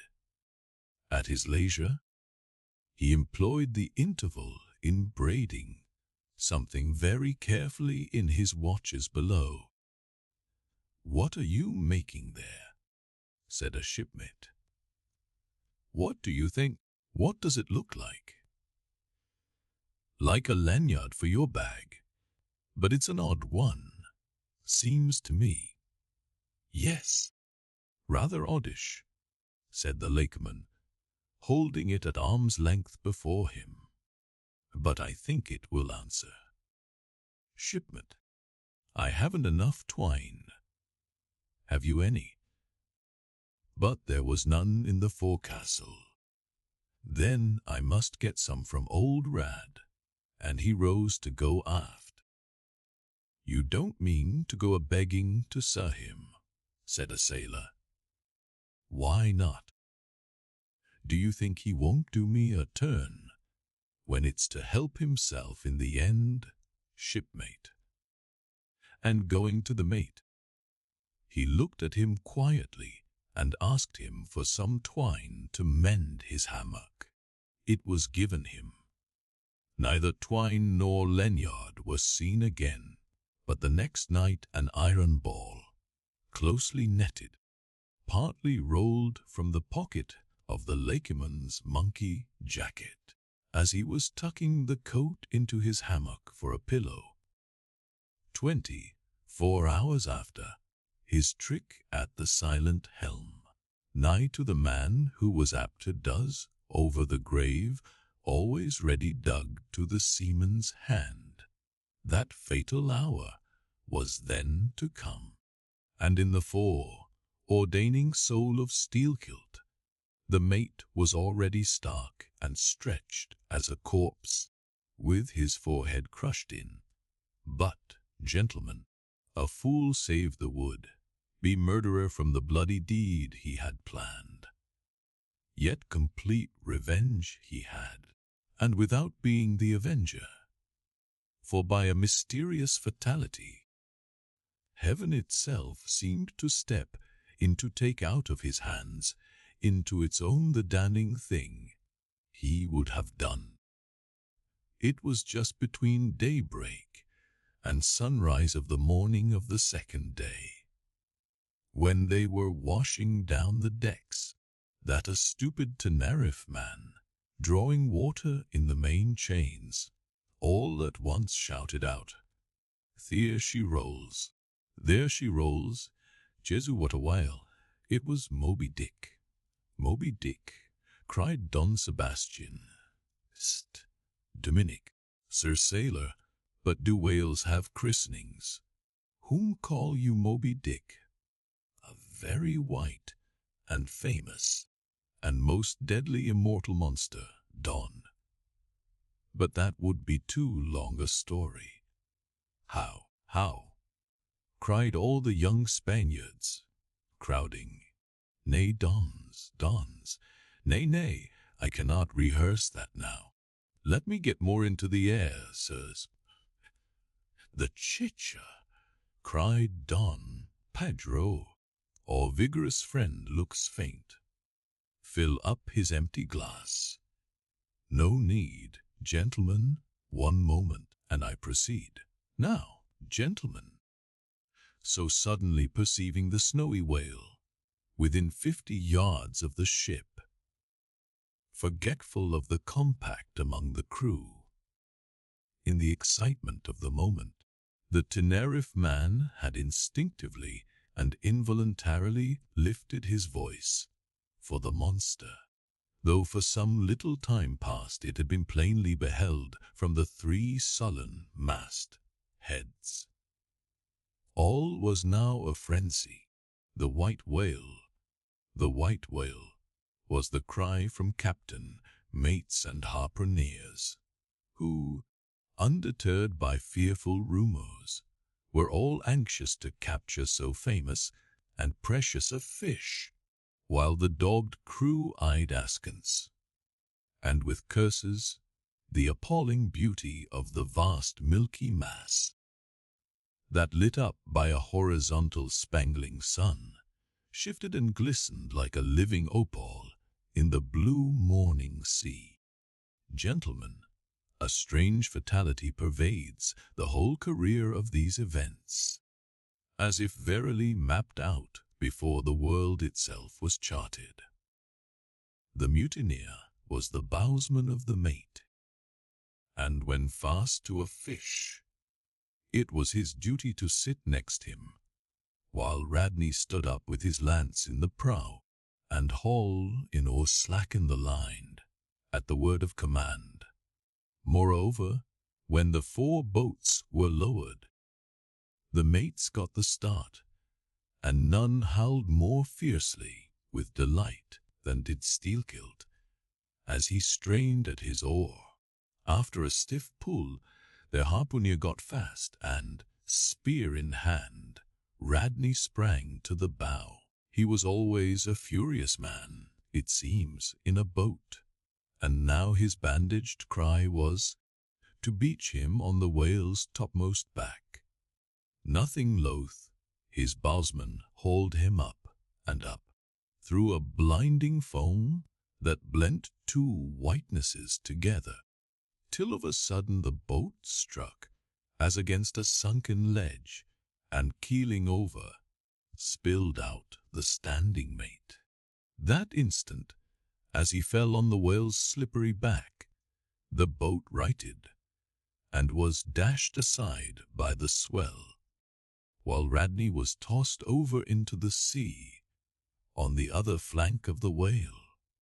He struck out through the spray, and, for an instant, was dimly seen through that veil, wildly seeking to remove himself from the eye of Moby Dick. But the whale rushed round in a sudden maelstrom, seized the swimmer between his jaws, and rearing high up with him, plunged headlong again and went down. Meantime, at the first tap of the boat's bottom, the lakeman had slackened the line so as to drop Aston from the whirlpool, calmly looking on. He thought his own thoughts, but a sudden, terrific, downward jerking of the boat quickly brought his knife to the line. He cut it, and the whale was free. But, at some distance, Moby Dick rose again, with some tatters of Radney's red woolen shirt caught in the teeth that had destroyed him. All four boats gave chase again, but the whale eluded them, and finally wholly disappeared. In good time, the town reached her port, a savage, solitary place, where no civilized creature resided. There, headed by the lakeman, all but 5 or 6 of the foremastmen deliberately deserted among the palms, eventually, as it turned out, seizing a large double-war canoe of the savages and setting sail for some other harbor, the ship's company being reduced to but a handful. The captain called upon the islanders to assist him in the laborious business of heaving down the ship to stop the leak, but to such unresting vigilance over their dangerous allies was this small band of whites necessitated, both by night and by day, and so extreme was the hard work they underwent, that upon the vessel being ready again for sea, they were in such a weakened condition that the captain durst not put off with them in so heavy a vessel. After taking counsel with his officers, he anchored the ship as far offshore as possible, loaded and ran out his 2 cannon from the bows, stacked his muskets on the poop, and warning the islanders not to approach the ship at their peril, took 1 man with him, and setting the sail of his best whale boat, steered straight before the wind for Tahiti, 500 miles distant, to procure a reinforcement to his crew. On the 4th day of the sail, a large canoe was descried, which seemed to have touched at a low isle of corals. He steered away from it, but the savage craft bore down on him, and soon the voice of Steelkilt hailed him to heave to, or he would run him under water. The captain presented a pistol. With 1 foot on each prow of the yoked war canoes, the lakeman laughed him to scorn, assuring him that if the pistol so much as clicked in the lock, he would bury him in bubbles and foam. "What do you want of me?" cried the captain. "Where are you bound, and for what are you bound?" demanded Steelkilt. "No lies. I am bound to Tahiti for more men." "Very good. Let me board you a moment. I come in peace." With that he leaped from the canoe, swam to the boat, and climbing the gunwale, stood face to face with the captain. "Cross your arms, sir, throw back your head. Now, repeat after me. As soon as Steelkilt leaves me, I swear to beach this boat on yonder island, and remain there 6 days. If I do not, may lightning strike me." "A pretty scholar," laughed the lakeman. "Adios, senor." And leaping into the sea, he swam back to his comrades. Watching the boat till it was fairly beached, and drawn up to the roots of the cocoa nut trees, Steelkilt made sail again, and in due time arrived at Tahiti, his own place of destination. There, luck befriended him. 2 ships were about to sail for France, and were providentially in want of precisely that number of men which the sailor headed. They embarked, and so forever got the start of their former captain, had he been at all minded to work them legal retribution. Some 10 days after the French ships sailed, the whale boat arrived, and the captain was forced to enlist some of the more civilized Tahitians, who had been somewhat used to the sea. Chartering a small native schooner, he returned with them to his vessel, and finding all right there, again resumed his cruisings. "Where Steelkilt now is, gentlemen, none know, but upon the island of Nantucket, the widow of Radney still turns to the sea, which refuses to give up its dead. Still in dreams sees the awful white whale that destroyed him." "Saitanza, are you through?" said Don Sebastian, quietly. "I am Don." "Then I entreat you, tell me if to the best of your own convictions, this your story is in substance really true. It is so passing wonderful. Did you get it from an unquestionable source? Bear with me if I seem to press. Also bear with all of us, Sir Sailor, for we all join in Don Sebastian's suit," cried the company with exceeding interest. "Is there a copy of the Holy Evangelists in the Golden Inn, gentlemen?" "Nay," said Don Sebastian, "but I know a worthy priest nearby, who will quickly procure one for me." "I go for it, but are you well advised? This may grow too serious. Will you be so good as to bring the priest also, Don?" "Though there are no auto da fez in Lima now," said one of the company to another, "I fear our sailor friend runs risk of the archiepiscopacy. Let us withdraw more out of the moonlight. I see no need of this."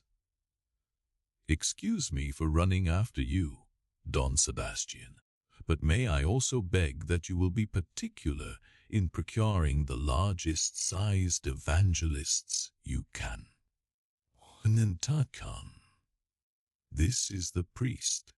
He brings you the evangelists," said Don Sebastian gravely, returning with a tall and solemn figure. "Let me remove my hat. Now, venerable priest, further into the light, and hold the holy book before me that I may touch it. So help me heaven. And on my honor the story I have told ye, gentlemen, is in substance and its great items true." I know it to be true. It happened on this ball. I trod the ship. I knew the crew. I have seen and talked with Steelkilt since the death of Radney. Chapter 55. Of the monstrous pictures of whales, I shall ere long paint to you, as well as one can without canvas, something like the true form of the whale as he actually appears to the eye of the whaleman, when in his own absolute body, the word alongside the ship, so that he can be fairly stepper the whale is mongside upon there. It may be worthwhile, therefore, previously to advert to those curious imaginary portraits of him, which even down to the present day confidently challenge the faith of the landsman. It is time to set the world right in this matter, by proving such pictures of the whale all wrong. It may be that the primal source of all those pictorial delusions will be found among the oldest Hindu, Egyptian, and Grecian sculptures. For ever since those inventive but unscrupulous times when on the marble panellings of temples, the pedestals of statues, and on shields, medallions, cups, and coins, the dolphin was drawn in scales of chain, armor like Saladin's, and a helmeted head like Steed George's. Ever since then has something of the same sort of license prevailed, not only in most popular pictures of the whale, but in many scientific presentations of him. Now, by all odds, the most ancient extant portrait, anyways purporting to be the whale's, is to be found in the famous cavern, Pagoda of Elephanta, in India. The Brahmins maintain that in the almost endless sculptures of that immemorial pagoda, all the trades and pursuits, every conceivable avocation of man, were prefigured ages before any of them actually came into being. No wonder, then, that in some sort our noble profession of whaling should have been there shadowed forth. The Hindu whale referred to occurs in a separate department of the wall, depicting the incarnation of Vishnu in the form of Leviathan, learnedly known as the Mat's avatar. But though this sculpture is half man and half whale, so as only to give the tail of the latter, yet that small section of him is all wrong. It looks more like the tapering tail of an anaconda than the broad palms of the true whale's majestic flukes. But go to the old galleries and look now at a great Christian painter's portrait of this fish, for he succeeds no better than the antediluvian Hindu. It is Guido's picture of Perseus rescuing Andromeda from the sea monster or whale.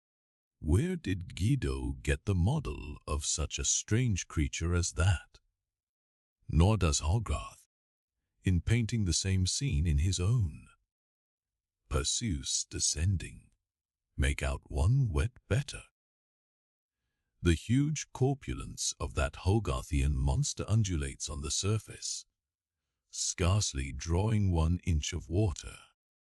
It has a sort of howdah on its back, and its distended tusked mouth, into which the billows are rolling, might be taken for the Traitor's Gate leading from the Thames by water into the Tower. Then there are the prodromus whales of old Scotch Sibbald and John as well, as depicted in the prints of old Bibles and the cuts of old primers. What shall be said of these?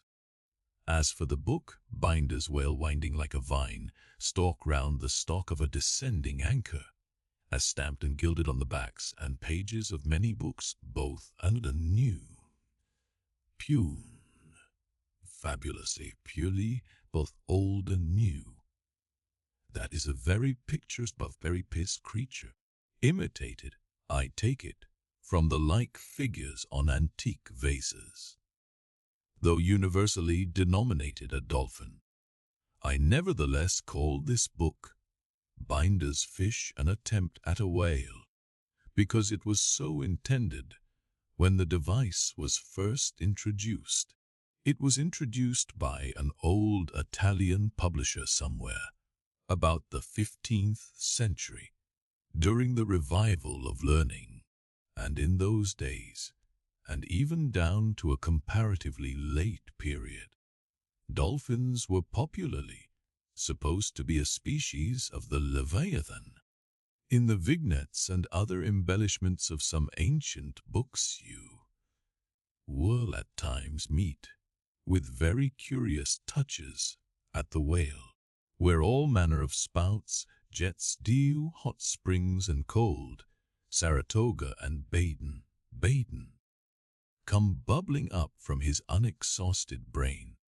In the title page of the original edition of the Advancement of Learning, you will find some curious whales. But quitting all these unprofessional attempts, let us glance at those pictures of Leviathan, purporting to be sober, scientific delineations by those who know. In old Harris's collection of voyages, there are some plates of whales extracted from a Dutch book of voyages, A.D. 1671, entitled A Walling Voyage to Spitzbergen in the Ship Jonas in the Whale, Peter Peterson of Friesland, Master. In one of those plates the whales, like great rafts of logs, are represented lying among ice isles, with white bears running over their living backs. In another plate, the prodigious blunder is made of representing the whale with perpendicular flukes.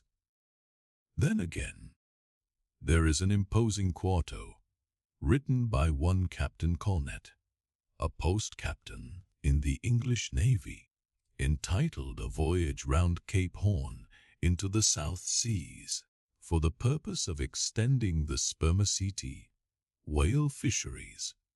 In this book is an outline purporting to be a picture of a physeter, or spermaceti whale, drawn by scale from one killed on the coast of Mexico, August 1793, and hoisted on deck. I doubt not the captain had this voracious picture taken for the benefit of his marines.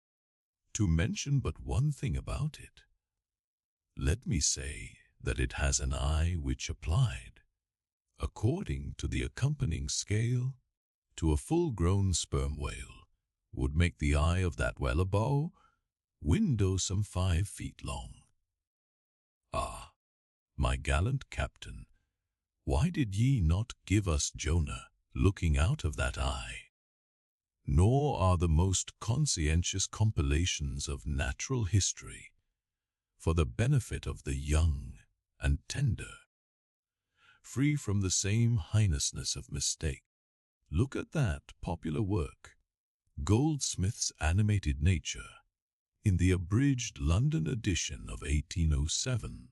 There are plates of an alleged whale and a narwhal.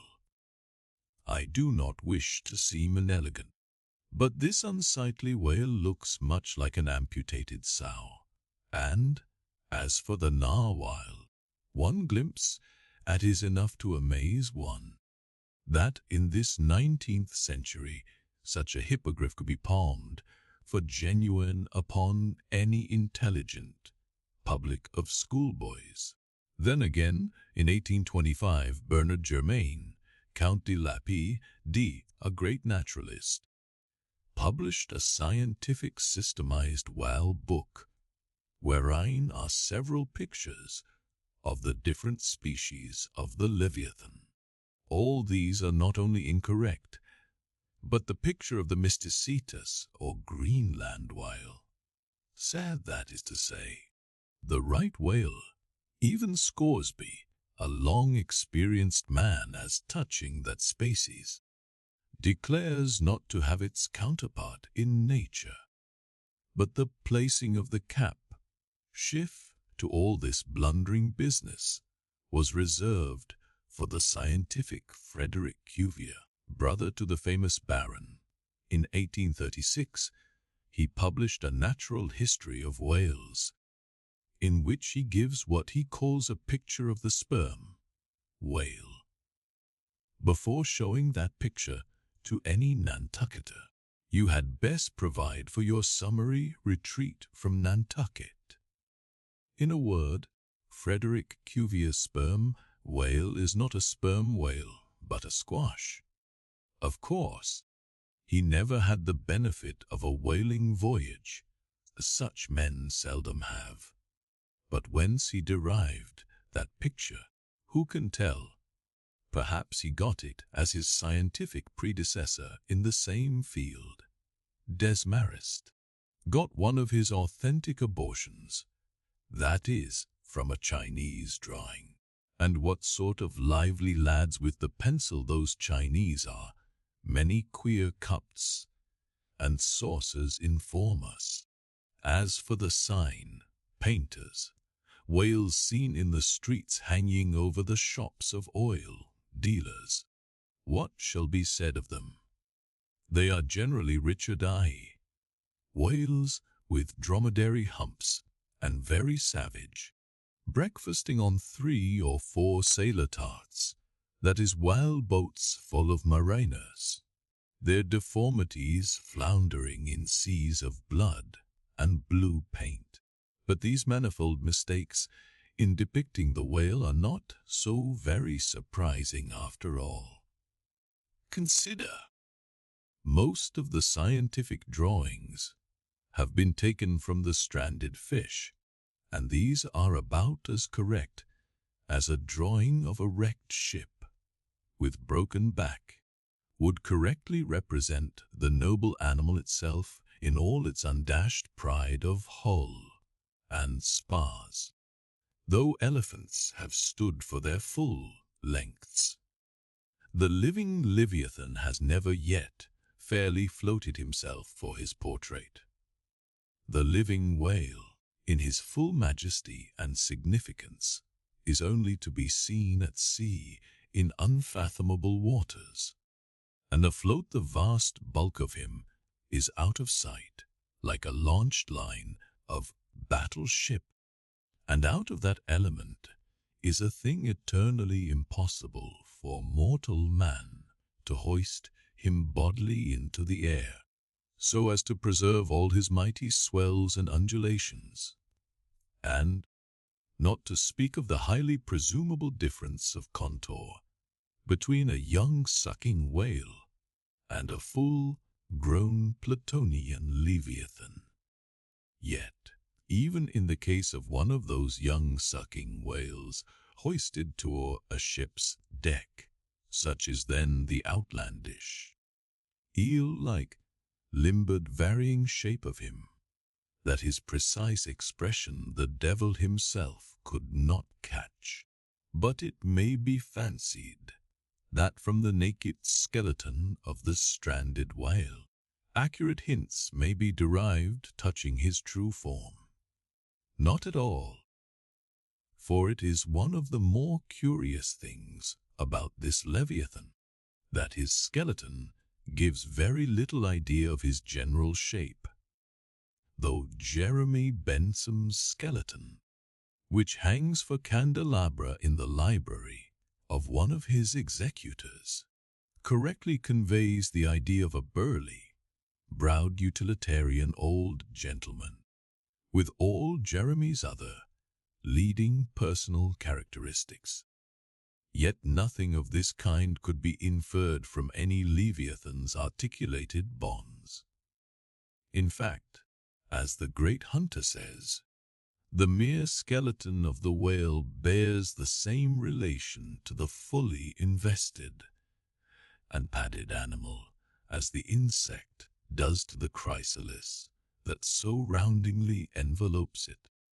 This peculiarity is strikingly evinced in the head, as in some part of this book will be incidentally shown. It is also very curiously displayed in the side fin, the bones of which almost exactly answer to the bones of the human hand, minus only the thumb. This fin has 4 regular bone fingers, the index, middle, ring, and little finger, but all these are permanently lodged in their fleshy covering, as the human fingers in an artificial covering. However recklessly the whale may sometimes serve us, said humorous Stubb one day, he can never be truly said to handle us without mittens. For all these reasons, then, any way you may look at it, you must needs conclude that the great Leviathan is that one creature in the world which must remain unpainted to the last. True, one portrait may hit the mark much nearer than another, but none can hit with any very considerable degree of exactness. So there is no earthly way of finding out precisely what the whale really looks like, and the only mode in which you can derive even a tolerable idea of his living contour is by going a whaling yourself, but by so doing you run no small risk of being eternally stove and sunk by him. Wherefore, it seems to me you had best not be too fastidious in your curiosity touching this Leviathan. Chapter 56. Of the less erroneous pictures of whales, and the true pictures of whaling scenes, in connection with the monstrous pictures of whales. I am strongly tempted here to enter upon those still more monstrous stories of them, which are to be found in certain books, both ancient and modern, especially in Pliny, Purchas, Hakluyt, Harris, Cuvier, etc. But I pass that matter by. I know of only 4 published outlines of the great sperm whale: Colnett's, Huggins's, Frederick Cuvier's, and Beale's. In the previous chapter Colnett and Cuvier have been referred to. Huggins's is far better than theirs, but, by great odds, Beale's is the best. All Beale's drawings of this whale are good, excepting the middle figure in the picture of 3 whales, in various attitudes. Capping his 2nd chapter, his frontispiece, boats attacking sperm whales, though no doubt calculated to excite the civil scepticism of some parlor men, is admirably correct and life-like in its general effect. Some of the sperm whale drawings in J. Ross Brown are pretty correct in contour, but they are wretchedly engraved. That is not his fault, though. Of the right whale, the best outline pictures are in Scoresby, but they are drawn on too small a scale to convey a desirable impression. He has but 1 picture of whaling scenes, and this is a sad deficiency, because it is by such pictures only, when at all well done, that you can derive anything like a truthful idea of the living whale as seen by his living hunters. But, taken for all in all, by far the finest, though in some details not the most correct, presentations of whales and whaling scenes to be anywhere found are 2 large French engravings, well executed, and taken from paintings by one Gonerey.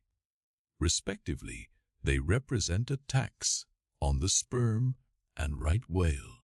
In the first engraving, a noble sperm whale is depicted in full majesty of might, just risen beneath the boat from the profundities of the ocean, and bearing high in the air upon his back the terrific wreck of the stoven planks. The prow of the boat is partially unbroken, and is drawn just balancing upon the monster's spine, and standing in that prow, for that one single incomputable flash of time, you behold an oarsman, half shrouded by the incensed boiling spout of the whale, and in the act of leaping, as if from a precipice. The action of the whole thing is wonderfully good and true. The half-emptied line tub floats on the whitened sea. The wooden poles of the spilled harpoons obliquely bob in it. The heads of the swimming crew are scattered about the whale in contrasting expressions of affright, while in the black stormy distance the ship is bearing down upon the Seine. Serious fault might be found with the anatomical details of this whale, but let that pass, since, for the life of me, I could not draw so good a one. In the second engraving, the boat is in the act of drawing alongside the barnacled flank of a large running right-whale that rolls his black weedy bulk in the sea like some mossy rock slide from the Patagonian cliffs. His jets are erect, full and black like soot, so that from so abounding a smoke in the chimney, you would think there must be a brave supper cooking in the great bowels below. Sea foals are pecking at the small crabs, shellfish, and other sea candies and macaroni, which the right whale sometimes carries on his pestilent back. And all the while the thick-lipped Leviathan is rushing through the deep, leaving tons of tumultuous white curds in his wake, and causing the slight boat to rock in the swells like a skiff caught nigh the paddle wheels of an ocean steamer. Thus, the foreground is all raging commotion, but behind, in admirable artistic contrast, is the glassy level of a sea becalmed, the drooping, unstarched sails of the powerless ship, and the inert mass of a dead whale, a conquered fortress, with the flag of capture lazily hanseling from the whale pole inserted into his spout hole. Who Garnery the painter is, or was, I know not, but my life for it, he was either practically conversant with his subject, or else marvelously tutored by some experienced whaleman. The French are the lads for painting action. Go and gaze upon all the paintings of Europe, and where will you find such a gallery of living and breathing commotion on canvas as in that triumphal hall at Versailles, where the beholder fights his way, pell-mell, through the consecutive great battles of France, where every sword seems a flash of the northern lights, and the successive armed kings and emperors dash by, like a charge of crowned centaurs. Not wholly unworthy of a place in that gallery are these sea battle pieces of Garnery. The natural aptitude of the French for seizing the picturesqueness of things seems to be peculiarly evinced in what paintings and engravings they have of their whaling scenes. With not 1/10 of England's experience in the fishery, and not the 1,000th part of that of the Americans, they have nevertheless furnished both nations with the only finished sketches at all capable of conveying the real spirit of the whale hunt. for the most part. The English and American whale draughtsmen seem entirely content with presenting the mechanical outline of things, such as the vacant profile of the whale, which, so far as picturesqueness of effect is concerned, is about tantamount to sketching the profile of a pyramid.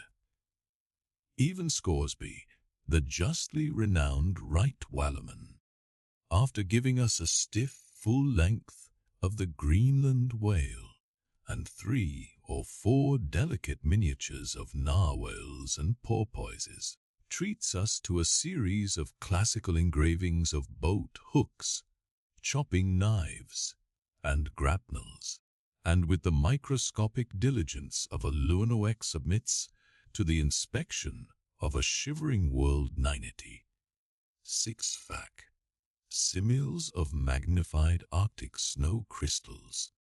I mean no disparagement to the excellent voyager, so I honor him for a veteran. But in so important a matter, it was certainly an oversight not to have procured for every crystal a sworn affidavit taken before a Greenland justice of the peace. In addition to those fine engravings from Garnery, there are 2 other French engravings worthy of note, by someone who subscribes himself Durand. One of them, though not precisely adapted to our present purpose, nevertheless deserves mention on other accounts. It is a quiet noon, seen among the isles of the Pacific, a French whaler anchored inshore, in a calm and lazily taking water on board. The loosened sails of the ship and the long leaves of the palms in the background, both drooping together in the breezeless air. The effect is very fine, when considered with reference to its presenting the hardy fishermen under one of their few aspects of oriental repose. The other engraving is quite a different affair. The ship hove to upon the open sea, and in the very heart of the Leviathanic life, with a right whale alongside, the vessel seen in the act of cutting in hove over to the monster as if to a quay, and a boat, hurriedly pushing off from this scene of activity, is about giving chase to whales in the distance. The harpoons and lances lie leveled for use. 3 oarsmen are just setting the mast in its hole, while from a sudden roll of the sea, the little craft stands half erect out of the water, like a rearing horse. From the ship, the smoke of the torments of the boiling well is going up, like the smoke over a village of smithies, and to windward, a black cloud, rising up with earnest of squalls and rains, seems to quicken the activity of the excited seaman. Chapter 57 of Whales in Paint, in Teeth, in Wood, in Sheet, Iron, in Stone, in Mountains, in Stars. On Tower Hill, as you go down to the London docks, you may have seen a crippled beggar, or kedger, as the sailors say, holding a painted board before him, representing the tragic scene in which he lost his leg. There are 3 whales and 3 boats, and one of the boats, presumed to contain the missing leg in all its original integrity, is being crunched by the jaws of the foremost whale. Any time these 10 years, they tell me, has that man held up that picture and exhibited that stump to an incredulous world. But the time of his justification has now come. His 3 whales are as good whales as were ever published in Wapping, at any rate, and his stump as unquestionable a stump as any you will find in the western clearings. But, though forever mounted on that stump, never a stump speech does the poor Wallaman make, but, with downcast eyes, stands ruefully contemplating his own amputation. Throughout the Pacific, and also in Nantucket, and New Bedford, and Sag Harbor, you will come across lively sketches of whales and whaling scenes, graven by the fishermen themselves on sperm whale teeth or ladies' busks, wrought out of the right whale bone, and other like scrimshander articles, as the whalemen call the numerous little ingenious contrivances they elaborately carve out of the rough material in their hours of ocean leisure. Some of them have little boxes of dentistical-looking implements, specially intended for the scrimshandering business, but in general they toil with their jack-knives alone, and, with that almost omnipotent tool of the sailor, they will turn you out anything you please, in the way of a mariner's fancy. Long exile from Christendom and civilization inevitably restores a man to that condition in which God placed him. I'd call what is called savagery. Your true whale hunter is as much a savage as an Iroquois. I myself am a savage, owning no allegiance but to the king of the cannibals, and ready at any moment to rebel against him. Now, one of the peculiar characteristics of the savage in his domestic hours is his wonderful patience of industry. An ancient Hawaiian war, club or spear paddle, in its full multiplicity and elaboration of carving, is as great a trophy of human perseverance as a Latin lexicon. For, with but a bit of broken sea, shell or a shark's tooth, that miraculous intricacy of wooden net work has been achieved, and it has cost steady years of steady application. As with the Hawaiian savage, so with the white sailor savage. With the same marvelous patience, and with the same single shark's tooth of his one poor jack-knife, he will carve you a bit of bone sculpture, not quite as workmanlike, but as close-packed in its massiness of design as the Greek savage, Achilles' shield, and full of barbaric spirit and suggestiveness, as the prince of that fine old Dutch savage, Albert Dürer. Wooden whales, or whales cut in profile out of the small dark slabs of the noble South Sea War wood, are frequently met within the forecastles of American whalers. Some of them are done with much accuracy. At some old gable-roofed country houses you will see brass whales hung by the tail for knockers to the roadside door. When the porter is sleepy, the anvil-headed whale would be best, but these knocking whales are seldom remarkable as faithful essays. On the spires of some old-fashioned churches you will see sheet iron whales placed there for weather cocks, but they are so elevated, and besides that are to all intents and purposes so labeled with hands off, you cannot examine them closely enough to decide upon their merit. In bonny, ribby regions of the earth, where at the base of high broken cliffs masses of rock lie strewn in fantastic groupings upon the plain, you will often discover images, as of the petrified forms of the Leviathan partly merged in grass, which of a windy day breaks against them in a surf of green surges. Then, again, in mountainous countries, where the traveler is continually girdled by amphitheatrical heights, here and there from some lucky point of view, you will catch passing glimpses of the profiles of whales, defined along the undulating ridges.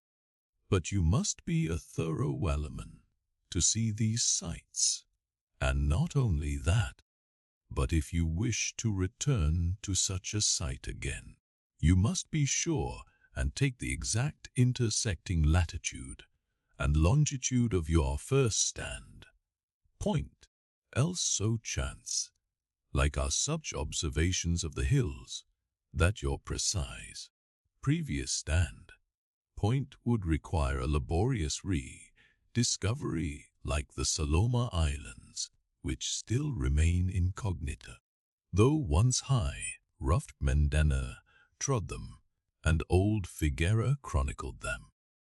Nor when expandingly lifted by your subject, can you fail to trace out great whales in the starry heavens, and boats in pursuit of them, as when long filled with thoughts of war the eastern nations saw armies locked in battle among the clouds. Thus at the north have I chased Leviathan round, and round the pole with the revolutions of the bright points that first defined him to me. And beneath the effulgent Antarctic skies I have boarded the Argo, Navis, and joined the chase against the starry Citus, far beyond the utmost stretch of Hydrus and the flying fish, with a frigate's anchors for my bridle, bits and fasces of harpoons for spurs. Would I could mount that whale and leap the topmost skies, to see whether the fabled heavens, with all their countless tents, really lie encamped beyond my mortal sight. Chapter 58. Brit, steering north eastward from the Crozettes, we fell in with vast meadows of Brit, the minute, yellow substance, upon which the right whale largely feeds. For leagues and leagues it undulated round us, so that we seemed to be sailing through boundless fields of ripe and golden weight. On the second day, numbers of right whales were seen, who, secure from the attack of a sperm, whiler like the Pequod, with open jaws sluggishly swam through the Brit, which, adhering to the fringing fibers of that wondrous Venetian blind in their mouths, was in that manner separated from the water that escaped at the lip, as morning mowers, who side by side slowly and seethingly advance their scythers through the long wet grass of marshy meads. Even so these monsters swam, making a strange grassy, cutting sound, and leaving behind them endless swaths of blue upon the yellow sea. That part of the sea known among whalemen as the Brazil Banks does not bear that name as the banks of Newfoundland do, because of there being shallows and soundings there, but because of this remarkable meadow-like appearance, caused by the vast drifts of Brit continually floating in those latitudes, where the right whale is often chased. But it was only the sound they made as they parted the Brit, which at all reminded one of Mowers. Seen from the mast heads, especially when they paused and were stationary for a while, their vast black forms looked more like lifeless masses of rock than anything else. And as in the great hunting countries of India, the stranger at a distance will sometimes pass on the plains recumbent elephants, without knowing them to be such, taking them for bear, blackened elevations of the soil, even so often within, who for the first time beholds this species of the leviathans of the sea. And even when recognized at last, their immense magnitude renders it very hard really to believe that such bulky masses of overgrowth can possibly be instinct in all parts with the same sort of life that lives in a dog or a horse. Indeed, in other respects, you can hardly regard any creatures of the deep with the sailings that you do those of the shore.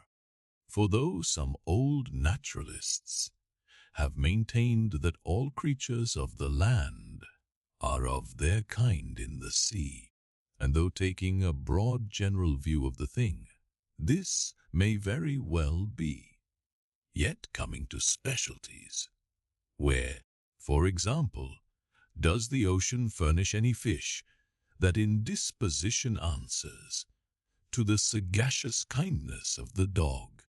The accursed shark alone can in any generic respect be said to bear comparative analogy to him.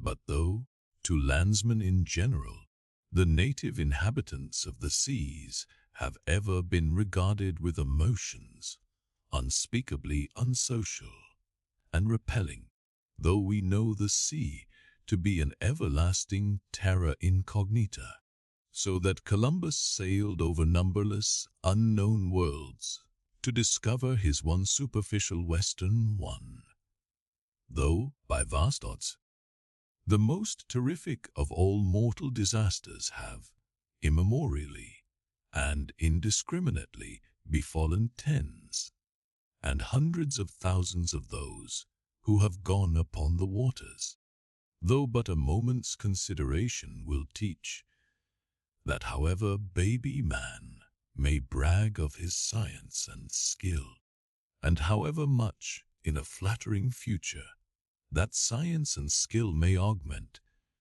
yet forever and forever, to the crack of doom, the sea will insult and murder him, and pulverize the stateliest, stiffest frigate he can make. Nevertheless, by the continual repetition of these very impressions, man has lost that sense of the full awfulness of the sea, which aboriginally belongs to it. The first boat we read of floated on an ocean that with Portuguese vengeance had whelmed a whole world without leaving so much as a widow. That same ocean rolls now. That same ocean destroyed the wrecked ships of last year.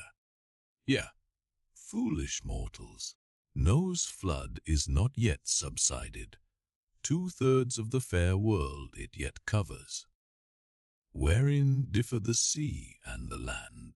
That a miracle upon one is not a miracle upon the other. Preternatural terrors rested upon the Hebrews, when under the feet of Korah and his company the live ground opened, and swallowed them up forever. Yet not a modern sun ever sets, but in precisely the same manner the live sea swallows up ships and crews. But not only is the sea such a foe to man who is an alien to it, but it is also a fen to its own offspring. Worse than the Persian host who murdered his own guests, sparing not the creatures which itself hath spawned. Like a savage tigress that tossing in the jungle overlays her own cubs, so the sea dashes even the mightiest whales against the rocks, and leaves them there side by side with the split wrecks of ships. No mercy, no power, but its own controls it. Panting and snorting like a mad battle steed that has lost its rider, the masterless ocean overruns the globe. Consider the subtleness of the sea, how its most dreaded creatures glide under water, unapparent for the most part, and treacherously hidden beneath the loveliest tints of azure. Consider also the devilish brilliance and beauty of many of its most remorseless tribes, as the dainty embellished shape of many species of sharks. Consider, once more, the universal cannibalism of the sea, all whose creatures prey upon each other, carrying on eternal war since the world began. Consider all this, and then turn to this green, gentle, and most docile earth. Consider them both, the sea and the land, and do you not find a strange analogy to something in yourself? For as this appalling ocean surrounds the verdant land, so in the soul of man there lies one insular Tahiti, full of peace and joy, but encompassed by all the horrors of the half-known life. God keep thee. Push not off from that isle, thou canst never return. Chapter 59. Squid, slowly wading through the meadows of Brett. The Pequod still held on her way north, eastward towards the island of Java, a gentle air impelling her keel, so that in the surrounding serenity her three tall tapering masts mildly waved to that languid breeze, as three mild palms on a plain, and still, at wide intervals in the silvery night, the lonely, alluring jet would be seen. But one transparent blue morning, when a stillness almost preternatural spread over the sea, however unattended with any stagnant calm, when the long burnished sun, glade on the waters, seemed a golden finger laid across them, enjoining some secrecy, when the slippered waves whispered together as they softly ran on. In this profound hush of the visible sphere a strange spectre was seen by Daggoo from the main mast head. In the distance, a great white mass lazily rose, and rising higher and higher, and disentangling itself from the azure, at last gleamed before our prow like a snow slide, new slid from the hills, thus glistening for a moment, as slowly it subsided and sank, then once more arose and silently gleamed. It seemed not a whale, and yet is this Moby Dick, thought Daggoo. Again the phantom went down, but Henri, appearing once more, with a stiletto-like cry that startled every man from his nod, the negro yelled out, There again! There she breaches. Right ahead, the white whale. The white whale. Upon this, the seamen rushed to the yard arms, as in swarming time the bees rush to the boughs. Bare-headed in the sultry sun, Ahab stood on the bowsprit, and with one hand pushed far behind in readiness to wave his orders to the helmsman, cast his eager glance in the direction indicated aloft by the outstretched motionless arm of Daggoo, whether the flitting attendants of the one still and solitary jet had gradually worked upon Ahab, so that he was now prepared to connect the ideas of mildness and repose with the first sight of the particular whale he pursued.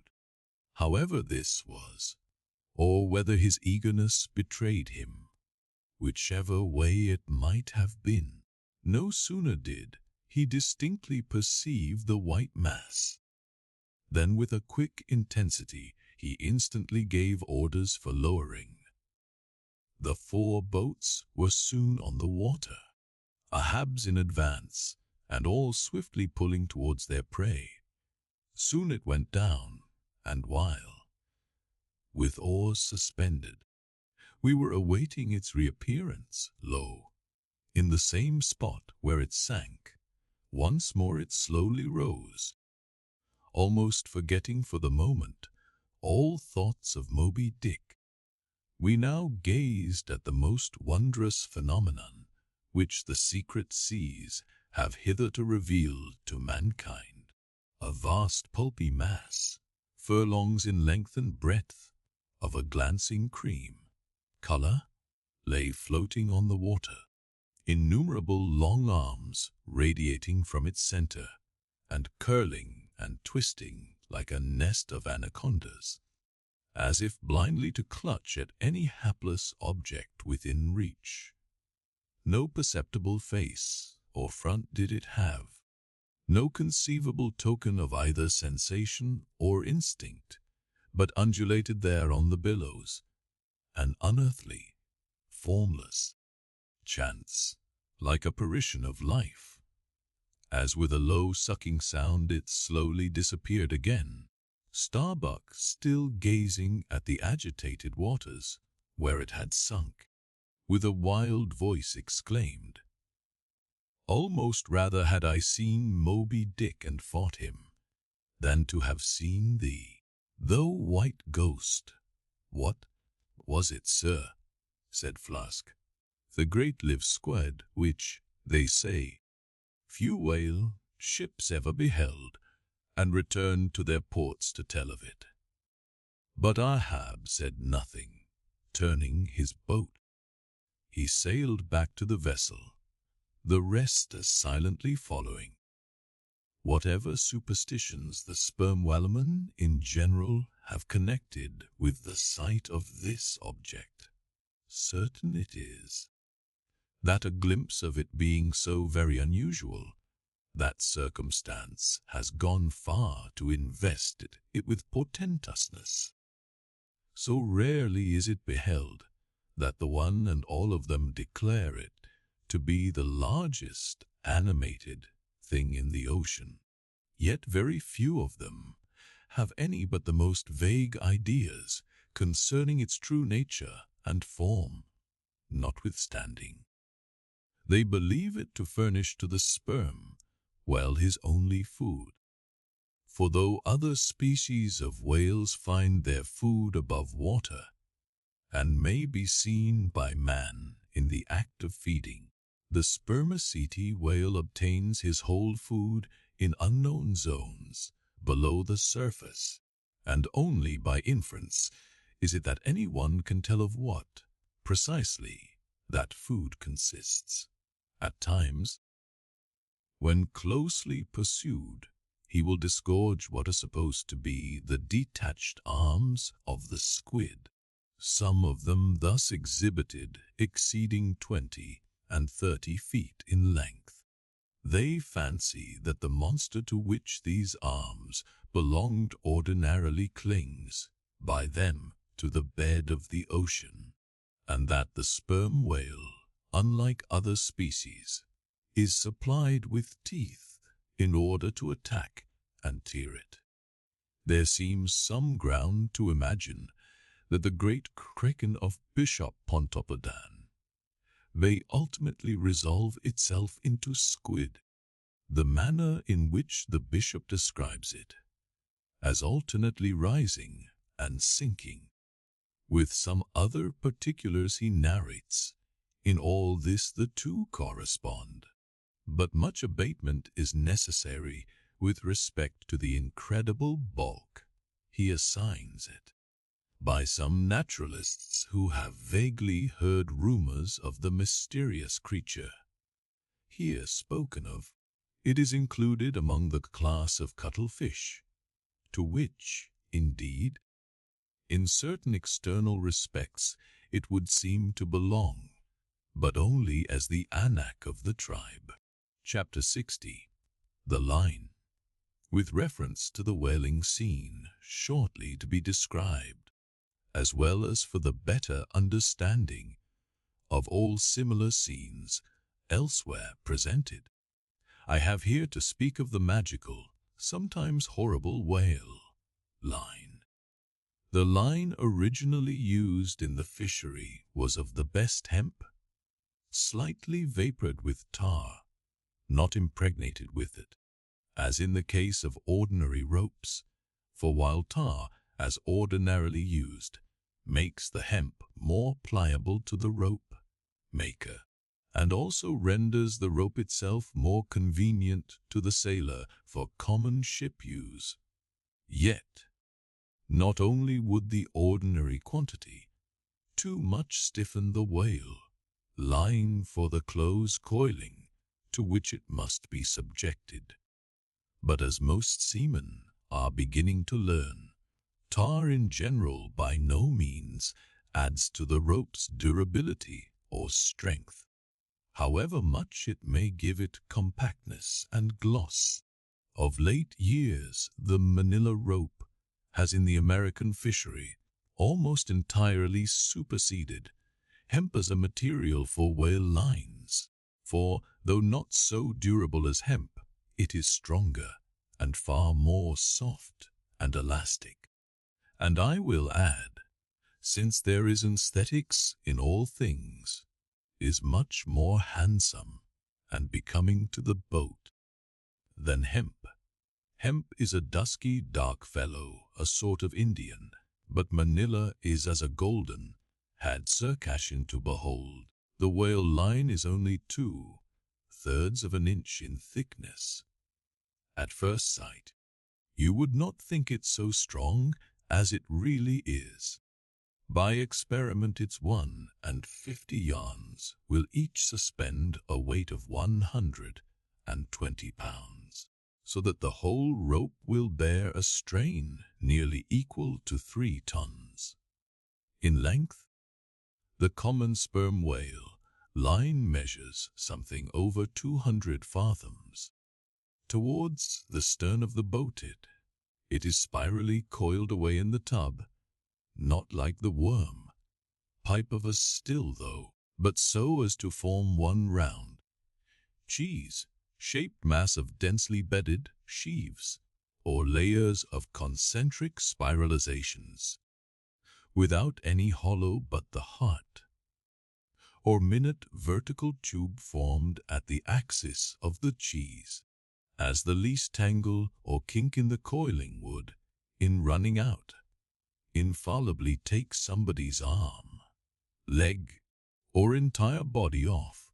The utmost precaution is used in stowing the line in its tub. Some harpooneers will consume almost an entire morning in this business, carrying the line high aloft, and then reeving it downwards through a block towards the tub, so as in the act of coiling to free it from all possible wrinkles and twists. In the English boats, 2 tubs are used instead of 1, the same line being continuously coiled in both tubs. There is some advantage in this, because these twin tubs, being so small, they fit more readily into the boat, and do not strain it so much, whereas the American tub, nearly 3 feet in diameter and of proportionate depth, makes a rather bulky freight for a craft whose planks are but 1/2 inch in thickness. For the bottom of the whale boat is like critical ice, which will bear up a considerable distributed weight, but not very much of a concentrated one. When the painted canvas cover is clapped on the American line tub, the boat looks as if it were pulling off with a prodigious great wedding cake to present to the whales. Both ends of the line are exposed, the lower end terminating in an eye, splice or loop coming up from the bottom against the side of the tub, and hanging over its edge completely disengaged from everything. This arrangement of the lower end is necessary on 2 accounts. First, in order to facilitate the fastening to it of an additional line from a neighboring boat, in case the stricken whale should sound so deep as to threaten to carry off the entire line originally attached to the harpoon. In these instances, the whale, of course, is shifted like a mug of ale, as it were, from the one boat to the other, though the first boat always hovers at hand to assist its consort. Second, this arrangement is indispensable for common safety's sake. For were the lower end of the line in any way attached to the boat, and were the whale then to run the line out to the end, almost in a single smoking minute, as he sometimes does, he would not stop there, for the doomed boat would infallibly be dragged down after him into the profundity of the sea. And in that case no town crier would ever find her again. Before lowering the boat for the chase, the upper end of the line is taken aft from the tub, and passing round the loggerhead there, is again carried forward the entire length of the boat, resting crosswise upon the loom or handle of every man's oar, so that it jogs against his wrist in rowing, and also passing between the men, as they alternately sit at the opposite gunwales, to the leaded chocks or grooves in the extreme pointed prow of the boat, where a wooden pin or skewer the size of a common quill prevents it from slipping out. From the chocks it hangs in a slight festoon over the bows, and is then passed inside the boat again, and some 10 or 20 fathoms, called box line, being coiled upon the box in the bows, it continues its way to the gunwale still a little further aft, and is then attached to the short warp, the rope which is immediately connected with the harpoon. But previous to that connection, the short warp goes through sundry mystifications too tedious to detail. Thus the whale line folds the whole boat in its complicated coils, twisting and writhing around it in almost every direction. All the oarsmen are involved in its perilous contortions, so that to the timid eye of the landsman they seem as Indian jugglers, with the deadliest snakes sportively festooning their limbs. Nor can any son of mortal woman, for the first time, seat himself amid those hempen intricacies, and while straining his utmost at the oar, bethink him that at any unknown instant the harpoon may be darted, and all these horrible contortions be put in play like ringed lightnings. He cannot be thus circumstanced without a shudder that makes the very marrow in his bones to quiver in him like a shaken jelly. Yet habit, strange thing, what cannot habit accomplish? Gair sallies, more merry mirth, better jokes, and brighter repartees you never heard over your mahogany than you will hear over the half-inch white cedar of the whale boat, when thus hung in hangman's nooses, and, like the 6 burghers of Calais before King Edward, the 6 men composing the crew pull into the jaws of death, with a halter around every neck, as you may say. Perhaps a very little thought will now enable you to account for those repeated whaling disasters, some few of which are casually chronicled, of this man or that man being taken out of the boat by the line, breaking line, and lost. For, when the line is darting out, to be seated then in the boat is like being seated in the midst of the manifold whizzings of a steam engine in full play, when every flying beam and shaft and wheel is grazing you It is worse, for you cannot sit motionless in the heart of these perils, because the boat is rocking like a cradle, and you are pitched one way and the other, without the slightest warning, and only by a certain self-adjusting buoyancy and simultaneousness of volition and action can you escape being made a Mazeppa of, and run away with where the all-seeing sun himself could never pierce you out.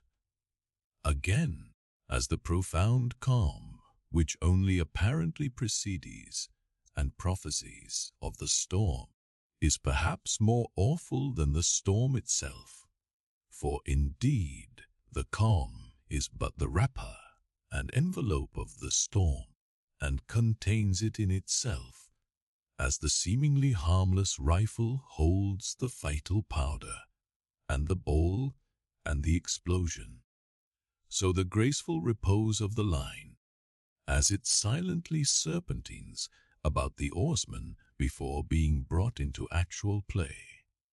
This is a thing which carries more of true terror than any other aspect of this dangerous affair. But why say more? All men live enveloped in whale lines. All are born with halters round their necks. But it is only when caught in the swift, sudden turn of death that mortals realize the silent, subtle, ever-present perils of life. And if you be a philosopher, though seated in the whale boat, you would not at heart feel one whit more of terror than those seated before your evening fire, with a poker and not a harpoon by your side. Chapter 61. Stubb kills a whale. If to Starbuck the apparition of the squid was a thing of portents, to Queequeg it was quite a different object. "One you see him qued," said the savage, owning his harpoon in the bow of his hoisted boat. "Then you quick see him palm well." The next day was exceedingly still and sultry, and with nothing special to engage them. The Pequod's crew could hardly resist the spell of sleep induced by such a vacant sea. For this part of the Indian Ocean, through which we then were voyaging, is not what whalemen call a lively ground.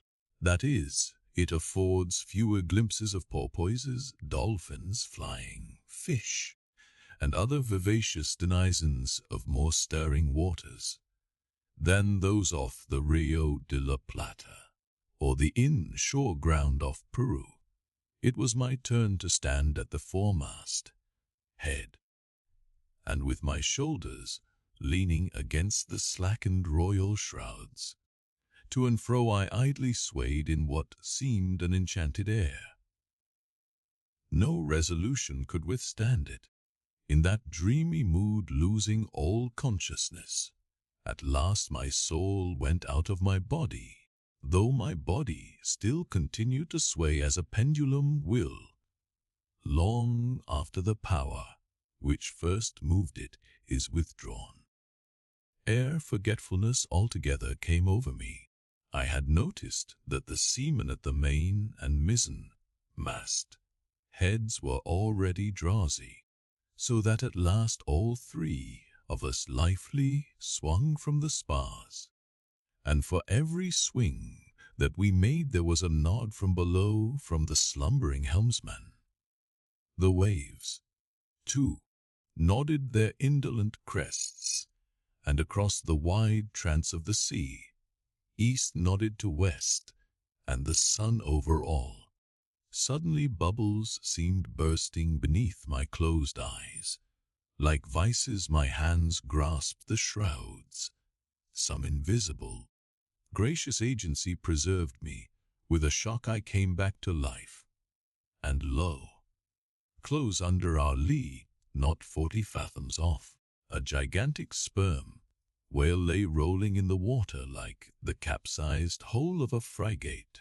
his broad, glossy back, of an Ethiopian hue, glistening in the sun's rays like a mirror, but lazily undulating in the trough of the sea, and ever and anon tranquilly spouting his vapory jet.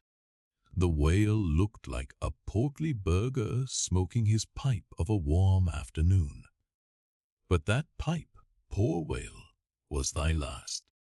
As if struck by some enchanter's wand, the sleepy ship and every sleeper in it all at once started into wakefulness, and more than a score of voices from all parts of the vessel, simultaneously with the 3 notes from aloft, shouted forth the accustomed cry, as the great fish slowly and regularly spouted the sparkling brine into the air.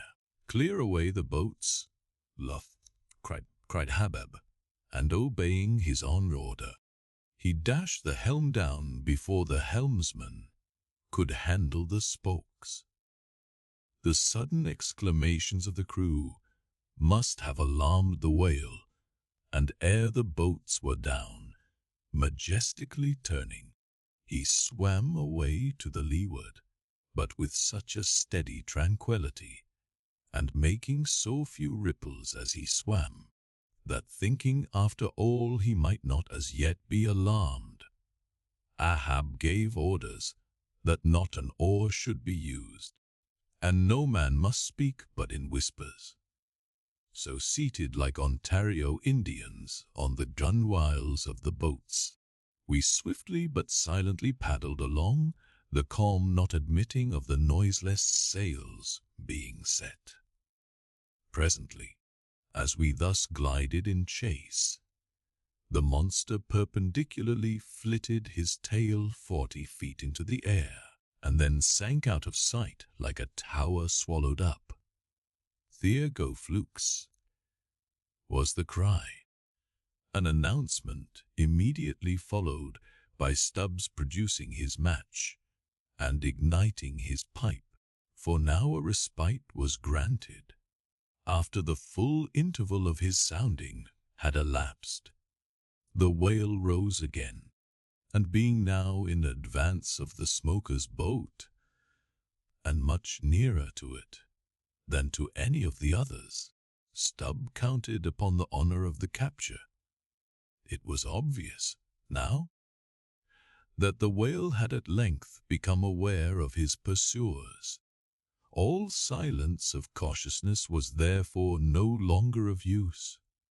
Paddles were dropped, and oars came loudly into play, and still puffing at his pipe, Stubb cheered on his crew to the assault. Yes, a mighty change had come over the fish. All alive to his jeopardy, he was going head out, that part obliquely projecting from the mad yeast which he brewed. It will be seen in some other place of what a light substance the entire interior of the sperm, whiles enormous sperm, a very lice head consists. Though apparently the most massive, it is by far the most buoyant part about him, so that with ease he elevates it in the air, and invariably does so when going at his utmost speed.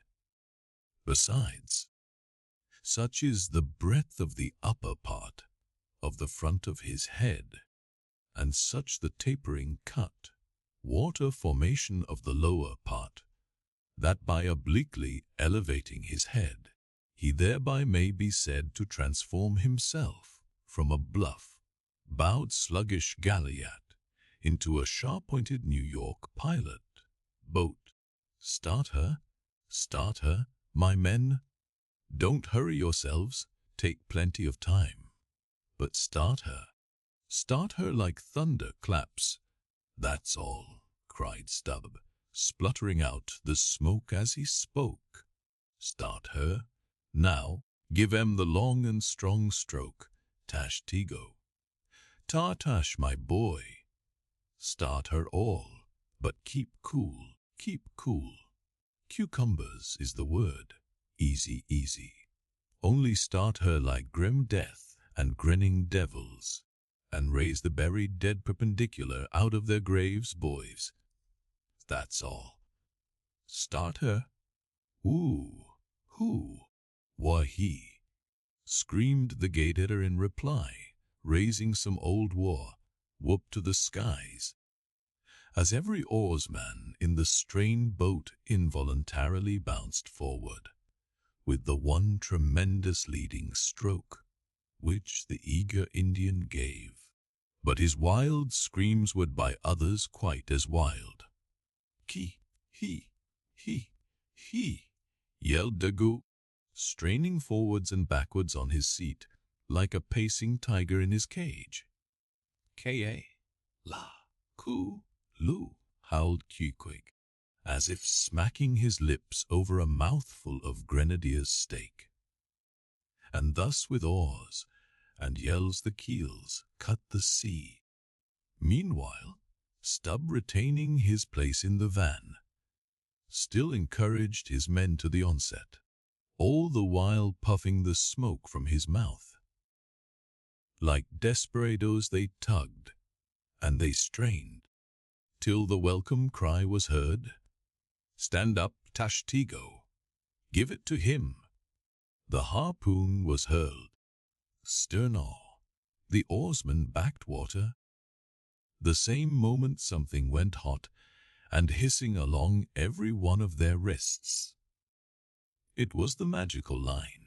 An instant before, Stubb had swiftly caught 2 additional turns, with it round the loggerhead, whence, by reason of its increased rapid circlings, a hempen blue smoke now jetted up and mingled with the steady fumes from his pipe. As the line passed round and round the loggerhead, so also, just before reaching that point, it blisteringly passed through and through both of Stubb's hands, from which the hand clothes, or squares of quilted canvas, sometimes worn at these times, had accidentally dropped. It was like holding an enemy's sharp two-edged sword by the blade, and that enemy all the time striving to wrest it out of your clutch. "Wet the line, cried Stubb to the tub oarsman, him seated by the tub, who, snatching off his hat, dashed sea water into it. More turns were taken, so that the line began holding its place. The boat now flew through the boiling water, like a shark all fens. Stubb and Tashtego here changed places, stem for stern, a staggering business truly, in that rocking commotion. Partly to show the indispensableness of this act, it may here be stated that, in the old Dutch fishery, a mop was used to dash the running line with water. In many other ships, a wooden piggin, or baler, is set apart for that purpose. Your hat, however, is the most convenient. From the vibrating line extending the entire length of the upper part of the boat, and from its now being more tight than a harp-string, you would have thought the craft had 2 keels, one cleaving the water, the other the air, as the boat churned on through both opposing elements at once. A continual cascade played at the bows, a ceaseless whirling eddy in her wake, and, at the slightest motion from within, even but of a little finger, the vibrating, cracking craft canted over her spasmodic gunwale into the sea. Thus they rushed, each man with might and main clinging to his seat to prevent being tossed to the foam, and the tall form of Tashtego at the steering oar crouching almost double, in order to bring down his center of gravity, Whole Atlantics and Pacifics seemed past as they shot on their way, till at length the whale somewhat slackened his flight. "Haul in, haul in," cried Stubb to the bowsman, and, facing round towards the whale, all hands began pulling the boat up to him, while yet the boat was being towed on. Soon ranging up by his flank, Stubb, firmly planting his knee in the clumsy cleat, darted dart after dart into the flying fish. At the word of command, the boat alternately sterning out of the way of Wave the whale's horrible wallow, and then ranging up for another fling. The red tide now poured from all sides of the monster, like brooks down a hill. His tormented body rolled not in, but in blood, which bubbled and seethed for furlongs behind in their wake. The slanting sun playing upon this crimson pond in the sea sent back its reflection into every face, so that they all glowed to each other like red men. And all the while, jet after jet of white smoke was agonizingly shot from the spiracle of the whale, and vehement puff after puff from the mouth of the excited headsman, as at every dart, holing in upon his crooked lance. So by the line attached to it, Stubb straightened it again and again, by a few rapid blows against the gunwale, then again and again sent it into the whale. "Pull up, pull up," he now cried to the bowsman, as the whining whale relaxed in his wrath. "Pull up." Close to, and the boat ranged along the fish's flank. When reaching far over the bow, Stubb slowly churned his long sharp lance into the fish, and kept it there, carefully churning and churning, as if cautiously seeking to feel after some gold watch that the whale might have swallowed, and which he was fearful of breaking ere he could hook it out. But that gold watch he sought was the innermost life of the fish, and now it is struck, for, starting from his trance into that unspeakable thing called his flurry, the monster horribly wallowed in his blood, overwrapped himself in impenetrable, mad boiling spray, so that the imperiled craft, instantly dropping astern, had much ado blindly to struggle out from that frenzied twilight into the clear air of the day.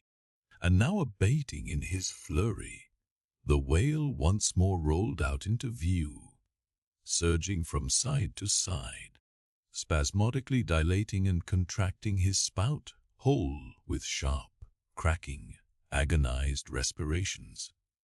At last, gush after gush of clotted red gore, as if it had been the purple lees of red wine, shot into the frighted air, and falling back again, ran dripping down his motionless flanks into the sea. His heart had burst. "He's dead, Mr. Stubb," said Daggoo.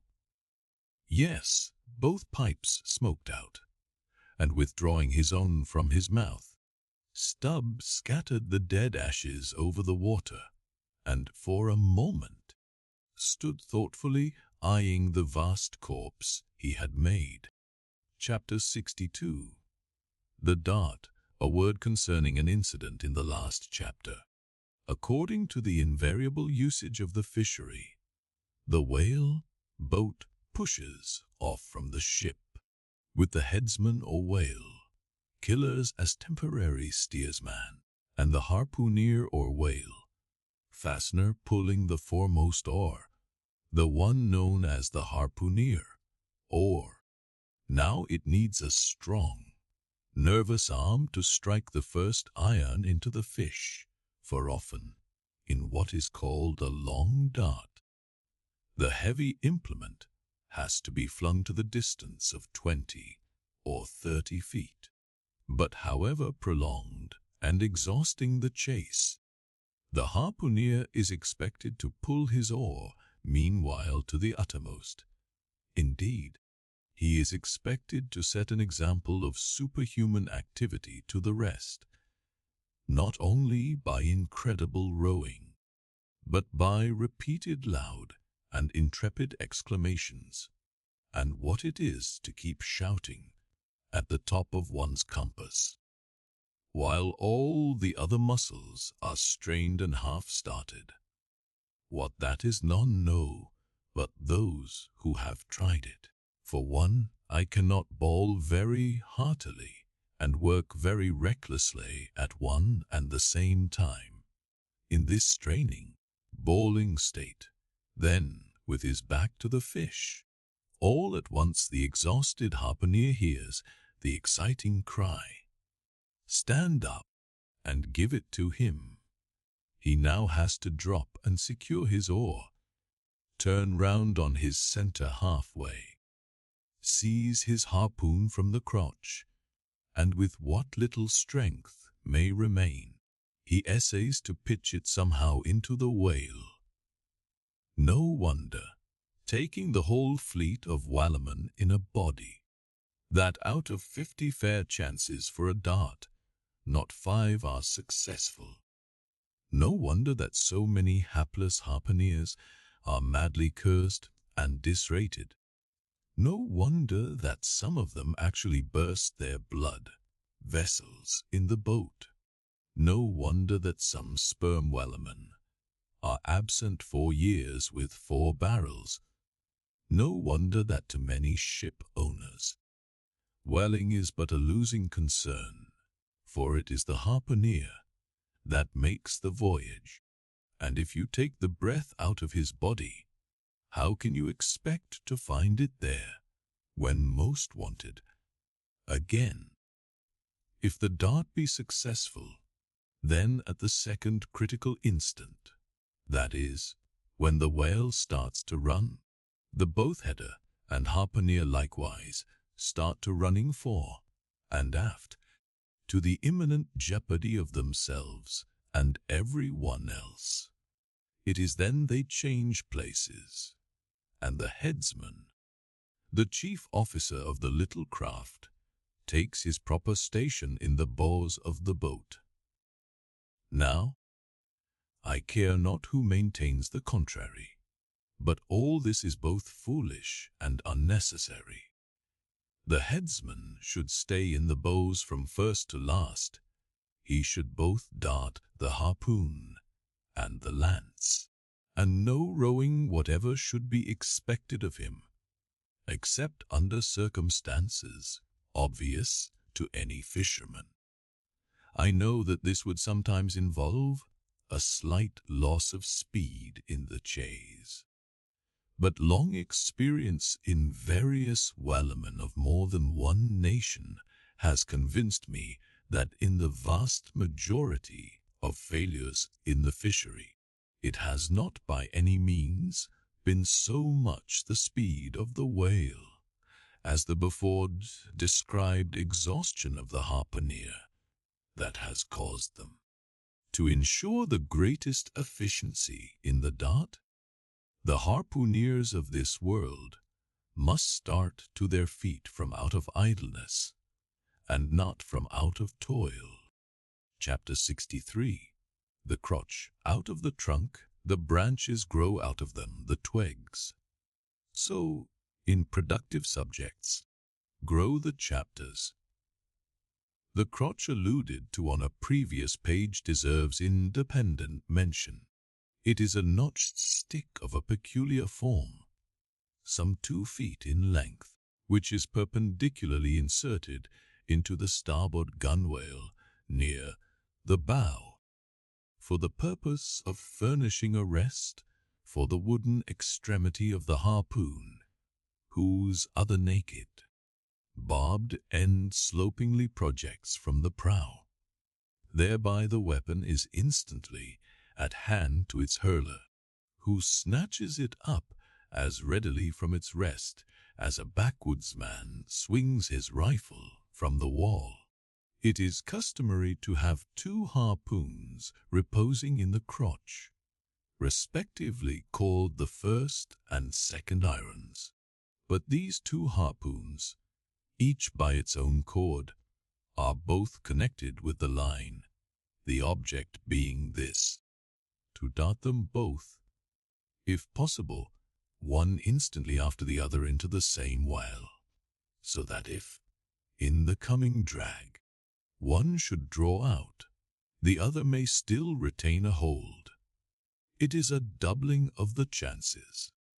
But it very often happens that owing to the instantaneous, violent, convulsive running of the whale upon receiving the first iron, it becomes impossible for the harpooner, however lightning-like in his movements, to pitch the second iron into him. Nevertheless, as the second iron is already connected with the line, and the line is running, hence that weapon must, at all events, be anticipatingly tossed out of the boat, somehow and somewhere, else the most terrible jeopardy would involve all hands tumbled into the water. It accordingly is in such cases. The spare coils of box line are mentioned in a preceding chapter, making this feat, in most instances, prudently practicable. But this critical act is not always unattended with the saddest and most fatal casualties. Furthermore, you must know that when the second iron is thrown overboard, it thenceforth becomes a dangling, sharp-edged terror, skittishly curvetting about both boat and whale, and tangling the lines, or cutting them, and making a prodigious sensation in all directions. Nor, in general, is it possible to secure it again until the whale is fairly captured and a corpse. Consider, now, how it must be in the case of 4 boats, all engaging one unusually strong, active, and knowing whale, when owing to these qualities in him, as well as to the 1,000 concurring accidents of such an audacious enterprise, 8 or 10 loose second irons may be simultaneously dangling about him. For, of course, each boat is supplied with several harpoons to bend onto the line, should the first one be ineffectually darted, without recovery. All these particulars are faithfully narrated here, as they will not fail to elucidate several most important, however intricate passages, in scenes hereafter to be painted. Chapter 64. Stubb's Supper. Stubb's whale had been killed some distance from the ship. It was a calm, so, forming a tandem of 3 boats, we commenced the slow business of towing the trophy to the Pequod. And now, as we 18 men with our 36 arms and 180 thumbs and fingers slowly toiled hour after hour upon that inert, sluggish corpse in the sea, and it seemed hardly to budge at all, except at long intervals, good evidence was hereby furnished of the enormousness of the mass we moved. For, upon the great canal of Hang, Ho, or whatever they call it in China, 4 or 5 laborers on the foot path will draw a bulky freighted junk at the rate of a mile an hour. But this grand argosy we towed heavily forged along, as if laden with pig laid in bulk. Darkness came on, but 3 lights up and down in the Pequod's main rigging dimly guided our way, till drawing nearer we saw a hub dropping one of several more lanterns over the bulwarks.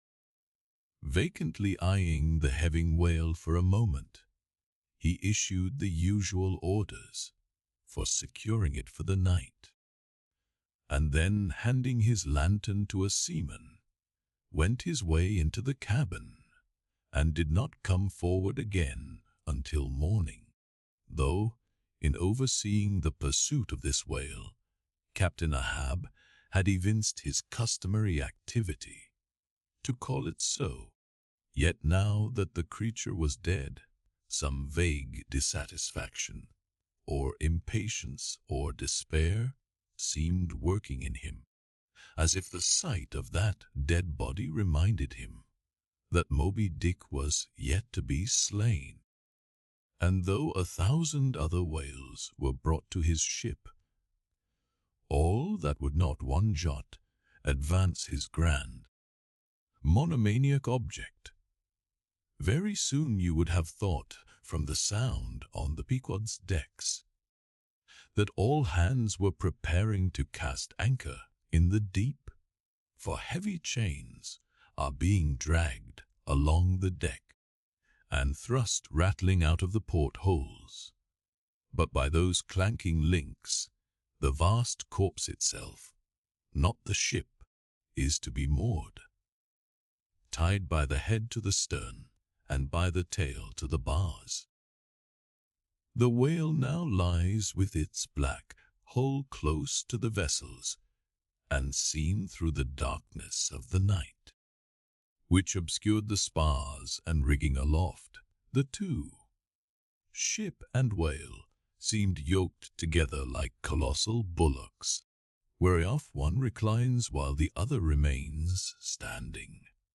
As a little item may as well be related here, the strongest and most reliable hold which the ship has upon the whale when moored alongside is by the flukes or tail, and as from its greater density that part is relatively heavier than any other, set excepting the side fins, its flexibility even in death causes it to sink low beneath the surface, so that with the hand you cannot get it at it from the boat in order to put the chain round it.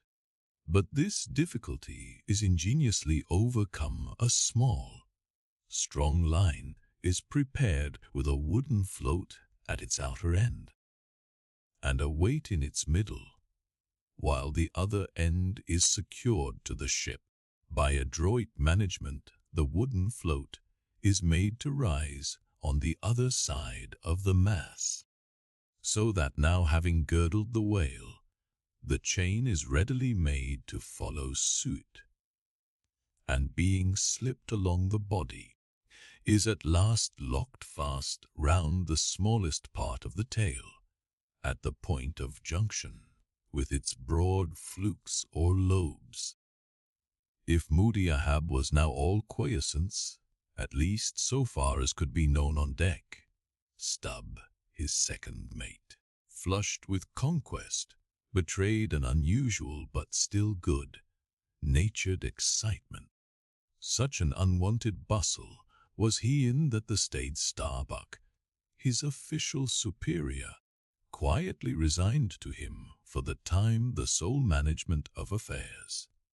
One small, helping cause of all this liveliness in Stubb was soon made strangely manifest. Stubb was a high liver. He was somewhat intemperately fond of the whale as a flavorish thing to his palate. A steak, ere I sleep, you dagoo, overboard you go, and cut me one from his small. Here be it known, that though these wild fishermen do not, as a general thing, and according to the great military maxim, make the enemy defray the current expenses of the war, at least before realizing the proceeds of the voyage, yet now and then you find some of these Nantucketers who have a genuine relish for that particular part of the sperm whale designated by Stubb, comprising the tapering extremity of the body. About midnight that steak was cut and cooked, and lighted by 2 lanterns of sperm oil. Stubb stoutly stood up to his spermaceti supper at the capstan head, as if that capstan were a sideboard. Nor was Stubb the only banqueter on Wile's flesh that night. Mingling their mumblings with his own mastications, thousands on thousands of sharks, swarming round the dead Leviathan, smackingly feasted on its fatness. The few sleepers below in their bunks were often startled by the sharp slapping of their tails against the hull, within a few inches of the sleepers' hearts. Peering over the side, you could just see them, as before you heard them, wallowing in the sullen, black waters, and turning over on their backs as they scooped out huge, globular pieces of the wile of the bigness of a human head. This particular feat of the shark seems all but miraculous. How at such an apparently unassailable surface they contrive to gouge out such symmetrical mouthfuls remains a part of the universal problem of all things. The mark they thus leave on the whale may best be likened to the hollow made by a carpenter in countersinking for a screw, though amid all the smoking horror and diabolism of a sea fight, sharks will be seen longingly gazing up to the ship's decks, like hungry dogs round a table where red meat is being carved, ready to bolt down every killed man that is tossed to them and thaw, while the valiant butchers over the deck table are thus cannibally carving each other's live meat with carving knives all gilded and tasseled. The sharks also, with their jewel-hilted mouths, are quarrelsomely carving away under the table at the dead meat. And though were you to turn the whole affair upside down, it would still be pretty much the same thing. That is to say, a shocking sharkish business enough for all parties. And those sharks also are the invariable outriders of all slave ships crossing the Atlantic, systematically trotting alongside, to be handy in case a parcel is to be carried anywhere, or a dead slave to be decently buried, and though 1 or 2 other like instances might be set down, touching the set terms, places, and occasions when sharks do most socially congregate and most hilariously feast. Yet is there no conceivable time or occasion when you will find them in such countless numbers, and in gayer or more jovial spirits, than around a dead sperm whale, moored by night to a whale ship at sea. If you have never seen that sight, then suspend your decision about the propriety of devil worship and the expediency of conciliating the devil. But, as yet, Stubb heeded not the mumblings of the banquet that was going on so nigh him, no more than the sharks heeded the smacking of his own Epicurean lips. "Cook, cook, where's that old fleece?" he cried at length, widening his legs still further, as if to form a more secure base for his supper, and at the same time darting his fork into the dish, as if stabbing with his lance. "Cook, you cook, sail this way, cook." The old black, not in any very high glee at having been previously roused from his warm hammock at a most unseasonable hour, came shambling along from his galley, for, like many old blacks, there was something the matter with his knee pans, which he did not keep well scarred like his other pans. This old fleece, as they called him, came shuffling and limping along, assisting his step with his tongs, which, after a clumsy fashion, were made of straightened iron hoops. This old ebony floundered along, and in obedience to the word of command, came to a dead stop on the opposite side of Stubb's sideboard, when, with both hands folded before him, and resting on his two-legged cane, he bowed his arched back still further over, at the same time sideways inclining his head, so as to bring his best ear into play. "Cook," said Stubb, rapidly lifting a rather reddish morsel to his mouth, "don't you think this steak is rather overdone? You've been beating this steak too much. Cook, it's too tender. Don't I always say that to be good? A whale steak must be tough. There are those sharks now over the side. Don't you see they prefer it tough and rare? What a shindy they are kicking up. Cook, go and talk to Am. Tell them they are welcome to help themselves civilly and in moderation, but they must keep quiet. Blast me, if I can hear my own voice. Away, cook, and deliver my message. Here, take this lantern." Snatching one from his sideboard, "Now then, go and preach to M."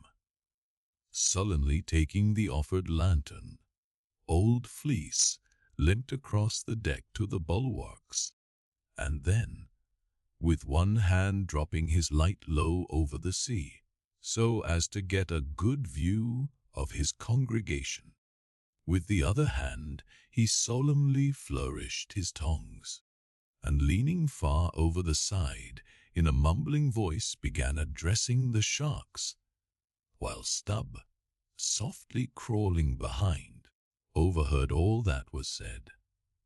"Fellow critters, I's ordered here to say dat you must stop dat damn noise there. You hear?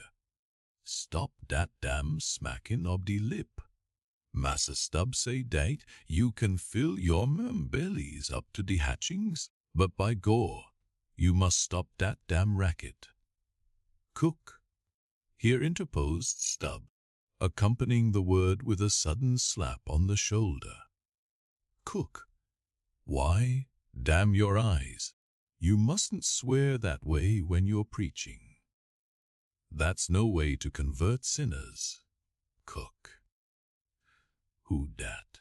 "Den preach to him yourself," sullenly turning to go. "No, Cook, go on, go on." "Well den, beloobed critters."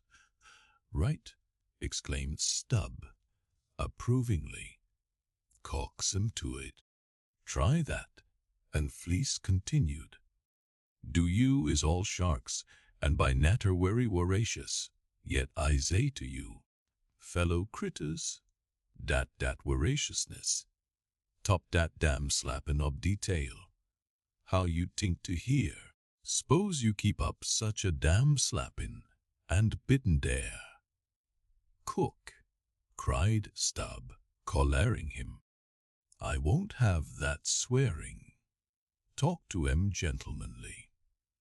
Once more the sermon proceeded.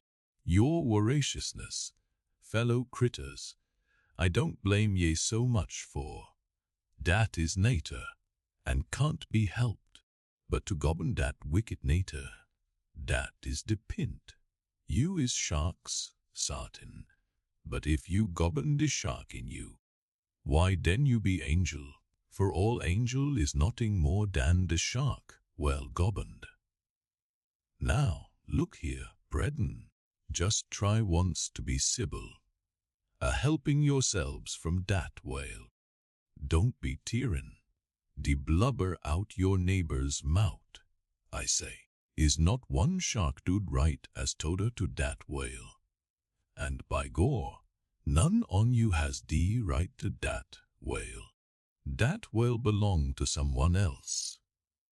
I know some o' you has berry brig mout, brigger dan oders, but den de brig mouts sometimes has de small bellies, so dat de brightness of de mout is not to swallow wid, but to bit off de blubber for de small fry ob sharks.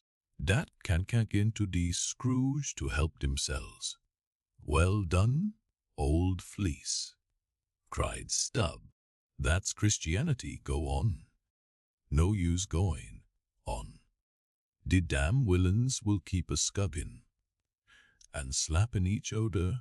Massa Stubb, dey don't hear one word.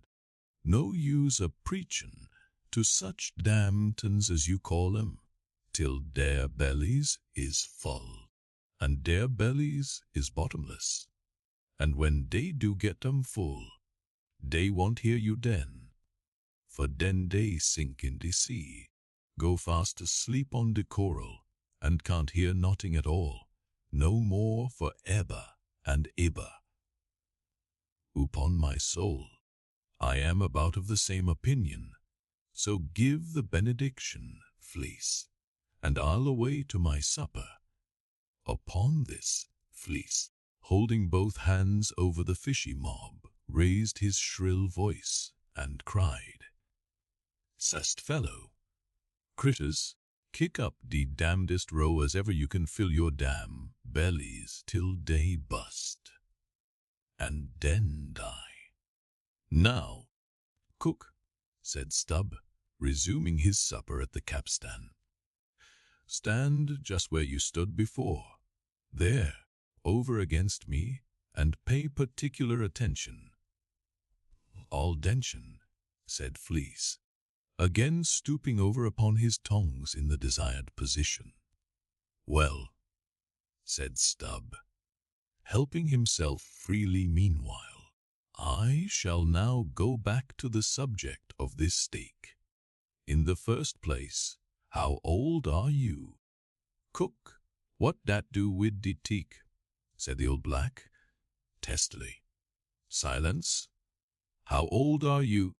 "Cook." "'Bout 90, they say," he gloomily muttered. "And you have lived in this world hard upon 100 years. Cook, and don't know yet how to cook a whale steak." Rapidly bolting another mouthful at the last word, so that morsel seemed a continuation of the question. "Where were you born, cook?" "Hind de hatchway, in ferry boat going over the Roanoke." "Born in a ferry boat? That's queer, too. But I want to know what country you were born in." "Cook, didn't I say de Roanoke country?" he cried sharply. "No, you didn't, cook. But I'll tell you what I'm coming to, cook. You must go home and be born over again. You don't know how to cook a whale steak yet." "Bless my soul, if I cook not a one," he growled angrily, turning round to depart. "Come back, cook. Here, hand me those tongs. Now take that bit of steak there, and tell me if you think that steak cooked as it should be. Take it, I say," holding the tongs towards him. "Take it, and taste it." While faintly smacking his withered lips over it for a moment, the old negro muttered, "Best cooked teak I eber taste. Juicy, berry juicy." "Cook," said Stubb, squiring himself once more, "do you belong to the church?" "A piast one once in Cape Down," said the old man sullenly.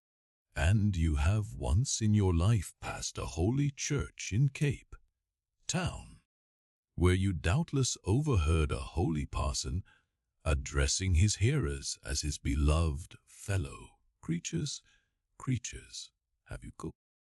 And yet you come here and tell me such a dreadful lie as you did just now, eh? Said Stubb. Where do you expect to go to, cook? Go to bed very soon, he mumbled, half turning as he spoke. Avast. Heave to? I mean when you die, cook. It's an awful question. Now what's your answer? When this old black man dies, said the negro slowly, changing his whole air and demeanor. He himself won't go nowhere, but some breast angel will come and fetch him. Fetch him? How? In a coach and four, as they fetched Elijah. And fetch him where? Whoop dear, said Fleece, holding his tongs straight over his head and keeping it there very solemnly. So, then, you expect to go up into our main top, do you, cook, when you are dead? But don't you know the higher you climb, the colder it gets? Main top? Didn't say dat all, said Fleece, again in the sulks. You said up there, didn't you? And now look yourself and see where your tongs are pointing. But perhaps you expect to get into heaven by crawling through the lubber's hole, cook.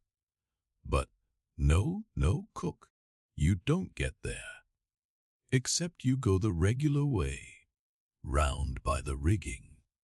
It's a ticklish business, but must be done, or else it's no go. But none of us are in heaven yet. Drop your tongs, cook, and hear my orders. Do ye hear? Hold your hat in one hand, and clap t'other atop of your heart, when I'm giving my orders. Cook. What? That your heart there? That's your gizzard. Aloft. That's it. Now you have it. Hold it there now, and pay attention. Aldention, said the old black, with both hands placed as desired, vainly wriggling his grizzled head, as if to get both ears in front at one and the same time. Well then, cook, you see this whale steak of yours was so very bad that I have put it out of sight as soon as possible. You see that, don't you? Well, for the future, when you cook another whale, steak for my private table here, the capstan, I'll tell you what to do so as not to spoil it by overdoing. Hold the steak in one hand, and show a live coal to it with the other. That done, dish it, die here. And now tomorrow, cook, when we are cutting in the fish, be sure you stand by to get the tips of his fins. Have them put in pickle. As for the ends of the flukes, have them soused, cook. There, now ye may go. But Fleece had hardly got 3 paces off, when he was recalled. Cook, give me cutlets for supper to-morrow night in the mid-watch. Die here, or where you sail then. Hallo! Stop! Make a bow before you go. Avast having again, whale balls for breakfast. Don't forget, or wish, by gore, well eat him, 'stead of him eat whale.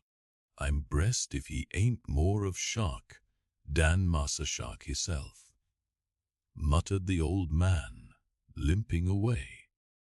With which sage ejaculation he went to his hammock. Chapter 65. The whale as a dish. That mortal man should feed upon the creature that feeds his lamp, and, like Stubb, eat him by his own light, as you may say.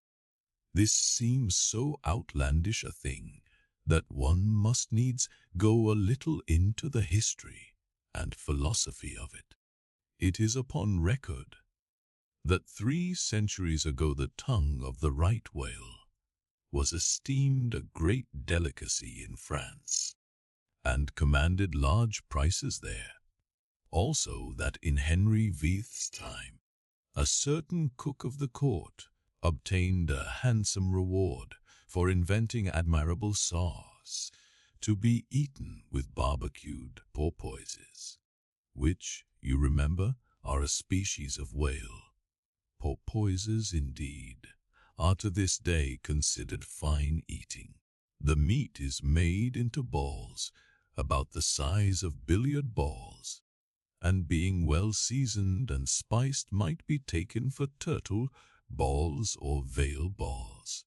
The old monks of Dunfermline were very fond of them. They had a great porpoise grant from the crown. The fact is that among his hunters at least, the whale would by all hands be considered a noble dish, were there not so much of him.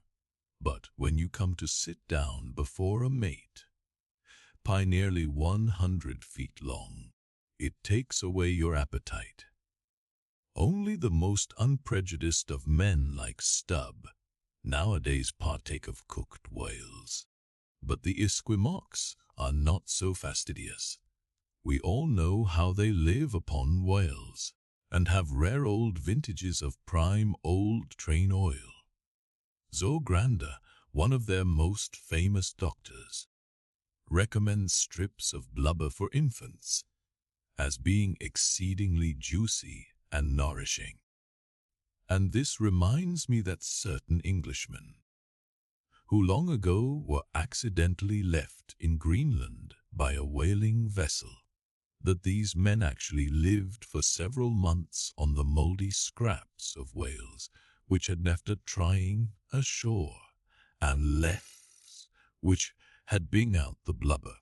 Among the Dutch whalemen these scraps are called fritters, which indeed they greatly resemble, being brown and crisp, and smelling something like old Amsterdam housewives' dough, nuts, or olie cooks when fresh.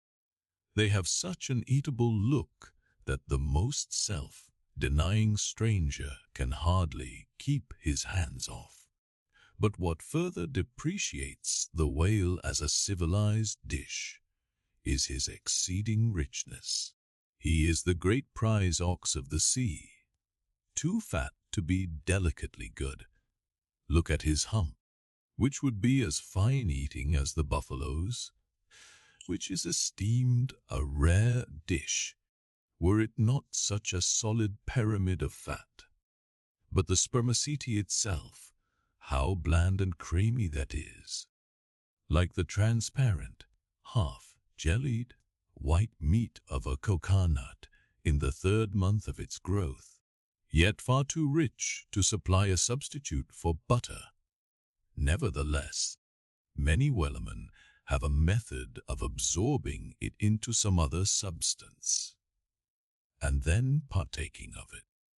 In the long try watches of the night, it is a common thing for the seamen to dip their ship biscuit into the huge oil pots, and let them fry there a while. Many a good supper have I thus made.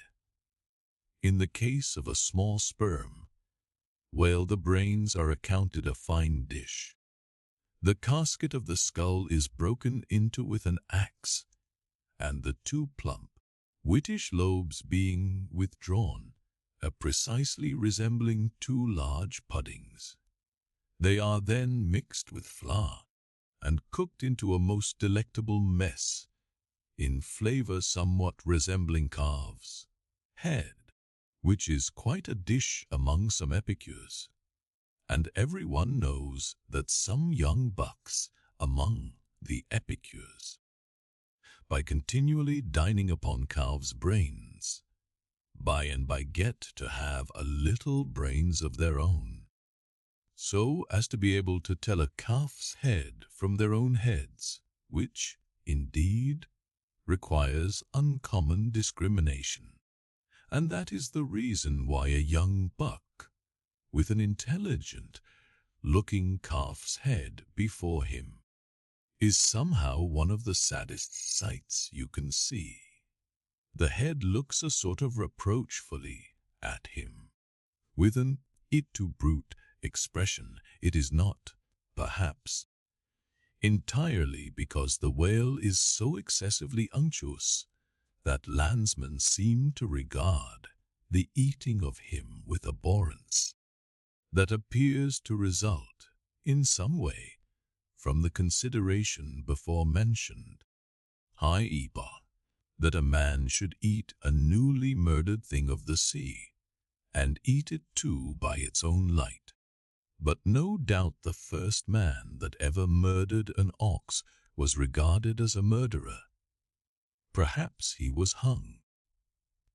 And if he had been put on his trial by oxen, he certainly would have been, and he certainly deserved it, if any murderer does. Go to the meat market of a Saturday night and see the crowds of live bipeds staring up at the long rows of dead quadrates. Does not that sight tear tooth out of the cannibal's jaw? Cannibals. Who is not a cannibal? I tell you, it will be more tolerable for the Fiji that salted down a lean missionary in his cellar against a coming famine. It will be more tolerable for that provident Fiji, I say, in the day of judgment, than for thee, civilized and enlightened gourmand, who nailest geese to the ground and feastest on their bloated livers in thy patty de foie gras. But Stubb, he eats the whale by its own light, does he? And that is adding insult to injury, is it? Look at your knife handle. There, my civilized and enlightened garment dining off that roast beef. What is that handle made of? What but the bones of the brother of the very ox you are eating? And what do you pick your teeth with after devouring that fat goose? With a feather of the same fowl. And with what quill did the Secretary of the Society for the Suppression of Cruelty to Ganders formally indite his circulars? It is only within the last month or two that society passed a resolution to patronize nothing but steel pens. Chapter 66. The Shark Massacre. When in the southern fishery a captured sperm whale, after long and weary toil, is brought alongside late at night, it is not, as a general thing at least, customary to proceed at once to the business of cutting him in. For that business is an exceedingly laborious one, is not very soon completed, and requires all hands to set about it. Therefore, the common usage is to take in all sail, lash the helm a lee, and then send every one below to his hammock till daylight, with the reservation that, until that time, anchor watches shall be kept, that is, 2 and 2 for an hour, each couple. The crew in rotation shall mount the deck to see that all goes well. But sometimes, especially upon the line in the Pacific, this plan will not answer at all, because such incalculable hosts of sharks gather round the moored carcase, that were he left so for 6 hours, say, on a stretch, little more than the skeleton would be visible by morning.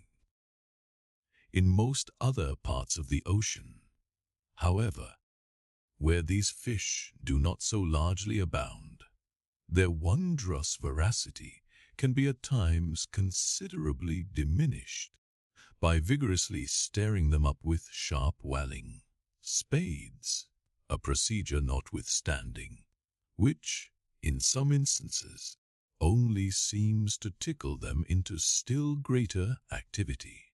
But it was not thus in the present case with the Pequod sharks, though, to be sure, any man unaccustomed to such sights, to have looked over her side that night, would have almost thought the whole round sea was one huge cheese, and those sharks the maggots in it. Nevertheless, upon Stubb setting the anchor, watch after his supper was concluded, and when, accordingly, Queequeg and a forecastle seaman came on deck, no small excitement was created among the sharks.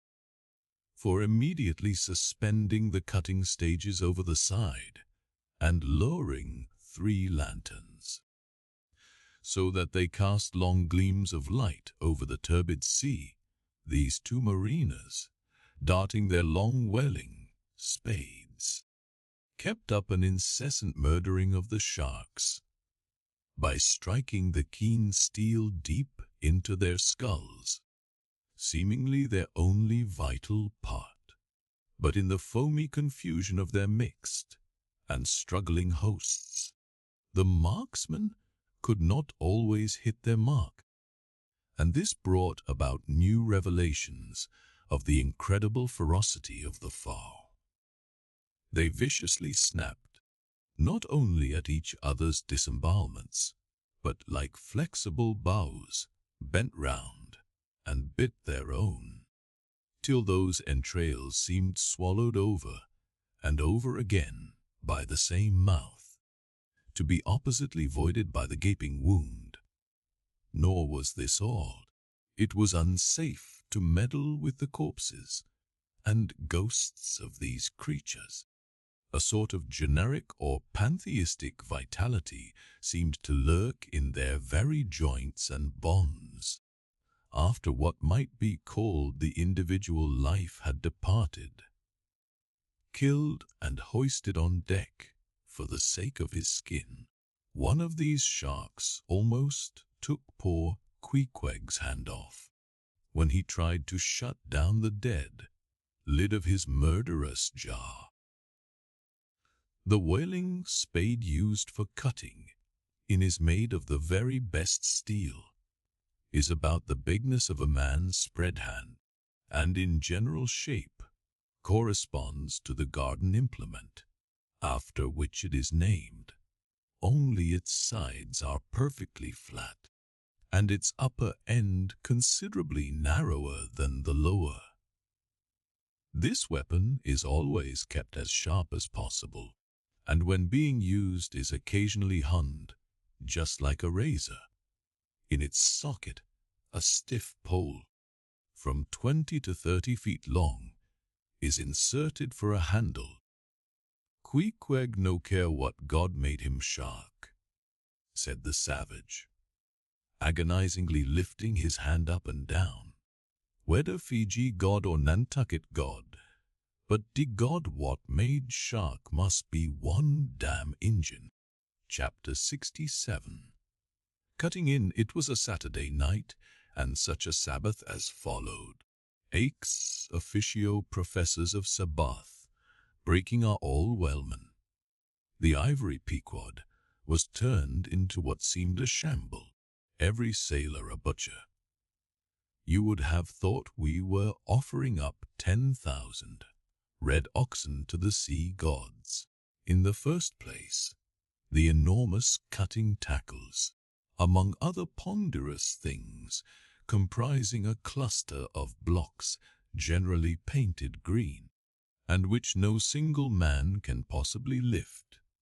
This vast bunch of grapes was swayed up to the main top and firmly lashed to the lower mast head, the strongest point anywhere above a ship's deck. The end of the hawser, like rope winding through these intricacies, was then conducted to the windlass, and the huge lower block of the tackles was swung over the whale. To this block the great blubber hook, weighing some 100 pounds, was attached, and now suspended in stages over the side, starbuck and stub, The mates, armed with their long spades, began cutting a hole in the body for the insertion of the hook just above the nearest of the two side fins. This done, a broad, semicircular line is cut round the hole.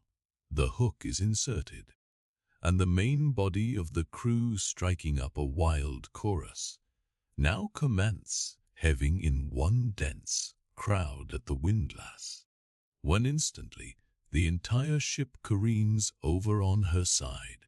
Every bolt in her starts like the nail heads of an old house in frosty weather. She trembles, quivers, and nods her frighted mast, heads to the sky. More and more she leans over to the while every gasping heave of the windlass is answered by a helping heave from the billows, till at last a swift, startling snap is heard. With a great swash the ship rolls upwards and backwards from the whale, and the triumphant tackle rises into sight, dragging after it the disengaged semicircular end of the first strip of blubber.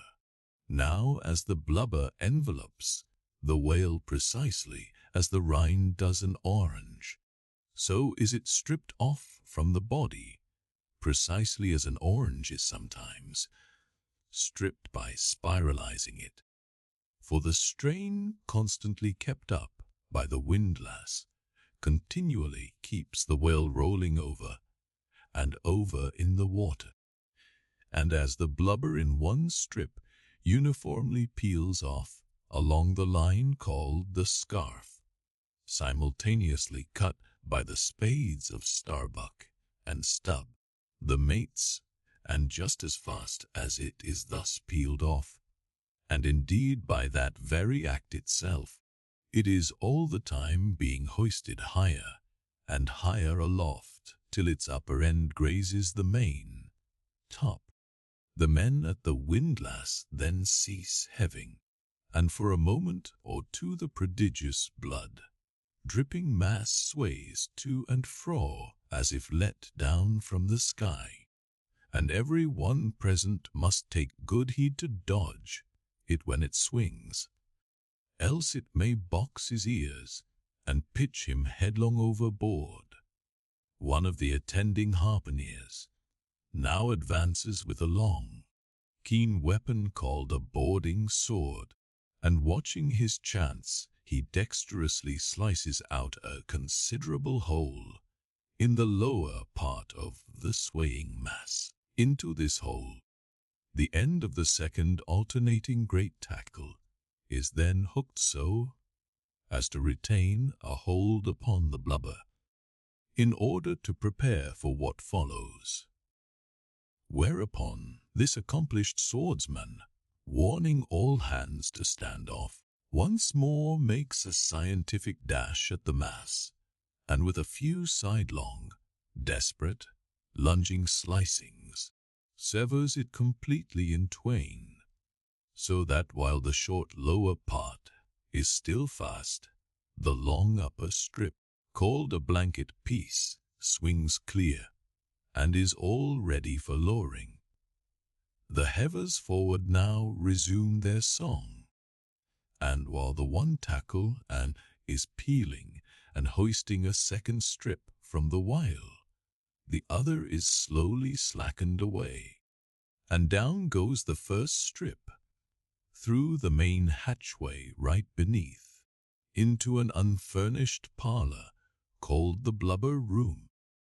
Into this twilight apartment sundry nimble hands keep coiling away the long blanket piece as if it were a great live mass of plaited serpents, and thus the work proceeds, the two tackles hoisting and lowering simultaneously, both whale and windlass heaving, the heavers singing, the blubber room gentlemen coiling, the mates scarfing, the ship straining, and all hands swearing occasionally, by way of assuaging the general friction.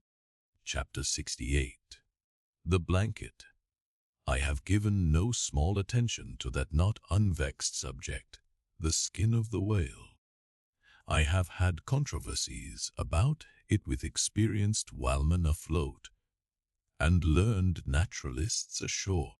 My original opinion remains unchanged, but it is only an opinion. The question is, what and where is the skin of the whale? Already you know what his blubber is.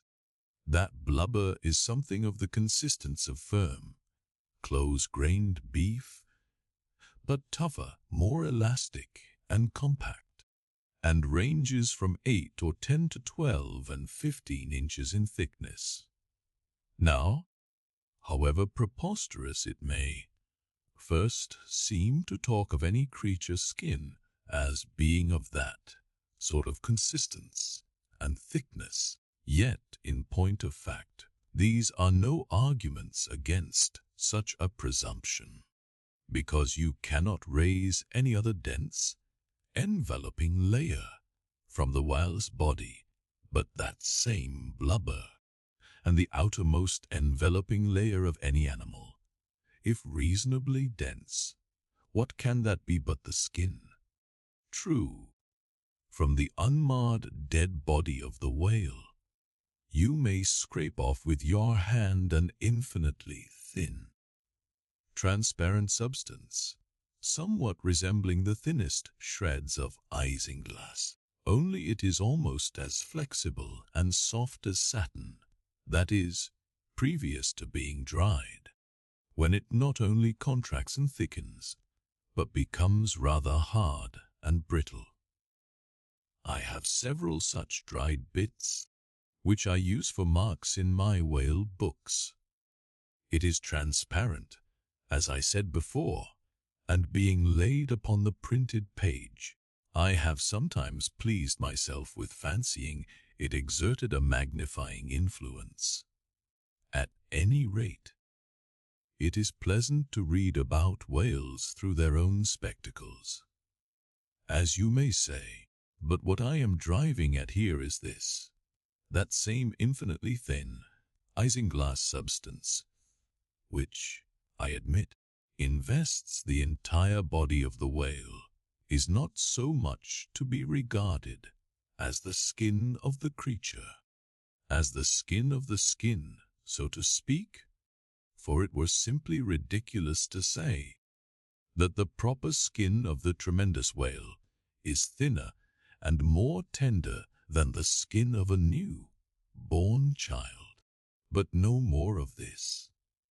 Assuming the blubber to be the skin of the whale, then, when this skin, as in the case of a very large sperm whale, will yield the bulk of 100 barrels of oil, and when it is considered that, in quantity, or rather weight, that oil, in its expressed state, is only 3/4, and not the entire substance of the coat, some idea may hence be had of the enormousness of that animated mass, a mere part of whose mere integument yields such a lake of liquid as that. Reckoning 10 barrels to the ton, you have 10 tons for the net weight of only 3/4 of the stuff of the whale's skin. In life, the visible surface of the sperm whale is not the least among the many marvels he presents. Almost invariably, it is all over obliquely crossed and re-crossed with numberless straight marks in thick array, something like those in the finest Italian line engravings. But these marks do not seem to be impressed upon the isinglass substance above mentioned, but seem to be seen through it, as if they were engraved upon the body itself. Nor is this all. In some instances, to the quick, observant eye, those linear marks, as in a veritable engraving, but afford the ground for far other delineations. These are hieroglyphical, that is, If you call those mysterious ciphers on the walls of pyramids hieroglyphics, then that is the proper word to use in the present connection. By my retentive memory of the hieroglyphics upon one sperm whale in particular, I was much struck with a plate representing the old Indian characters chiseled on the famous hieroglyphic palisades on the banks of the upper Mississippi. Like those mystic rocks, too, the mystic marked whale remains undecipherable. This allusion to the Indian rocks reminds me of another thing. Besides all the other phenomena which the exterior of the sperm whale presents, he not seldom displays the back, and more especially his flanks, effaced in great part of the regular linear appearance, by reason of numerous rude scratches, altogether of an irregular, random aspect. I should say that those New England rocks on the sea coast, which Agassiz imagines to bear the marks of violent scraping contact with vast floating icebergs, I should say that those rocks must not a little resemble the sperm whale in this particular. It also seems to me that such scratches in the whale are probably made by hostile contact with other whales, for I have most remarked them in the large, full-grown bulls of the species. A word or two more concerning this matter of the skin or blubber of the whale. It has already been said that it is stripped from him in long pieces called blanket pieces. Like most sea terms, this one is very happy and significant, for the whale is indeed wrapped up in his blubber, as in a real blanket or counterpane, or, still better, an Indian poncho slipped over his head, and skirting his extremity. It is by reason of this cosy blanketing of his body that the whale is enabled to keep himself comfortable in all weathers, in all seas, times, and tides. What would become of a Greenland whale, say, in those shuddering, icy seas of the north, if unsupplied with his cosy surtout? True, other fish are found exceedingly brisk in those Hyperborean waters, but these, be it observed, are your cold-blooded, lungless fish, whose very bellies are refrigerators, creatures that warm themselves under the lee of an iceberg, as a traveler in winter would bask before an inn-fire, whereas, like man, the whale has lungs and warm blood. Freeze his blood, and he dies. How wonderful is it then, except after explanation, that this great monster, to whom corporeal warmth is as indispensable as it is to man, how wonderful that he should be found at home, immersed to his lips for life in those Arctic waters, where, when seamen fall overboard, they are sometimes found, months afterwards, perpendicularly frozen into the hearts of fields of ice, as a fly is found glued in amber. But more surprising is it to know, as has been proved by experiment, that the blood of a polar whale is warmer than that of a Borneo negro in summer. It does seem to me that herein we see the rare virtue of a strong individual vitality, and the rare virtue of thick walls, and the rare virtue of interior spaciousness. Old man, admire and model thyself after the whale. Do thou, too, remain warm among ice. Do thou, too, live in this world without being of it. Be cool at the equator. Keep thy blood fluid at the pole, like the great dome of St. Peter's, and like the great whale, retain, O man, in all seasons a temperature of thine own. But how easy and how hopeless to teach these fine things. Of erections, how few are domed like St. Peter's. Of creatures, how few vast as the whale. Chapter 69, The Funeral. Haul in the chains, let the carcass go astern. The vast tackles have now done their duty. The peeled white body of the beheaded whale flashes like a marble sepulchre.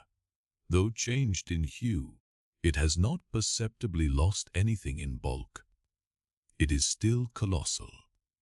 Slowly it floats more and more away, the water round it torn and splashed by the insatiate sharks, and the air above vexed with rapacious flights of screaming fowls, whose beaks are like so many insulting poniards in the whale. The vast white headless phantom floats further and further from the ship, and every rod that it so floats, what seem square roods of sharks and cubic roods of fowls, augment the murderous din. For hours and hours from the almost stationary ship, that hideous sight is seen. Beneath the unclouded and mild azure sky, upon the fair face of the pleasant sea, wafted by the joyous breezes, that great mass of death floats on and on, till lost in infinite perspectives. There's a most doleful and most mocking funeral. The sea, vultures all in pious mourning, the air, sharks all punctiliously in black or speckled. In life but few of them would have helped the whale, I ween, if peradventure he had needed it, but upon the banquet of his funeral they most piously do pounce. Oh, horrible vulturism of earth, from which not the mightiest whale is free. Nor is this the end. Desecrated as the body is, a vengeful ghost survives and hovers over it to scare, espied by some timid man of war or blundering discovery vessel from afar, when the distance obscuring the swarming fowls, nevertheless still shows the white mass floating in the sun, and the white spray heaving high against it. Straightway the whale's unharming corpse, with trembling fingers, is set down in the log. Shoals, rocks, and breakers hereabouts, beware, and for years afterwards, perhaps ships shun the place, leaping over it as silly sheep leap over a vacuum, because their leader originally leaped there when a stick was held. There's your law of precedence. There's your utility of traditions. There's the story of your obstinate survival of old beliefs never bottomed on the earth, and now not even hovering in the air. There's orthodoxy. Thus, while in life the great whale's body may have been a real terror to his foes, in his death his ghost becomes a powerless panic to a world. Are you a believer in ghosts, my friend? There are other ghosts than the cock, Lane One, and far deeper men than Dr. Johnson, who believe in them. Chapter 70, The Sphinx. It should not have been omitted that previous to completely stripping the body of the Leviathan, he was beheaded.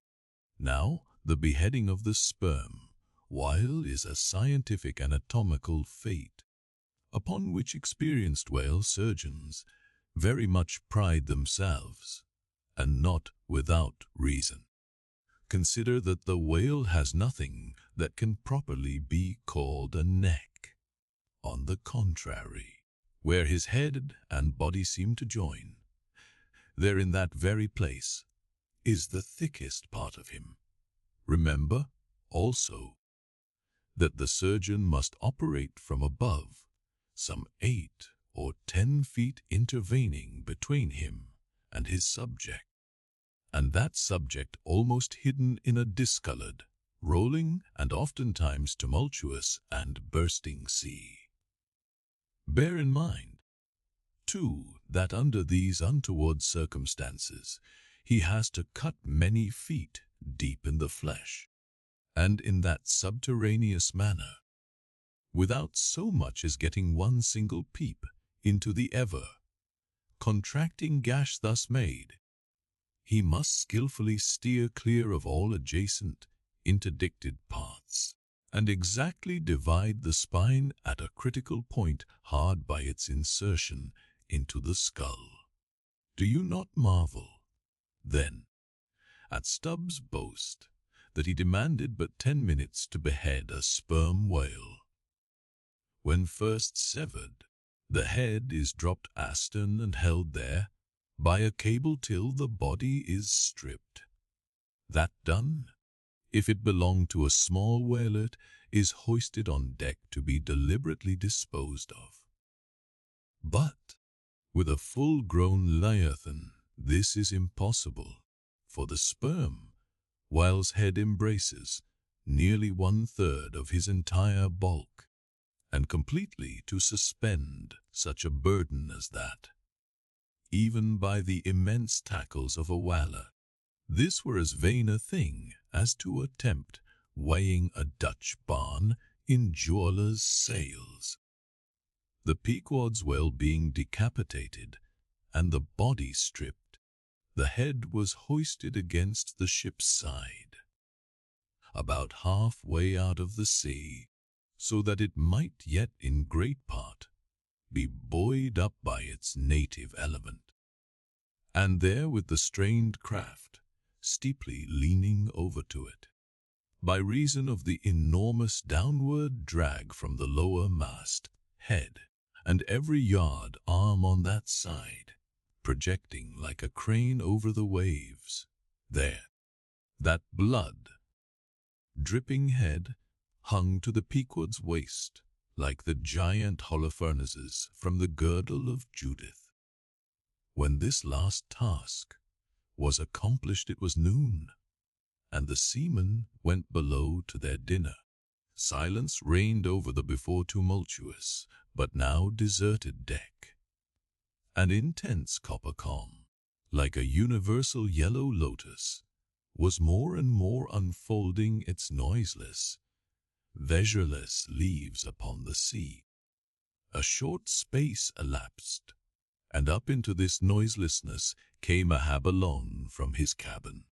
Taking a few turns on the quarter-deck, he paused to gaze over the side. Then slowly getting into the main chains, he took Stubbs' long spade, still remaining there after the whale's decapitation, and striking it into the lower part of the half-suspended mass, placed its other end crutch-wise under one arm, and so stood leaning over with eyes attentively fixed on this head. It was a black and hooded head, and hanging there in the midst of so intense a calm, it seemed the sphinxes in the desert.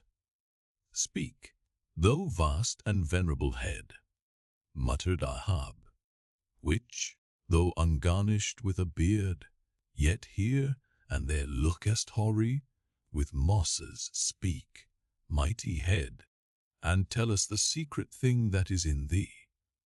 Of all divers, thou hast dived the deepest.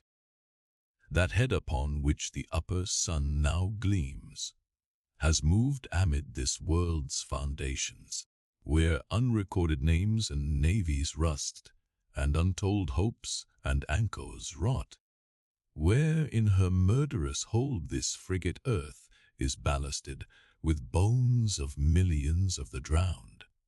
There, in that awful water land, there was thy most familiar home. Thou hast been where bell or diver never went, hast slept by many a sailor's side, where sleepless mothers would give their lives to lay them down.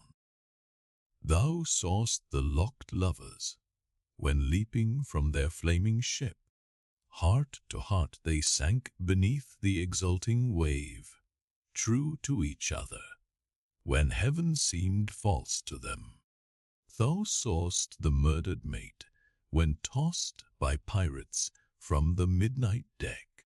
For hours he fell into the deeper midnight of the insatiate maw, and his murderers still sailed on unharmed, while swift lightnings severed the neighboring ship that would have borne a righteous husband to outstretched, longing arms.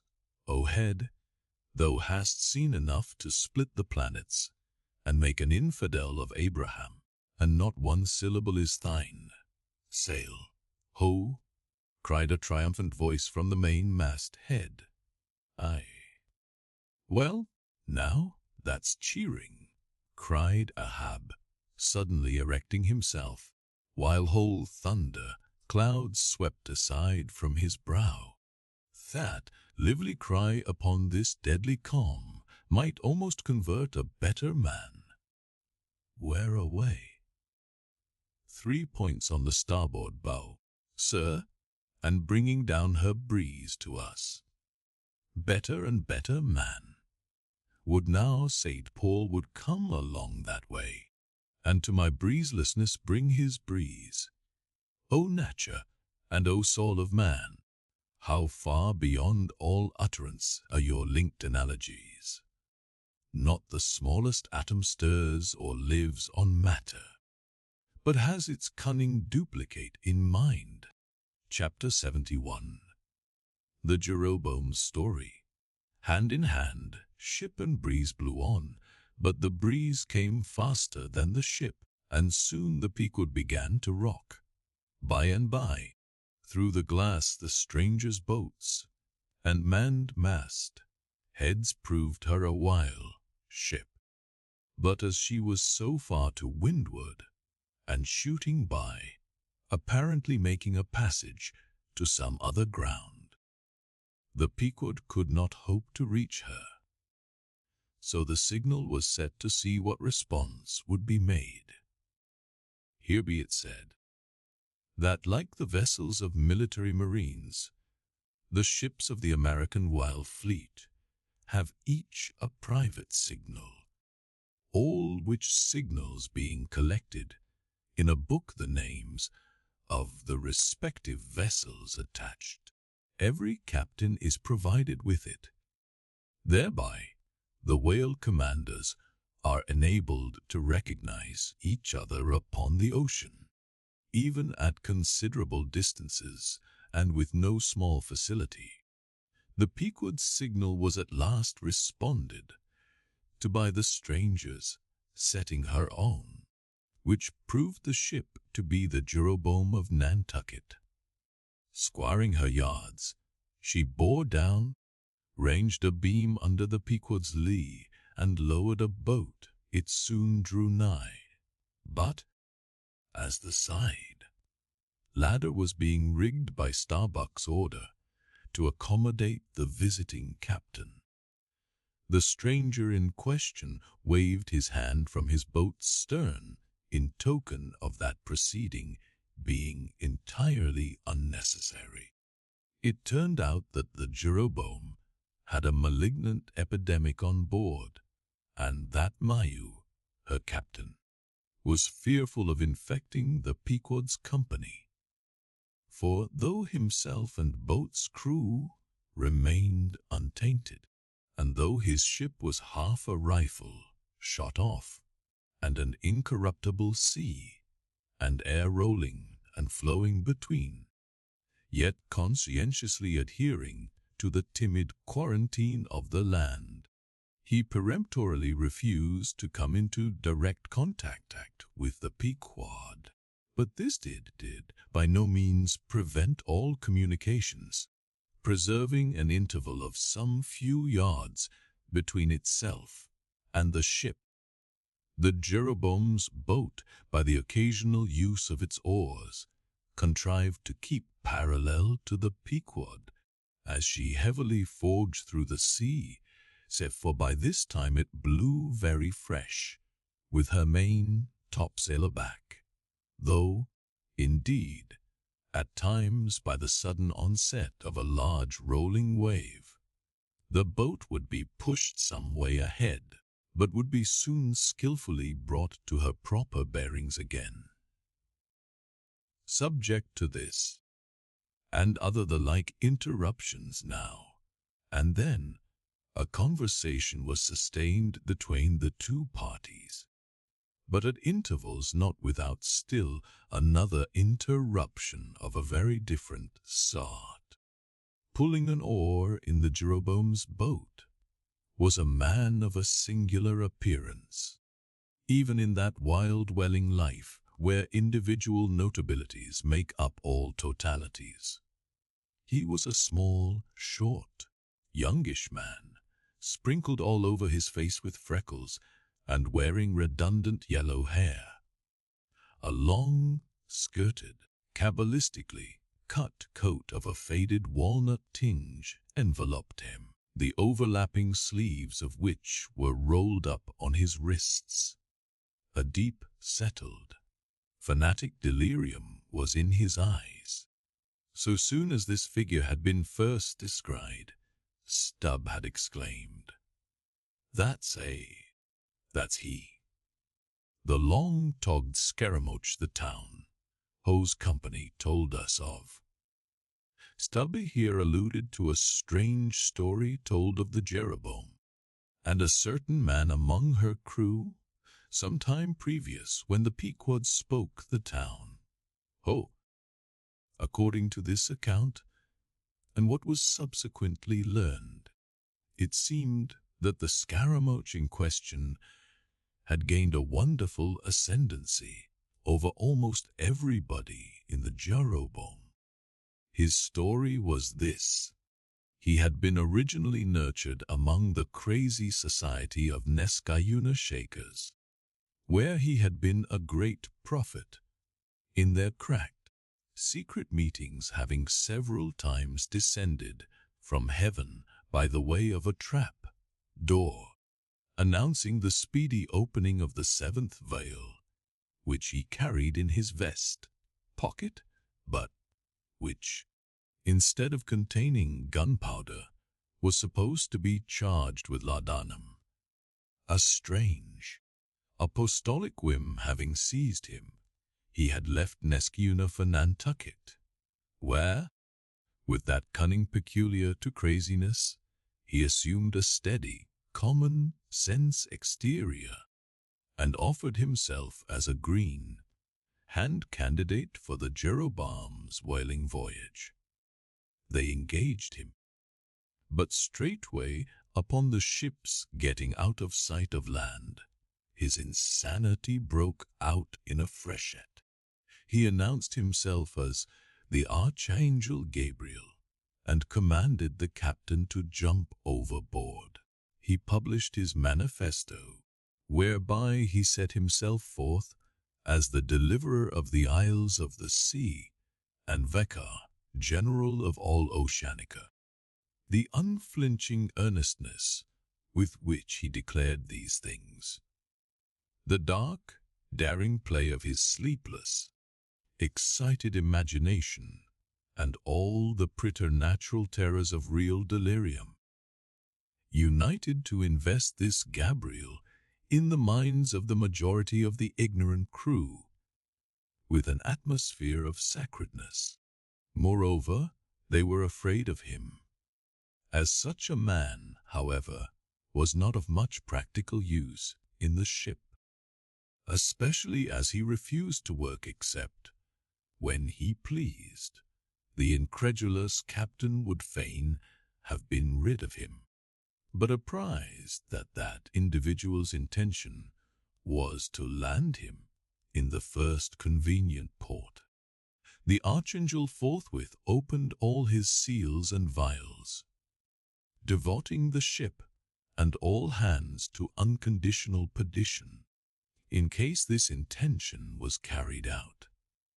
So strongly did he work upon his disciples among the crew, that at last in a body they went to the captain and told him, if Gabriel was sent from the ship, not a man of them would remain.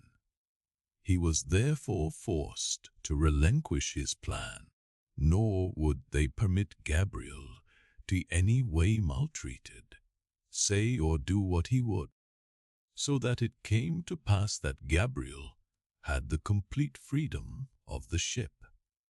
The consequence of all this was that the archangel cared little or nothing for the captain and mates, and since the epidemic had broken out, he carried a higher hand than ever, declaring that the plague, as he called it, was at his sole command, nor should it be stayed but according to his good pleasure. The sailors, mostly poor devils, cringed, and some of them fawned before him in obedience to his instructions, sometimes rendering him personal homage as to a god. Such things may seem incredible, but, however wondrous, they are true, nor is the history of fanatics half so striking in respect to the measureless self-deception of the fanatic himself, as his measureless power of deceiving and bedeviling so many others. But it is time to return to the Pequod. I fear not thy epidemic, man, said Ahab from the bulwarks to Captain Mayer, who stood in the boat's stern. Come on board. But now Gabriel started to his feet. Think of the fevers, yellow and bilious. Beware of the horrible plague. Gabriel, cried Captain Mayer, thou must either. But that instant a headlong wave shot the boat far ahead, and its seethings drowned all speech. Hast thou seen the white whale? Demanded Ahab, when the boat drifted back. Think of thy whale boat, stoven and sunk. Beware of the horrible tale. I tell thee again, Gabriel, that. But again the boat tore ahead as if dragged by fiends. Nothing was said for some moments, while a succession of riotous waves rolled by, which by one of those occasional caprices of the seas were tumbling, not having it. Meantime, the hoisted sperm whale's head jogged about very violently, and Gabriel was seen eyeing it with rather more apprehensiveness than his archangel. Nature seemed to warrant. When this interlude was over, Captain Mayer began a dark story concerning Moby Dick, not, however, without frequent interruptions from Gabriel whenever his name was mentioned, and the crazy sea that seemed leagued with him. It seemed the Jeroboam had not long left home, when upon speaking a whale ship, her people were reliably apprised of the existence of Moby Dick and the havoc he had made. Greedily sucking in this intelligence, Gabriel solemnly warned the captain against attacking the white whale, in case the monster should be seen in his gibbering insanity, pronouncing the white whale to be no less a being than the Shaker God incarnated, the Shakers receiving the Bible. But when, some year or two afterwards, Moby Dick was fairly sighted from the masts, Macy, the chief mate, burned with ardor to encounter him, and the captain himself being not unwilling to let him have the opportunity, despite all the archangel's denunciations and forewarnings, Macy succeeded in persuading 5 men to man his boat. With them he pushed off, and after much weary pulling, and many perilous, unsuccessful onsets, he at last succeeded in getting one iron fast. Meantime, Gabriel, ascending to the main royal mast head, was tossing one arm in frantic gestures, and hurling forth prophecies of speedy doom to the sacrilegious assailants of his divinity. Now, while Macy, the mate, was standing up in his boat's bow, and with all the reckless energy of his tribe was venting his wild exclamations upon the whale, and essaying to get a fair chance for his poised lance. Lo, a broad white shadow rose from the sea, by its quick, fanning motion, temporarily taking the breath out of the bodies of the oarsmen. Next instant, the luckless mate, so full of furious life, was smitten bodily into the air, and making a long arc in his descent, fell into the sea at the distance of about 50 yards. Not a chip of the boat was harmed, nor a hair of any oarsman's head, but the mate forever sank. It is well to parenthesize here that of the fatal accidents in the sperm whale fishery, this kind is perhaps almost as frequent as any. Sometimes nothing is injured but the man who is thus annihilated. Oftener the boat's bow is knocked off, or the thigh board, in which the headsman stands, is torn from its place, and accompanies the body. But strangest of all is the circumstance that in more instances than one, when the body has been recovered, not a single mark of violence is discernible, the man being stark dead. The whole calamity, with the falling form of Macy, was plainly descried from the ship. Raising a piercing shriek, "The vile! The vile!"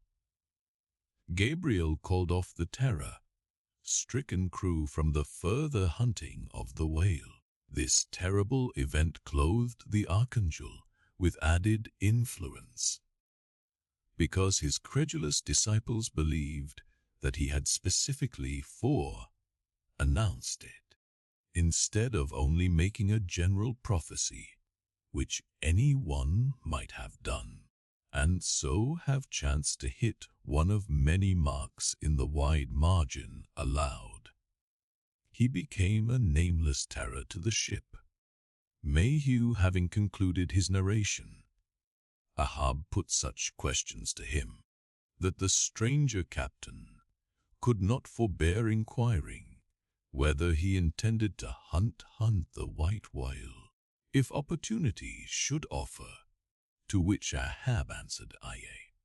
Straightway, then, Gabriel once more started to his feet, glaring upon the old man, and vehemently exclaimed, with downward pointed finger, Think of the blasphemer, dead, and down there. Beware of the blasphemer's end." Ahab stolidly turned aside, then said to Mayhew, "Septon, I have just bethought me of my letter bag. There is a letter for one of thy officers, if I mistake not. Starbuck, look over the bag. Every whale ship takes out a goodly number of letters for various ships, whose delivery to the persons to whom they may be addressed depends upon the mere chance of encountering them in the 4 oceans. Thus, most letters never reach their mark, and many are only received after attaining an age of 2 or 3 years or more. Soon Starbuck returned with a letter in his hand. It was sorely tumbled, damp, and covered with a dull, spotted, green mold, in consequence of being kept in a dark locker of the cabin. of such a letter. Death himself might well have been the postboy. "Canst not read it?" cried Ahab. "Give it me, man." Aye, it's but a dim scrawl. What's this?" As he was studying it out, Starbuck took a long-cutting spade pole, and with his knife slightly split the end to insert the letter there, and in that way hand it to the boat without its coming any closer to the ship. Meantime, Ahab, holding the letter, muttered, "Mr. Ha. Yes, Harry's a woman's pinny hand. The man's wife, I'll wag her. Aye, Mr. Harry Macy, ship Jeroboam. Why, it's Macy, and he's dead. Poor fellow, poor fellow." "And from his wife," sighed Mayhew. "But let me have it." "Nay, keep it thyself," cried Gabriel to Ab. "Thou art soon going that way." "Curse his throttle thee," yelled Ahab. "Captain Mayer, stand by now to receive it." And taking the fatal missive from Starbuck's hands, he caught it in the slit of the pole and reached it over towards the boat. But as he did so, the oarsman expectantly desisted from rowing. The boat drifted a little towards the ship's stern, so that, as if by magic, the letter suddenly ranged along with Gabriel's eager hand. He clutched it in an instant, seized the boat knife, and impaling the letter on it, sent it thus loaded back into the ship. It fell at Ahab's feet. Then Gabriel shrieked out to his comrades to give way with their oars, and in that manner the mutinous boat rapidly shot away from the Pequod. As, after this interlude, the seamen resumed their work upon the jacket of the whale, many strange things were hinted in reference to this wild affair. Chapter 72. The Monkey Rope. In the tumultuous business of cutting, in and attending to a whale, there is much running backwards and forwards among the crew. Now hands are wanted here, and then again hands are wanted there. There is no staying in any one place, for at one and the same time everything has to be done everywhere. It is much the same with him who endeavors the description of the scene. We must now retrace our way a little. It was mentioned that upon first breaking ground in the whale's back, the blubber hook was inserted into the original hole, there cut by the spades of the mates.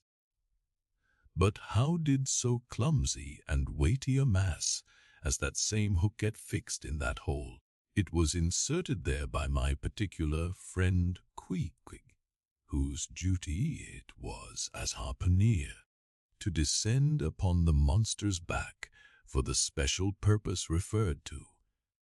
But in very many cases, circumstances require that the harpooner shall remain on the whale till the whole flensing or stripping operation is concluded.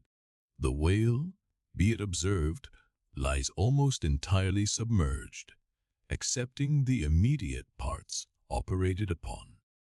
So down there, some 10 feet below the level of the deck, the poor harpooner flounders about, half on the whale and half in the water, as the vast mass revolves like a tread mill beneath him.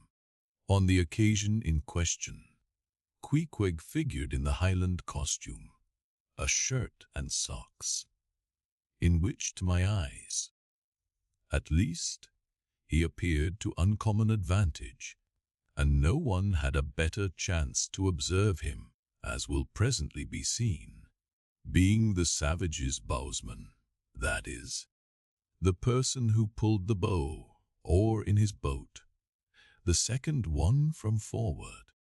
It was my cheerful duty to attend upon him, while taking that hard scramble upon the dead whale's back.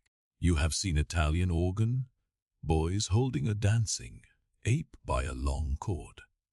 Just so, from the ship's steep side, did I hold Queequeg down there in the sea, by what is technically called in the fishery a monkey, rope, attached to a strong strip of canvas belted round his waist. It was a humorously perilous business for both of us. For, before we proceed further, it must be said that the monkey rope was fast at both ends, fast to Queequeg's broad canvas belt, and fast to my narrow leather one, so that for better or for worse, we two, for the time, were wedded, and should poor Queequeg sink to rise no more, then both usage and honor demanded that instead of cutting the cord, it should drag me down in his wake. So, then, an elongated Siamese ligature united us. Queequeg was my own inseparable twin brother, nor could I any way get rid of the dangerous liabilities which the hempen bond entailed.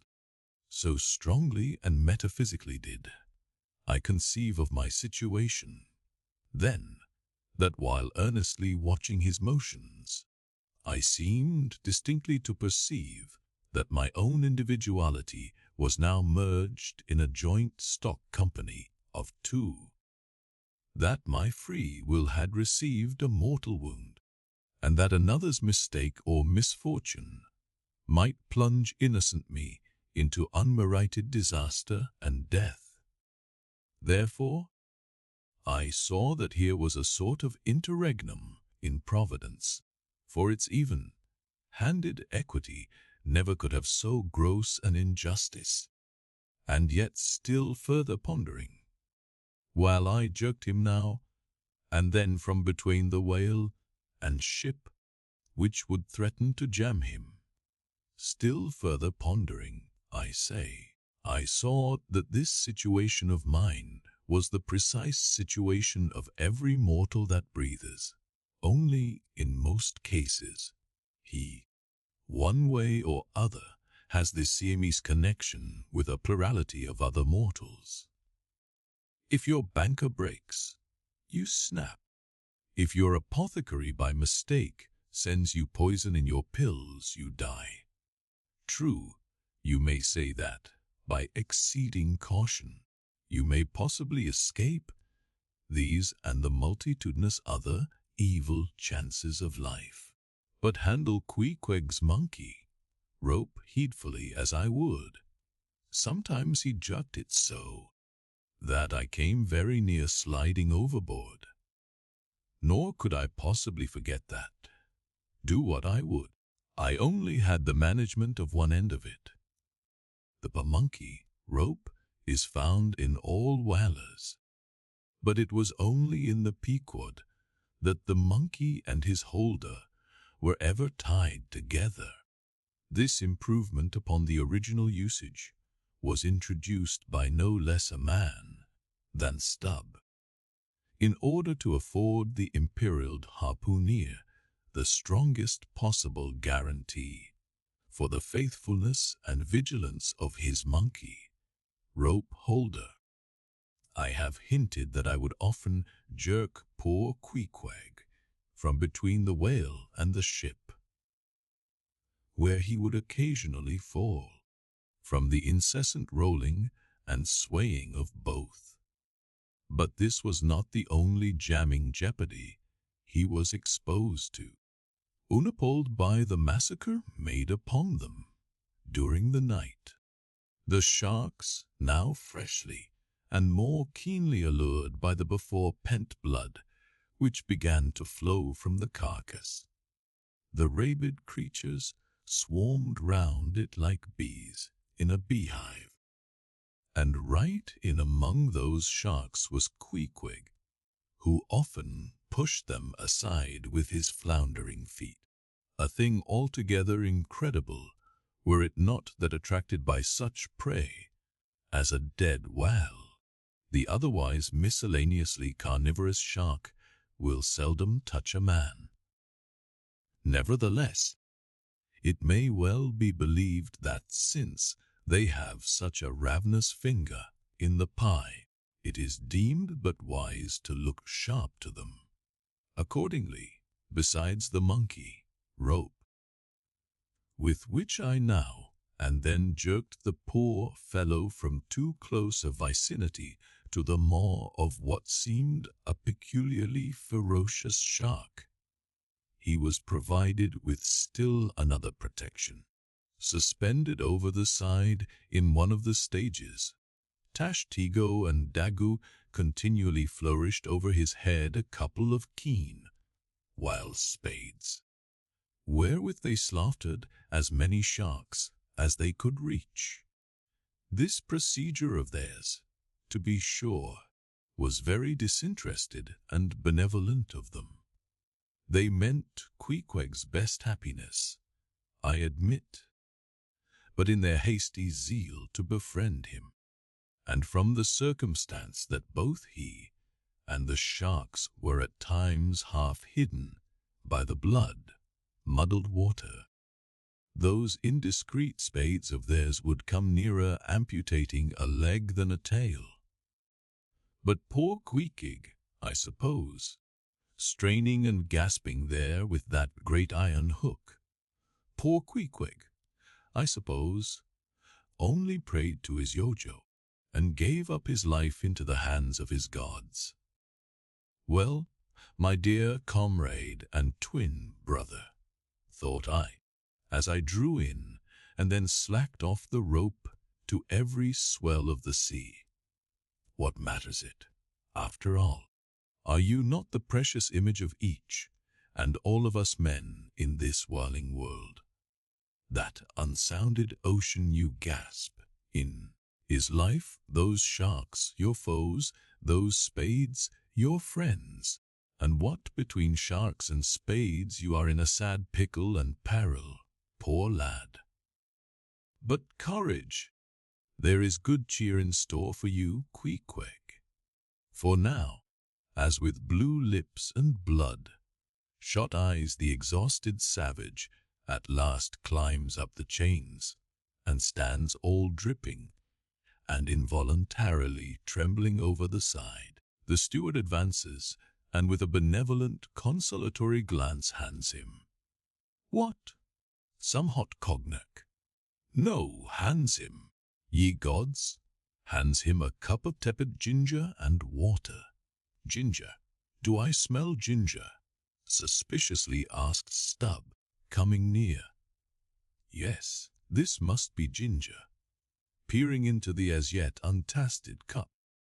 Then, standing as if incredulous for a while, he calmly walked towards the astonished steward, slowly saying, Ginger, ginger, and will you have the goodness to tell me, Mr. Duff boy, where lies the virtue of ginger? Ginger? Is ginger the sort of fuel you use, Duff boy, to kindle a fire in this shivering cannibal? Ginger? What the devil is ginger? See coal, lucifer matches, thunder, gunpowder. What the devil is ginger, I say, that you offer this cup to our poor Queequeg here? There is some sneaking temperance society movement about this business, he suddenly added, now approaching Starbuck, who had just come from forward. Will you look at that cannikin, sir, smell of it, if you please.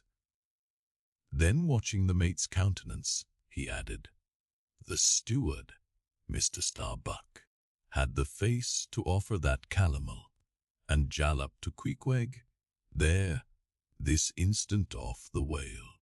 Is the steward an apothecary, sir? And may I ask whether this is the sort of bitters by which he blows back the life into a half drowned man. I trust not, said Starbuck. It is poor stuff enough. Aye, steward, cried Stubb. We'll teach you to drug a harpooner. None of your apothecary's medicine here. You want to poison us, do ye? You have got out insurances on our lives, and want to murder us all, and pocket the proceeds. Do ye? It was not me, cried Duff Boy. It was Aunt Charity that brought the ginger on board, and bade me never give the harpooneers any spirits, but only this ginger jub. So she called it Ginger Jub. You jingly rascal, take that, and run along with ye to the lockers, and get something better. I hope I do no wrong, Mr. Starbuck. It is the captain's orders. Grog for the harpooner on a whale. Ah, enough, replied Starbuck. Only don't hit him again. But, oh, I never hurt when I hit, except when I hit a whale or something of that sort, and this fellow's a weasel. What were you about saying, sir? Only this, go down with him, and get what thou wantest thyself. When Stubb reappeared, he came with a dark flask in one hand, and a sort of tea caddy in the other. The first contained strong spirits, and was handed to Queequeg. The second was Aunt Charity's gift, and that was freely given to the waves. Chapter 73. Stubb and Flask kill a right whale, and then have a talk over him. It must be borne in mind that all this time we have a sperm, whale's prodigious head, hanging to the Pequod's side. But we must let it continue hanging there a while till we can get a chance to attend to it. For the present other matters press, and the best we can do now for the head is to pray heaven the tackles may hold. Now, during the past night and forenoon, the Pequod had gradually drifted into a sea, which, by its occasional patches of yellow brit, gave unusual tokens of the vicinity of right whales, a species of the Leviathan that but few supposed to be at this particular time lurking anywhere near. And though all hands commonly disdained the capture of those inferior creatures, and though the Pequod was not commissioned to cruise at all, and though she had passed numbers of them near the Crossets without lowering a boat, yet now that a sperm whale had been brought alongside and beheaded, to the surprise of all, the announcement was made that a right whale should be captured that day, if opportunity offered. Nor was this long wanting. Tall spouts were seen to leeward, and 2 boats, Stubbs and Flasks, were detached in pursuit, pulling further and further away. They at last became almost invisible to the men at the mast head. But suddenly, in the distance, they saw a great heap of tumultuous white water, and soon after news came from aloft that one or both the boats must be fast. An interval passed, and the boats were in plain sight, in the act of being dragged right towards the ship by the towing whale. So close did the monster come to the hull, that at first it seemed as if he meant it malice, but suddenly going down in a maelstrom, within 3 rods of the planks, he wholly disappeared from view, as if diving under the keel. "Cut, cut," was the cry from the ship to the boats, which, for one instant, seemed on the point of being brought, with a deadly dash, against the vessel's side. But having plenty of line yet in the tubs, and the whale not sounding very rapidly, they paid out abundance of rope, and at the same time pulled with all their might, so as to get ahead of the ship. For a few minutes the struggle was intensely critical, for while they still slacked out the tightened line in one direction, and still plied their oars in another, the contending strain threatened to take them under.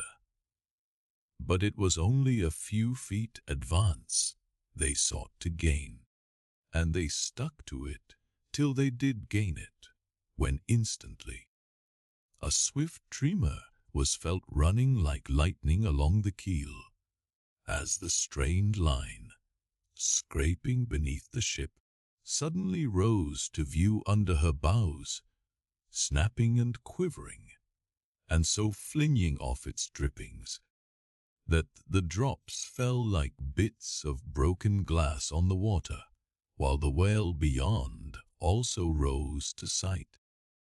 And once more the boats were free to fly. But the fagged whale abated his speed, and blindly altering his course, went round the stern of the ship, towing the two boats after him, so that they performed a complete circuit. Meantime, they hauled more and more upon their lines, till close flanking him on both sides, Stubb answered Flask with lance for lance, and thus round and round the Pequod the battle went, while the multitudes of sharks that had before swum round the sperm whale's body rushed to the fresh blood that was spilled, thirstily drinking at every new gash, as the eager Israelites did the new bursting fountains that poured from the smitten rock. At last his spout grew thick, and with a frightful roll and vomit, he turned upon his back a corpse, while the two headsmen were engaged in making fast cords to his flukes, and in other ways getting the mass in readiness for towing. Some conversation ensued between them. "I wonder what the old man wants with this lump of foal lard," said Stubb, not without some disgust at the thought of having to do with so ignoble a leviathan. "Wants with it," said Flask, coiling some spare line in the boat's bow. "Did you never hear that the ship which but once has a sperm, whiles had hoisted on her starboard side, and at the same time a right whales on the larboard, did you never hear, Stubb, that that ship can never afterwards capsize?" "What not?" "I don't know, but I heard that Gamboge ghost of a Fedallah saying so, and he seems to know all about ship's charms. But I sometimes think he'll charm the ship to no good at last. I don't half like that chap. Stubb, did you ever notice how that tusk of his is a sort of carved into a snake's head?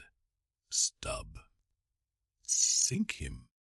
I never look at him at all, but if ever I get a chance of a dark night, and he's standing hard by the bulwarks, and no one by, look down there, Flask, pointing into the sea with a peculiar motion of both hands. Will I, Flask, I take that Fedallah to be the devil in disguise. Do you believe that cock and bull story about his having been stowed away on board ship? He's the devil, I say. The reason why you don't see his tail is because he tucks it up out of sight. He carries it coiled away in his pocket, I guess. Blast him, now that I think of it. He's always wanting oakum to stuff into the toes of his boots. He sleeps in his boots, don't he? He hasn't got any hammock, but I've seen him lay of nights in a coil of rigging. No doubt, and it's because of his cursed tail he coils it down, do ye see, in the eye of the rigging. What's the old man have so much to do with him for? Striking up a swap or a bargain, I suppose. Bargain? About what? Why, do ye see, the old man is hard bent after that white whale, and the devil there is trying to come round him and get him to swap away his silver watch, or his soul, or something of that sort, and then he'll surrender Moby Dick. Pooh! Stubb! You are skylarking. How can Fedallah do that? I don't know, Flask, but the devil is a curious chap, and a wicked one, I tell ye. Why, they say as how he went a-sauntering into the old flag ship once, switching his tail about devilish easy and gentlemanlike, and inquiring if the old governor was at home. Well, he was at home, and asked the devil what he wanted. The devil, switching his hoofs, up and says, I want John. What for? Says the old governor. What business is that of yours? Says the devil, getting mad. I want to use him. Take him, says the governor, and by the Lord, Flask, if the devil didn't give John the Asiatic cholera before he got through with him, I'll eat this whale in one mouthful. But look sharp, ain't you already there? Well, then, pull ahead, and let's get the whale alongside. I think I remember some such story as you were telling, said Flask, when at last the two boats were slowly advancing with their burden towards the ship, but I can't remember where. 3 Spaniards. Adventures of those 3 bloody-minded soldators. Did ye read it there, Flask? I guess ye did. No, never saw such a book. Heard of it, though. But now, tell me, Stubb, do you suppose that that devil you was speaking of just now was the same you say is now on board the Pequod? Am I the same man that helped kill this whale? Doesn't the devil lie forever? Who ever heard that the devil was dead? Did you ever see any parson a-wearing mourning for the devil? And if the devil has a latch key to get into the admiral's cabin, don't you suppose he can crawl into a porthole? Tell me that, Mr. Flask. How old do you suppose Fedallah is? Stubb, do you see that mainmast there, pointing to the ship? Well, that's the figure 1. Now take all the hoops in the Pequod's hold and string along in a row with that mast. For oughts, do you see? Well, that wouldn't begin to be Fedallah's age, nor all the coopers in creation couldn't show hoops enough to make oughts enough. But see here, Stubb, I thought you a little boasted just now that you meant to give Fedallah a sea toss if you got a good chance.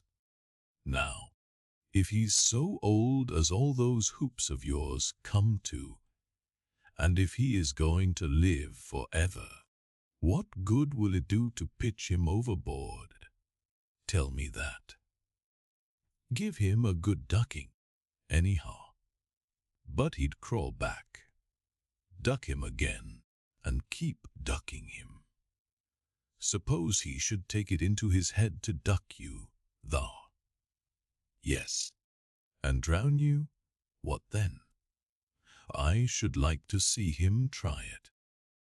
I'd give him such a pair of black eyes that he wouldn't dare to show his face in the Admiral's cabin again for a long while, let alone down in the orlop there, where he lives, and hereabouts on the upper decks, where he sneaks so much.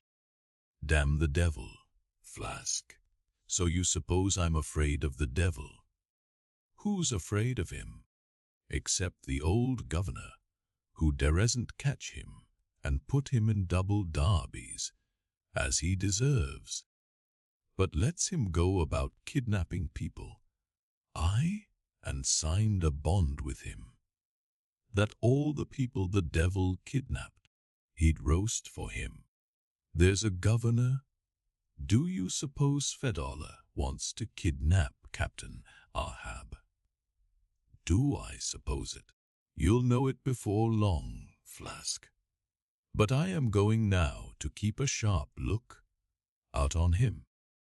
And if I see anything very suspicious going on, I'll just take him by the nape of his neck and say, "Look here, Beelzebub, you don't do it, and if he makes any fuss, by the Lord, I'll make a grab into his pocket for his tail, take it to the capstan, and give him such a wrenching and heving that his tail will come short off at the stump.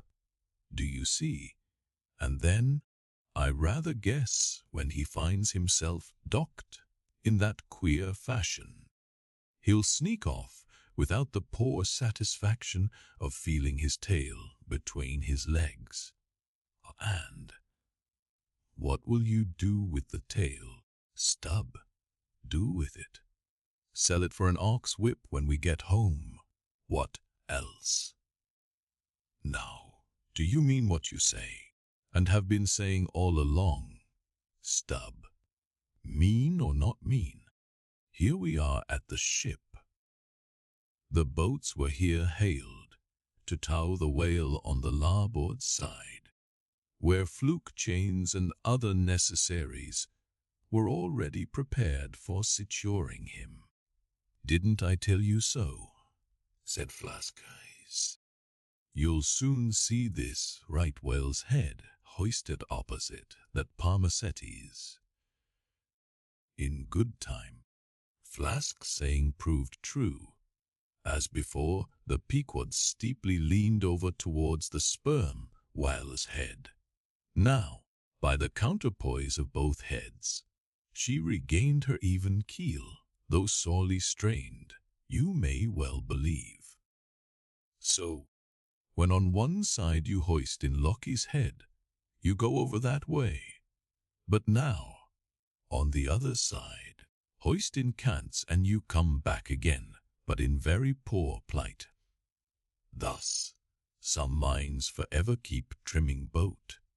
Oh, ye foolish! Throw all these thunder heads overboard, and then you will float light and right.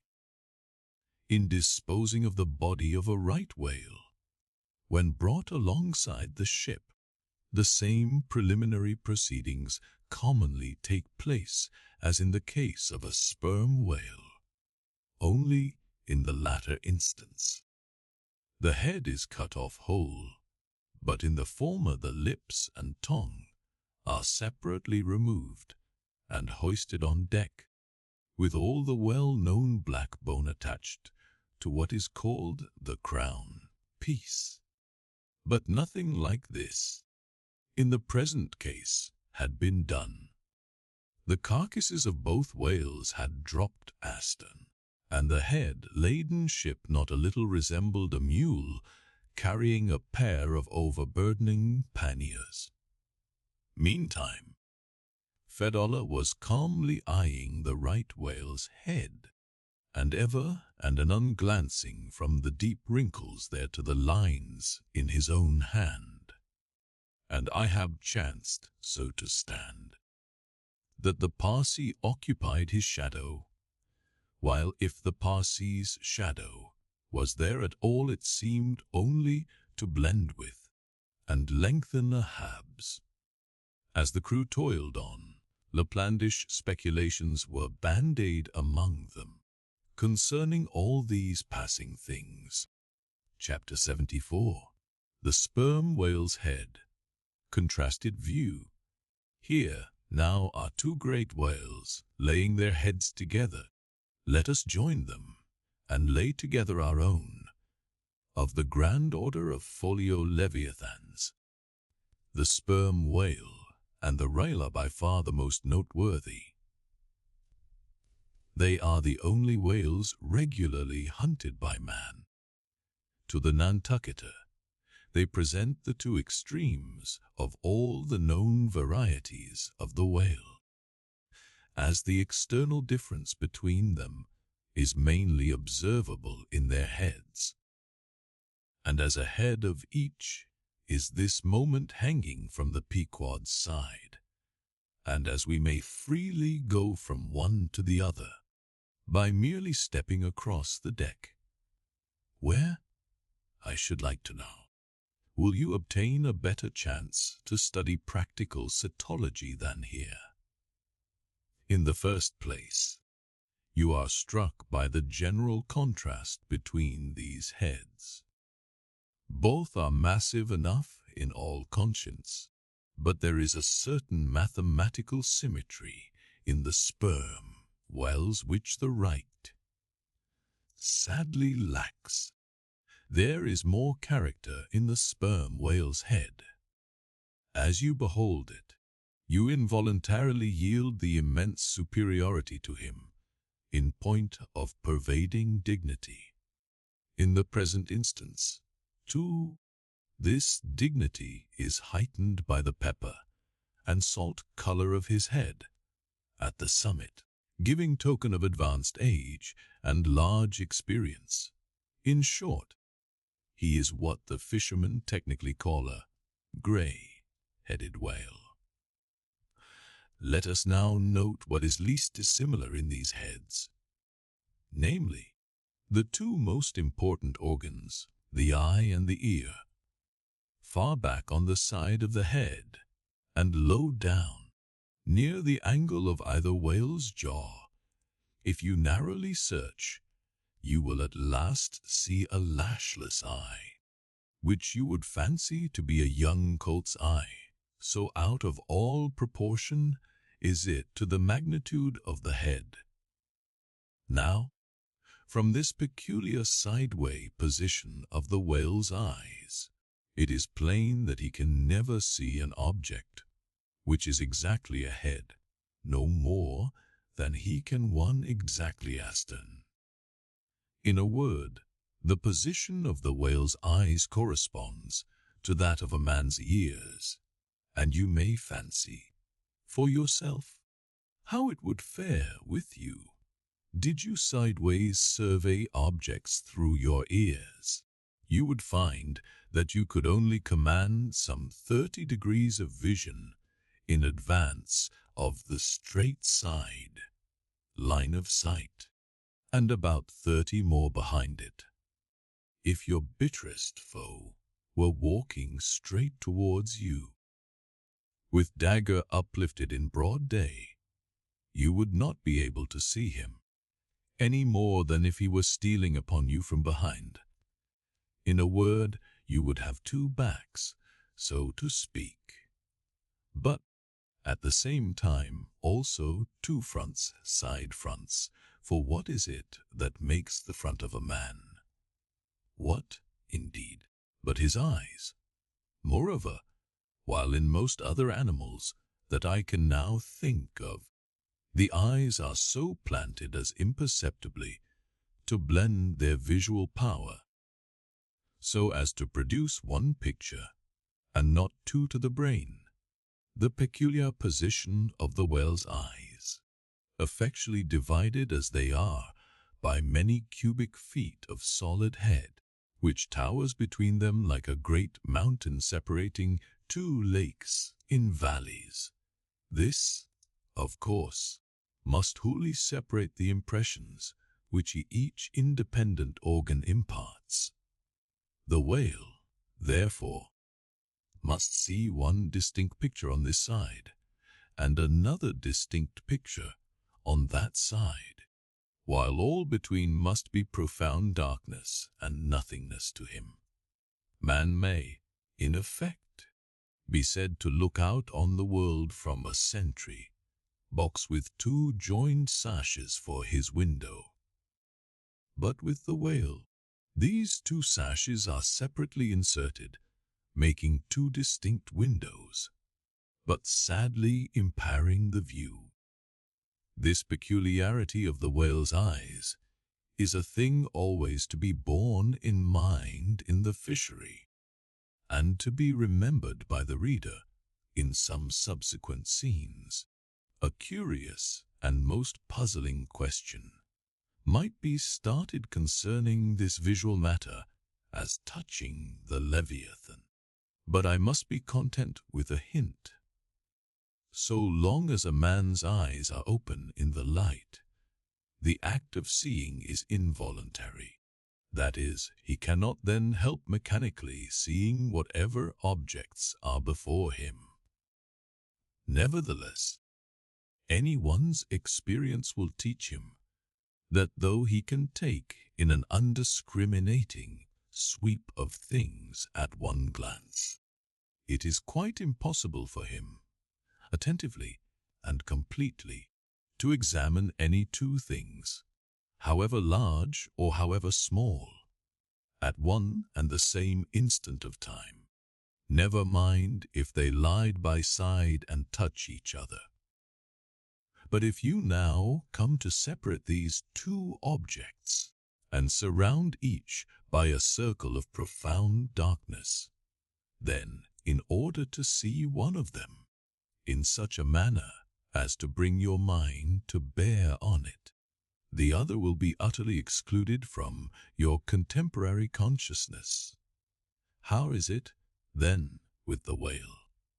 True, both his eyes in themselves must simultaneously act, but is his brain so much more comprehensive, combining, and subtle than man's, that he can at the same moment of time attentively examine two distinct prospects, one on one side of him and the other in an exactly opposite direction, if he can?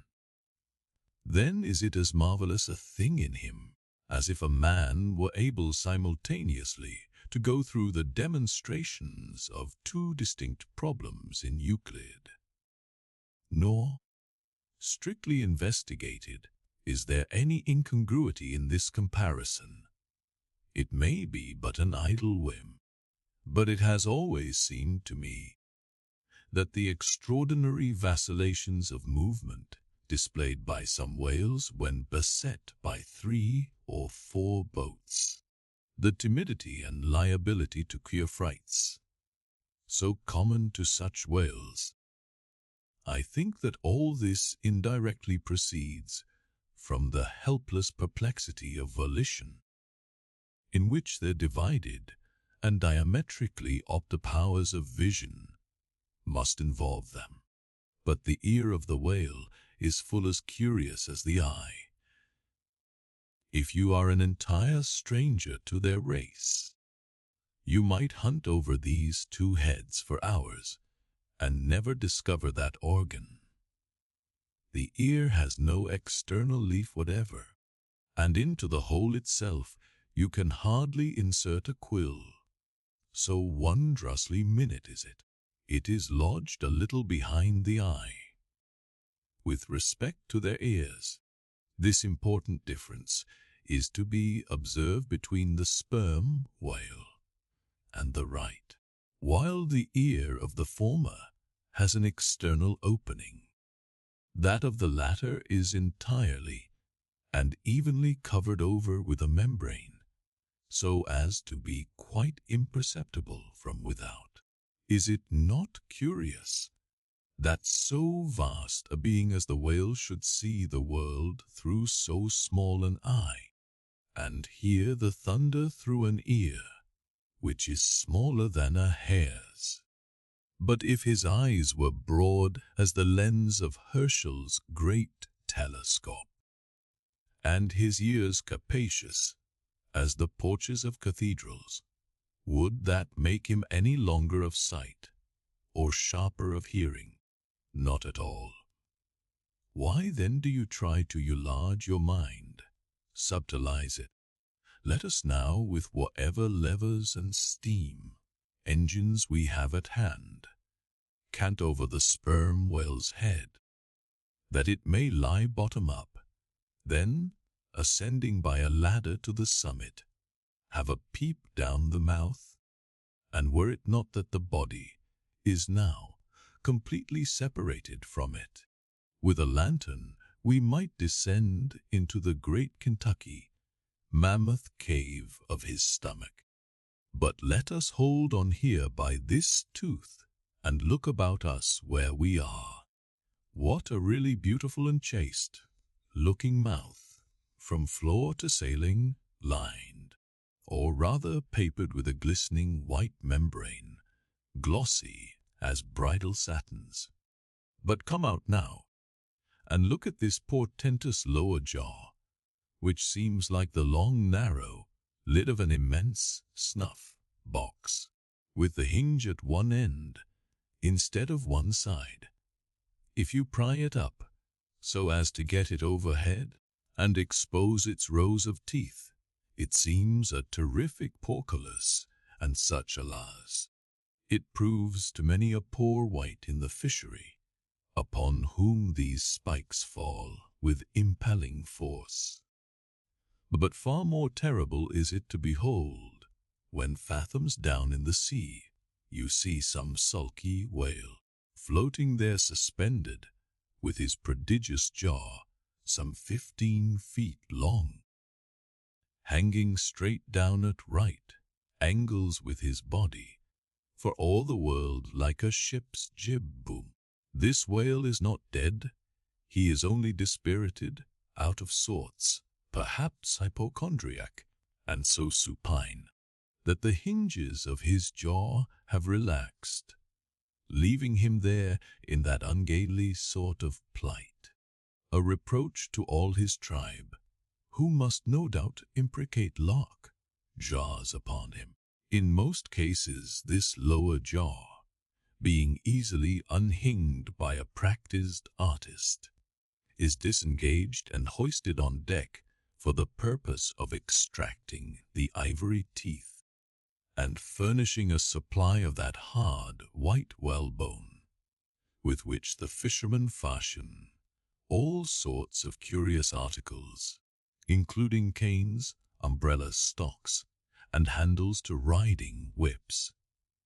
With a long, wary hoist the jaw is dragged on board, as if it were an anchor, and when the prop-upper time comes, some few days after the other work, Queequeg, Daggoo, and Tashtigo, being all accomplished dentists, are set to drawing teeth with a keen cutting spade.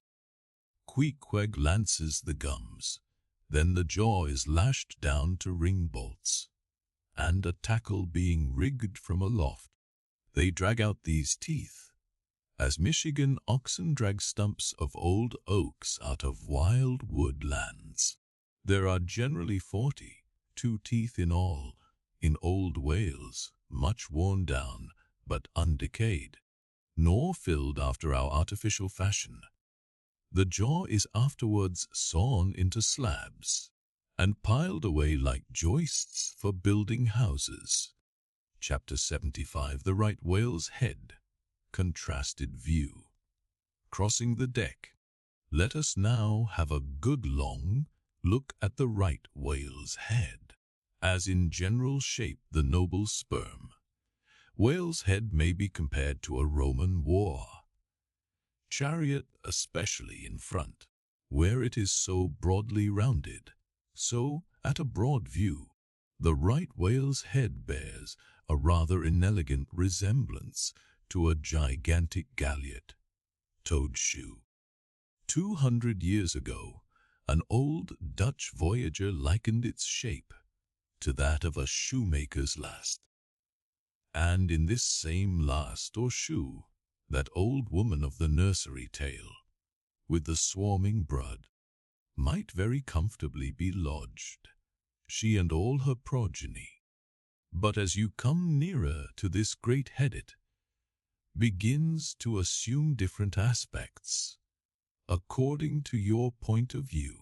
If you stand on its summit and look at these two F-shaped spoutles, you would take the whole head for an enormous bass viol, and these spiracles, the apertures in its sounding board.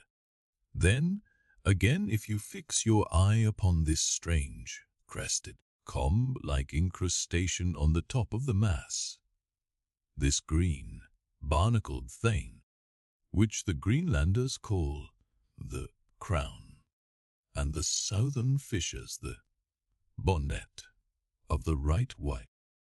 Fixing your eyes solely on this, you would take the head for the trunk of some huge oak, with a bird's nest in its crotch.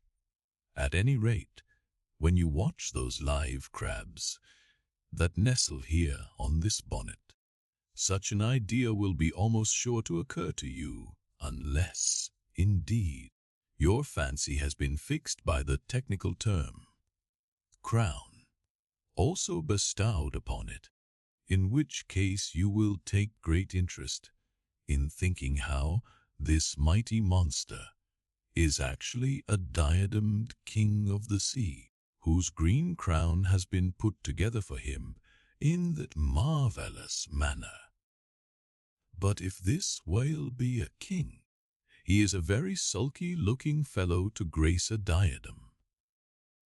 Look at that hanging lower lip. What a huge sulk and pout is there! A sulk and pout, by carpenter's measurement, about 20 feet long and 5 feet deep. A sulk and pout that will yield you some 500 gallons of oil and more. A great pity, now, that this unfortunate whale should be hare-lipped. The fisher is about a foot across. Probably the mother, during an important interval, was sailing down the Peruvian coast, when earthquakes caused the beach to gape. Over this lip, as over a slippery threshold, we now slide into the mouth. Upon my word, were I at Mackinac, I should take this to be the inside of an Indian wigwam. Good Lord, is this the road that Jonah went? The roof is about 12 feet high, and runs to a pretty sharp angle, as if there were a regular ridge pole there, while these ribbed, arched, hairy sides present us with those wondrous, half-vertical, scimitar-shaped slats of whalebone, say 300 on a side, which, depending from the upper part of the head, or crown bone, form those Venetian blinds which have elsewhere been cursorily mentioned. The edges of these bones are fringed with hairy fibers, through which the right whale strains the water, and in whose intricacies he retains the small fish. When open-mouthed he goes through the seas of Brit in feeding time. In the central blinds of bone, as they stand in their natural order, there are certain curious marks, curves, hollows, and ridges, whereby some whalemen calculate the creature's age as the age of an oak by its circular rings. Though the certainty of this criterion is far from demonstrable, yet it has the savor of analogical probability. At any rate, if we yield to it, we must grant a far greater age to the right whale than at first glance will seem reasonable. In old times, there seem to have prevailed the most curious fancies concerning these blinds. One voyager in Purchas calls them the wondrous whiskers inside of the whale's mouth. Another, hog's bristles. A third old gentleman in Hackleat uses the following elegant language. There are about 250 fins growing on each side of his upper archop, which arch over his tongue on each side of his mouth.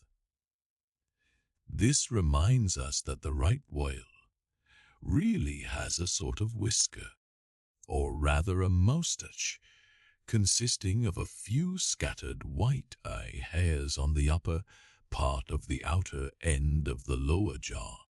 Sometimes these tufts impart a rather brigandish expression to his otherwise solemn countenance.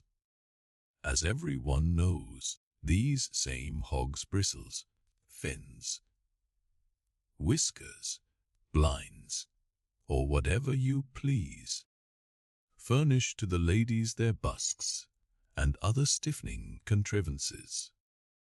But in this particular, the demand has long been on the decline. It was in Queen Anne's time that the bone was in its glory, the farthingale being then all the fashion, and as those ancient dames moved about gaily, though in the jaws of the whale, as you may say, even so in a shower, with the like thoughtlessness, do we nowadays fly under the same jaws for protection, the umbrella being a tent spread over the same bone. But now forget all about blinds and whiskers for a moment, and standing in the right whale's mouth, look around you afresh, seeing all these colonnades of bone so methodically ranged about. Would you not think you were inside of the great Harlem organ, and gazing upon its 1,000 pipes? For a carpet to the organ we have a rug of the softest Turkey, the tongue which is glued, as it were, to the floor of the mouth. It is very fat and tender, and apt to tear in pieces in hoisting it on deck. This particular tongue now before us, at a passing glance I should say it was a 6-barreler. That is, it will yield you about that amount of oil. This, you must have plainly seen the truth of what I started with, that the sperm whale and the right whale have almost entirely different heads. To sum up, then, in the right whales there is no great well of sperm, no ivory teeth at all, no long, slender mandible of a lower jaw, like the sperm whales. Nor in the sperm were there any of those blinds of bone, no huge lower lip, and scarcely anything of a tongue. Again, the right whale has sternal spout holes, the sperm whale only one. Look your last, now, on these venerable hooded heads, while they yet lie together, for one will soon sink, unrecorded, in the sea. The other will not be very long in following. Can you catch the expression of the sperm whales there? It is the same he died with, only some of the longer wrinkles in the forehead seem now faded away. I think his broad brow to be full of a prairie, like placidity, born of a speculative indifference as to death. But mark the other head's expression. See that amazing lower lip, pressed by accident against the vessel's side, so as firmly to embrace the jaw. Does not this whole head seem to speak of an enormous practical resolution in facing death?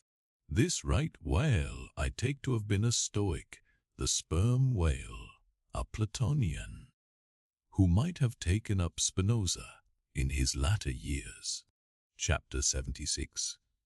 The battering ram Acquitting for the nonce the sperm, while's head, I would have you, as a sensible physiologist, simply, particularly remark its front aspect, in all its compacted collectedness. I would have you investigate it now, with the sole view of forming to yourself some unexaggerated, intelligent estimate of whatever battering ram power may be lodged there. Here is a vital point, for you must either satisfactorily settle this matter with yourself, or forever remain an infidel as to one of the most appalling, but not the less true events, perhaps anywhere to be found in all recorded history.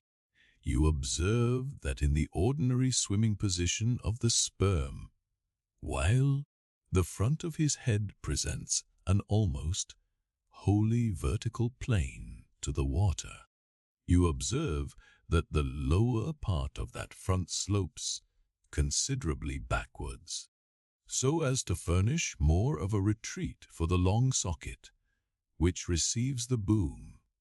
Like lower jaw, you observe that the mouth is entirely under the head, much in the same way, indeed, as though your own mouth were entirely under your chin. Moreover, you observe that the whale has no external nose, and that what nose he has, his spout hole, is on the top of his head. You observe that his eyes and ears are at the sides of his head, nearly 1/3 of his entire length from the front. Wherefore, you must now have perceived that the front of the sperm, while's head is a dead, blind wall, without a single organ or tender prominence of any sort whatsoever. Furthermore, you are now to consider that only in the extreme, lower, backward sloping part of the front of the head is there the slightest vestige of bone, and not till you get near 20 feet from the forehead do you come to the full cranial development, so that this whole enormous boneless mass is as one wad. Finally, though, as will soon be revealed, its contents partly comprise the most delicate oil, yet you are now to be apprised of the nature of the substance, which so impregnably invests all that apparent effeminacy. In some previous place, I have described to you how the blubber wraps the body of the whale, as the rind wraps an orange. Just so with the head, but with this difference, about the head this envelope, though not so thick, is of a boneless toughness, inestimable by any man who has not handled it. The severest pointed harpoon, the sharpest lance, darted by the strongest human arm, impotently rebounds from it. It is as though the forehead of the sperm whale were paved with horses' hoofs. I do not think that any sensation lurks in it. Bethink yourself also of another thing. When two large, loaded Indiamen chance to crowd and crush towards each other in the docks, what do the sailors do? They do not suspend between them, at the point of coming contact, any merely hard substance, like iron or wood. No, they hold there a large, round wad of tow and cork, enveloped in the thickest and toughest of ox hide, that bravely and uninjured takes the jam which would have snapped all their oaken handspikes and iron crow bars. By itself, this sufficiently illustrates the obvious fact I drive at.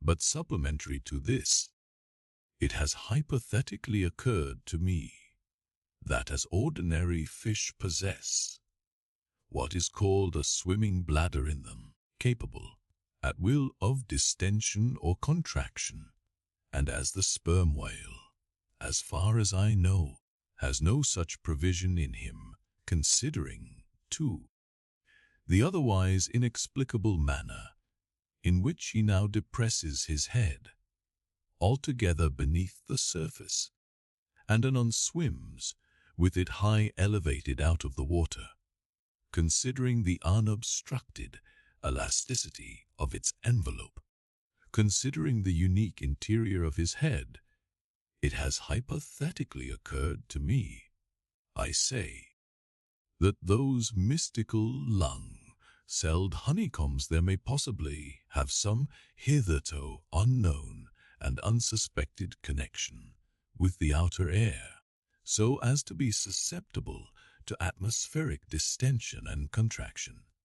If this be so, fancy the irresistibleness of that might, to which the most impalpable and destructive of all elements contributes. Now mark, honoringly impelling this dead, impregnable, uninjurable wall, and this most buoyant thing within, there swims behind it all a mass of tremendous life, only to be adequately estimated as piled wood is, by the cord, and all obedient to one volition, as the smallest insect. So that when I shall hereafter detail to you all the specialities and concentrations of potency everywhere lurking in this expansive monster, when I shall show you some of his more inconsiderable braining feats, I trust you will have renounced all ignorant incredulity, and be ready to abide by this, that though the sperm whale stove a passage through the Isthmus of Darien, and mixed the Atlantic with the Pacific, you would not elevate one hair of your eyebrow. For unless you own the whale, you are but a provincial and sentimentalist in truth. But clear truth is a thing for salamander giants only to encounter. How small the chances for the provincials then! What befell the weakling youth, lifting the dread goddess's veil at Lais? Chapter 77. The Great Heidelberg Tun. Now comes the bawling of the case, but to comprehend it aright, you must know something of the curious internal structure of the thing operated upon. Regarding the sperm whale's head as a solid oblong, you may, on an inclined plane, sideways divide it into two coins, whereof the lower is the bony structure, forming the cranium and jaws, and the upper an unctuous mass, wholly free from bones, its broad forward end forming the expanded vertical apparent forehead of the whale. At the middle of the forehead horizontally subdivide this upper coin, and then you have two almost equal parts, which before were naturally divided by an internal wall of a thick tendinous substance. A coin is not a Euclidean term. It belongs to the pure nautical mathematics. I know not that it has been defined before. A coin is a solid which differs from a wedge in having its sharp end formed by the steep inclination of one side, instead of the mutual tapering of both sides. The lower subdivided part, called the junk, is one immense honeycomb of oil, formed by the crossing and recrossing into 10,000 infiltrated cells of tough elastic white fibers throughout its whole extent. The upper part, known as the case, may be regarded as the great Heidelberg Tun of the sperm whale, and as that famous great Tias is mystically carved in front, so the whale's vast, plated forehead forms innumerable strange devices for the emblematical adornment of his wondrous tun. Moreover, as that of Heidelberg was always replenished with the most excellent of the wines of the Rhenish valleys, so the tun of the whale contains by far the most precious of all his oily vintages, namely, the highly prized spermaceti, in its absolutely pure, limpid, and odoriferous state. Nor is this precious substance found unalloyed in any other part of the creature. Though in life it remains perfectly fluid, yet, upon exposure to the air, after death, it soon begins to concrete, sending forth beautiful crystalline shoots, as when the first thin, delicate ice is just forming in water. A large whale's case generally yields about 500 gallons of sperm, though from unavoidable circumstances, considerable of it is spilled, leaks, and dribbles away, or is otherwise irrevocably lost in the ticklish business of securing what you can.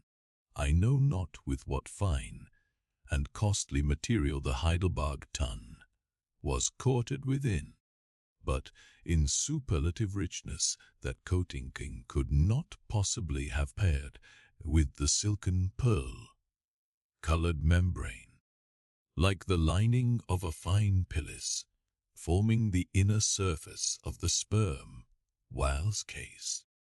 It will have been seen that the Heidelberg tun of the sperm whale embraces the entire length of the entire top of the head, and since, as has been elsewhere set forth, the head embraces 1/3 of the whole length of the creature, then setting that length down at 80 feet for a good-sized whale, you have more than 26 feet for the depth of the tun, when it is lengthwise hoisted up and down against a ship's side. As in decapitating the whale, the operator's instrument is brought close to the spot where an entrance is subsequently forced into the spermaceti magazine. He has, therefore, to be uncommonly heedful, lest a careless, untimely stroke should invade the sanctuary and wastingly let out its invaluable contents. It is this decapitated end of the head, also, which is at last elevated out of the water, and retained in that position by the enormous cutting tackles, whose hempen combinations, on one side, make quite a wilderness of ropes in that quarter. Thus much being said, attend now, I pray you, to that marvellous and, in this particular instance, almost fatal operation whereby the sperm whale's great Heidelberg tun is tapped. Chapter 78, Cistern and Buckets. Nimble as a cat, Tashtego mounts aloft, and without altering his erect posture, runs straight out upon the overhanging mainyard arm, to the part where it exactly projects over the hoisted tun. He has carried with him a light tackle called a whip, consisting of only 2 parts, traveling through a single sheaved block. Securing this block, so that it hangs down from the yard arm, he swings one end of the rope till it is caught and firmly held by a hand on deck. Then hand over hand, down the other part, the Indian drops through the air, till dexterously he lands on the summit of the head. There, still high elevated above the rest of the company, to whom he vivaciously cries. He seems some Turkish muezzin, calling the good people to prayers from the top of a tower. A short-handled sharp spade being sent up to him, he diligently searches for the proper place to begin breaking into the tun. In this business he proceeds very heedfully, like a treasure hunter in some old house, sounding the walls to find where the gold is massoned in.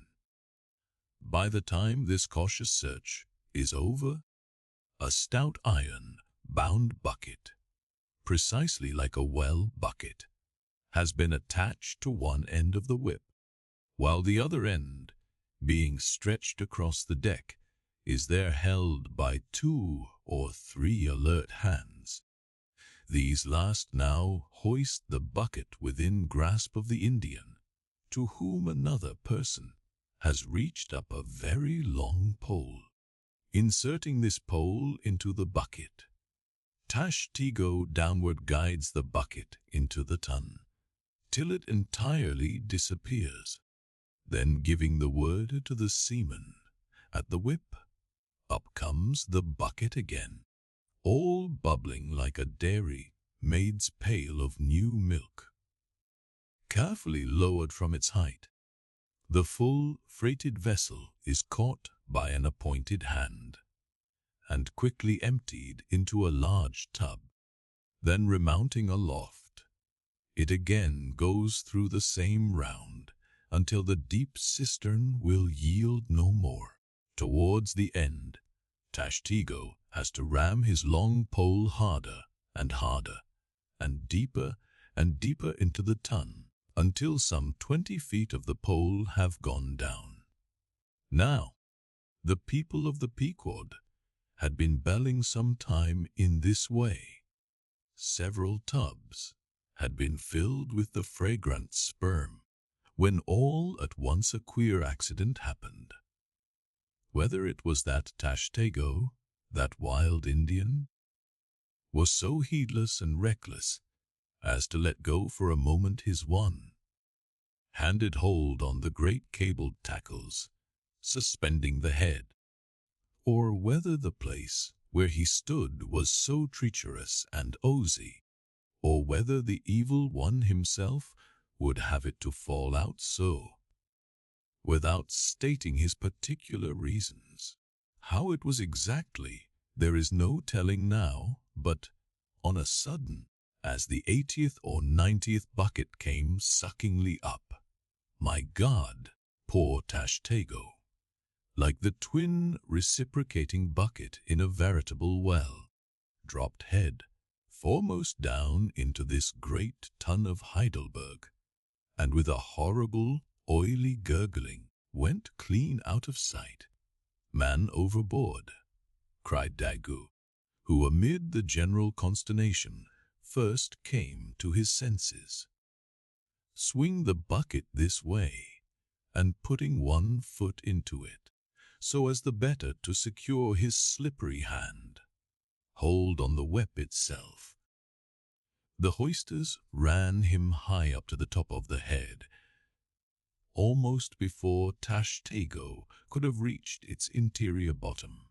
Meantime, there was a terrible tumult. Looking over the side, they saw the before lifeless head throbbing and heaving just below the surface of the sea, as if that moment seized with some momentous idea, whereas it was only the poor Indian unconsciously revealing by those struggles the perilous depth to which he had sunk. At this instant, while Daggoo, on the summit of the head, was clearing the whip, which had somehow got full of the great cutting tackles, a sharp cracking noise was heard, and to the unspeakable horror of all, one of the 2 enormous hooks suspending the head tore out, and with a vast vibration the enormous mass sideways swung, till the drunk ship reeled and shook as if smitten by an iceberg. The one remaining hook, upon which the entire strain now depended, seemed every instant to be on the point of giving way, an event still more likely from the violent motions of the head. Come down, yelled yelled the seaman to Daggoo, but with one hand holding on to the heavy tackles, so that if the head should drop, he would still remain suspended. The negro, having cleared the foe line, rammed down the bucket into the now collapsed well, meaning that the buried harpooner should grasp it, and so be hoisted out. "In heaven's name, man," cried Stubb, "you ramming home a cartridge there. Avast! How will that help him? Jamming that iron-bound bucket on top of his head. Avast! Will ye?" "Stand clear of the tackle," cried a voice like the bursting of a rocket. Almost in the same instant, with a thunder boom, the enormous mass dropped into the sea, like Niagara's table, rock into the whirlpool. The suddenly relieved hull rolled away from it, to far down her glittering copper, and all caught their breath as half swinging, now over the sailors' heads, and now over the water. Daggoo, through a thick mist of spray, was dimly beheld, clinging to the pendulous tackles, while poor, buried alive Tashtego was sinking utterly down to the bottom of the sea. But hardly had the blinding vapor cleared away, when a naked figure with a boarding sword in his hand was for one swift moment seen hovering over the bulwarks. The next, a loud splash announced that my brave Queequeg had dived to the rescue. One packed rush was made to the side, and every eye counted every ripple, as moment followed moment, and no sign of either the sinker or the diver could be seen. Some hands now jumped into a boat alongside, and pushed a little off from the ship. "Ha! Ha!" cried Daggoo, all at once, from his now quiet, swinging perch overhead, and looking further off from the side, we saw an arm thrust upright from the blue waves, a sight strange to see, as an arm thrust forth from the grass over a grave. "Both! It is both!" cried Daggoo again with a joyful shout, and soon after, Queequeg was seen boldly striking out with one hand, and with the other clutching the long hair of the Indian. Drawn into the waiting boat, they were quickly brought to the deck, but Tashtego was long in coming to, and Queequeg did not look very brisk. Now, how had this noble rescue been accomplished?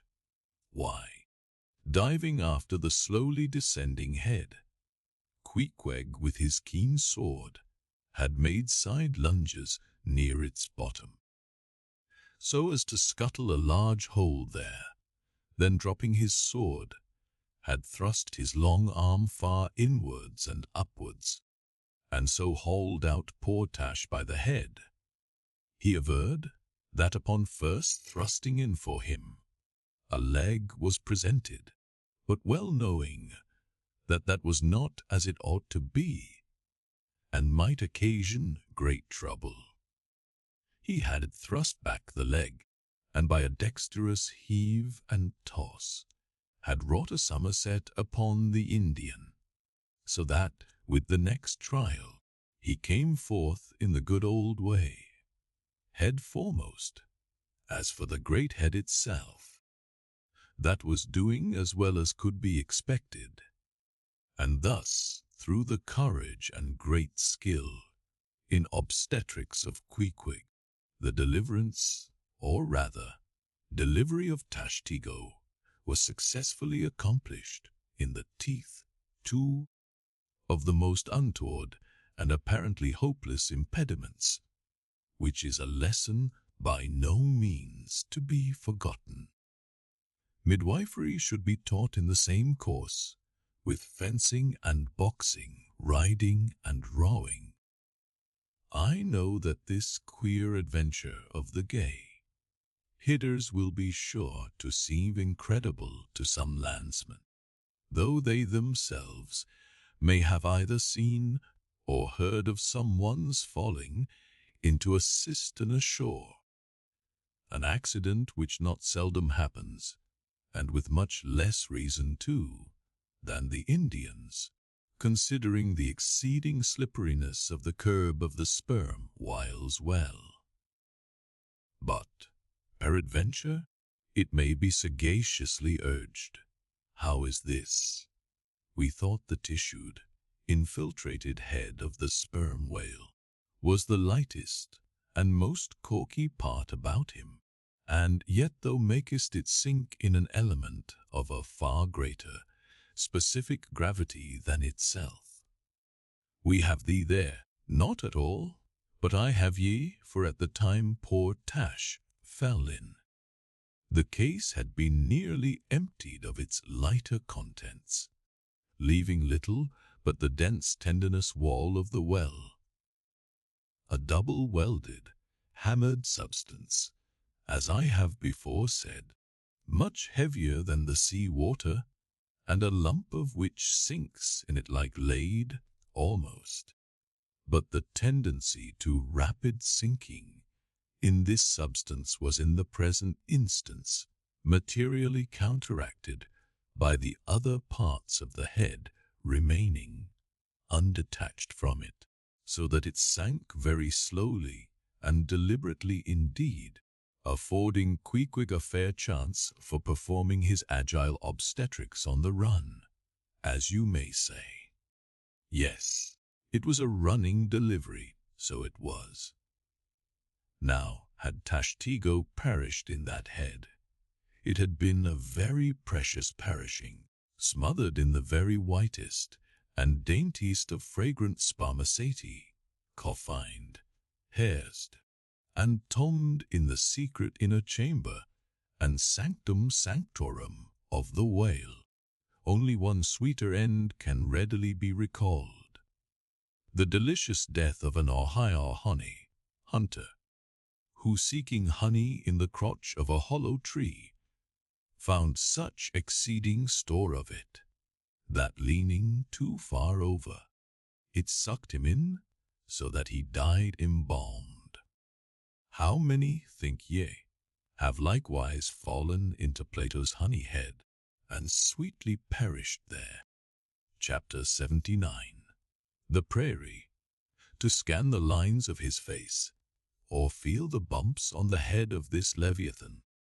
This is a thing which no physiognomist or phrenologist has as yet undertaken.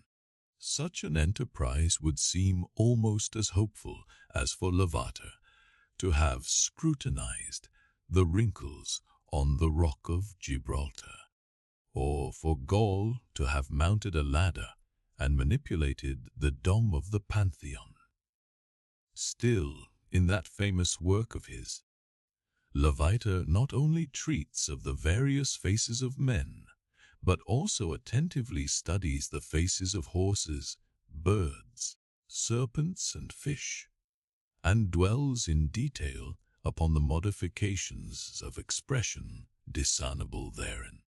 Nor have Gall and his disciple Spurzheim failed to throw out some hints touching the phrenological characteristics of other beings than man. Therefore, though I am but ill qualified for a pioneer in the application of these two sciences to the whale, I will do my endeavor. I try all things, I achieve what I can. Physiognomically regarded, the sperm whale is an anomalous creature. He has no proper nose, and since the nose is the central and most conspicuous of the features, and since it perhaps most modifies and finally controls their combined expression, hence it would seem that its entire absence, as an external appendage, must very largely affect the countenance of the whale. For as in landscape gardening, a spire cupola, monument, or tower of some sort, is deemed almost indispensable to the completion of the seine, so no face can be physiognomically in keeping without the elevated open work belfry of the nose. Dash the nose from Phidias's marble Jove, and what a sorry remainder! Nevertheless, Leviathan is of so mighty a magnitude, all his proportions are so stately, that the same deficiency which in the sculptured Jove were hideous, in him is no blemish at all.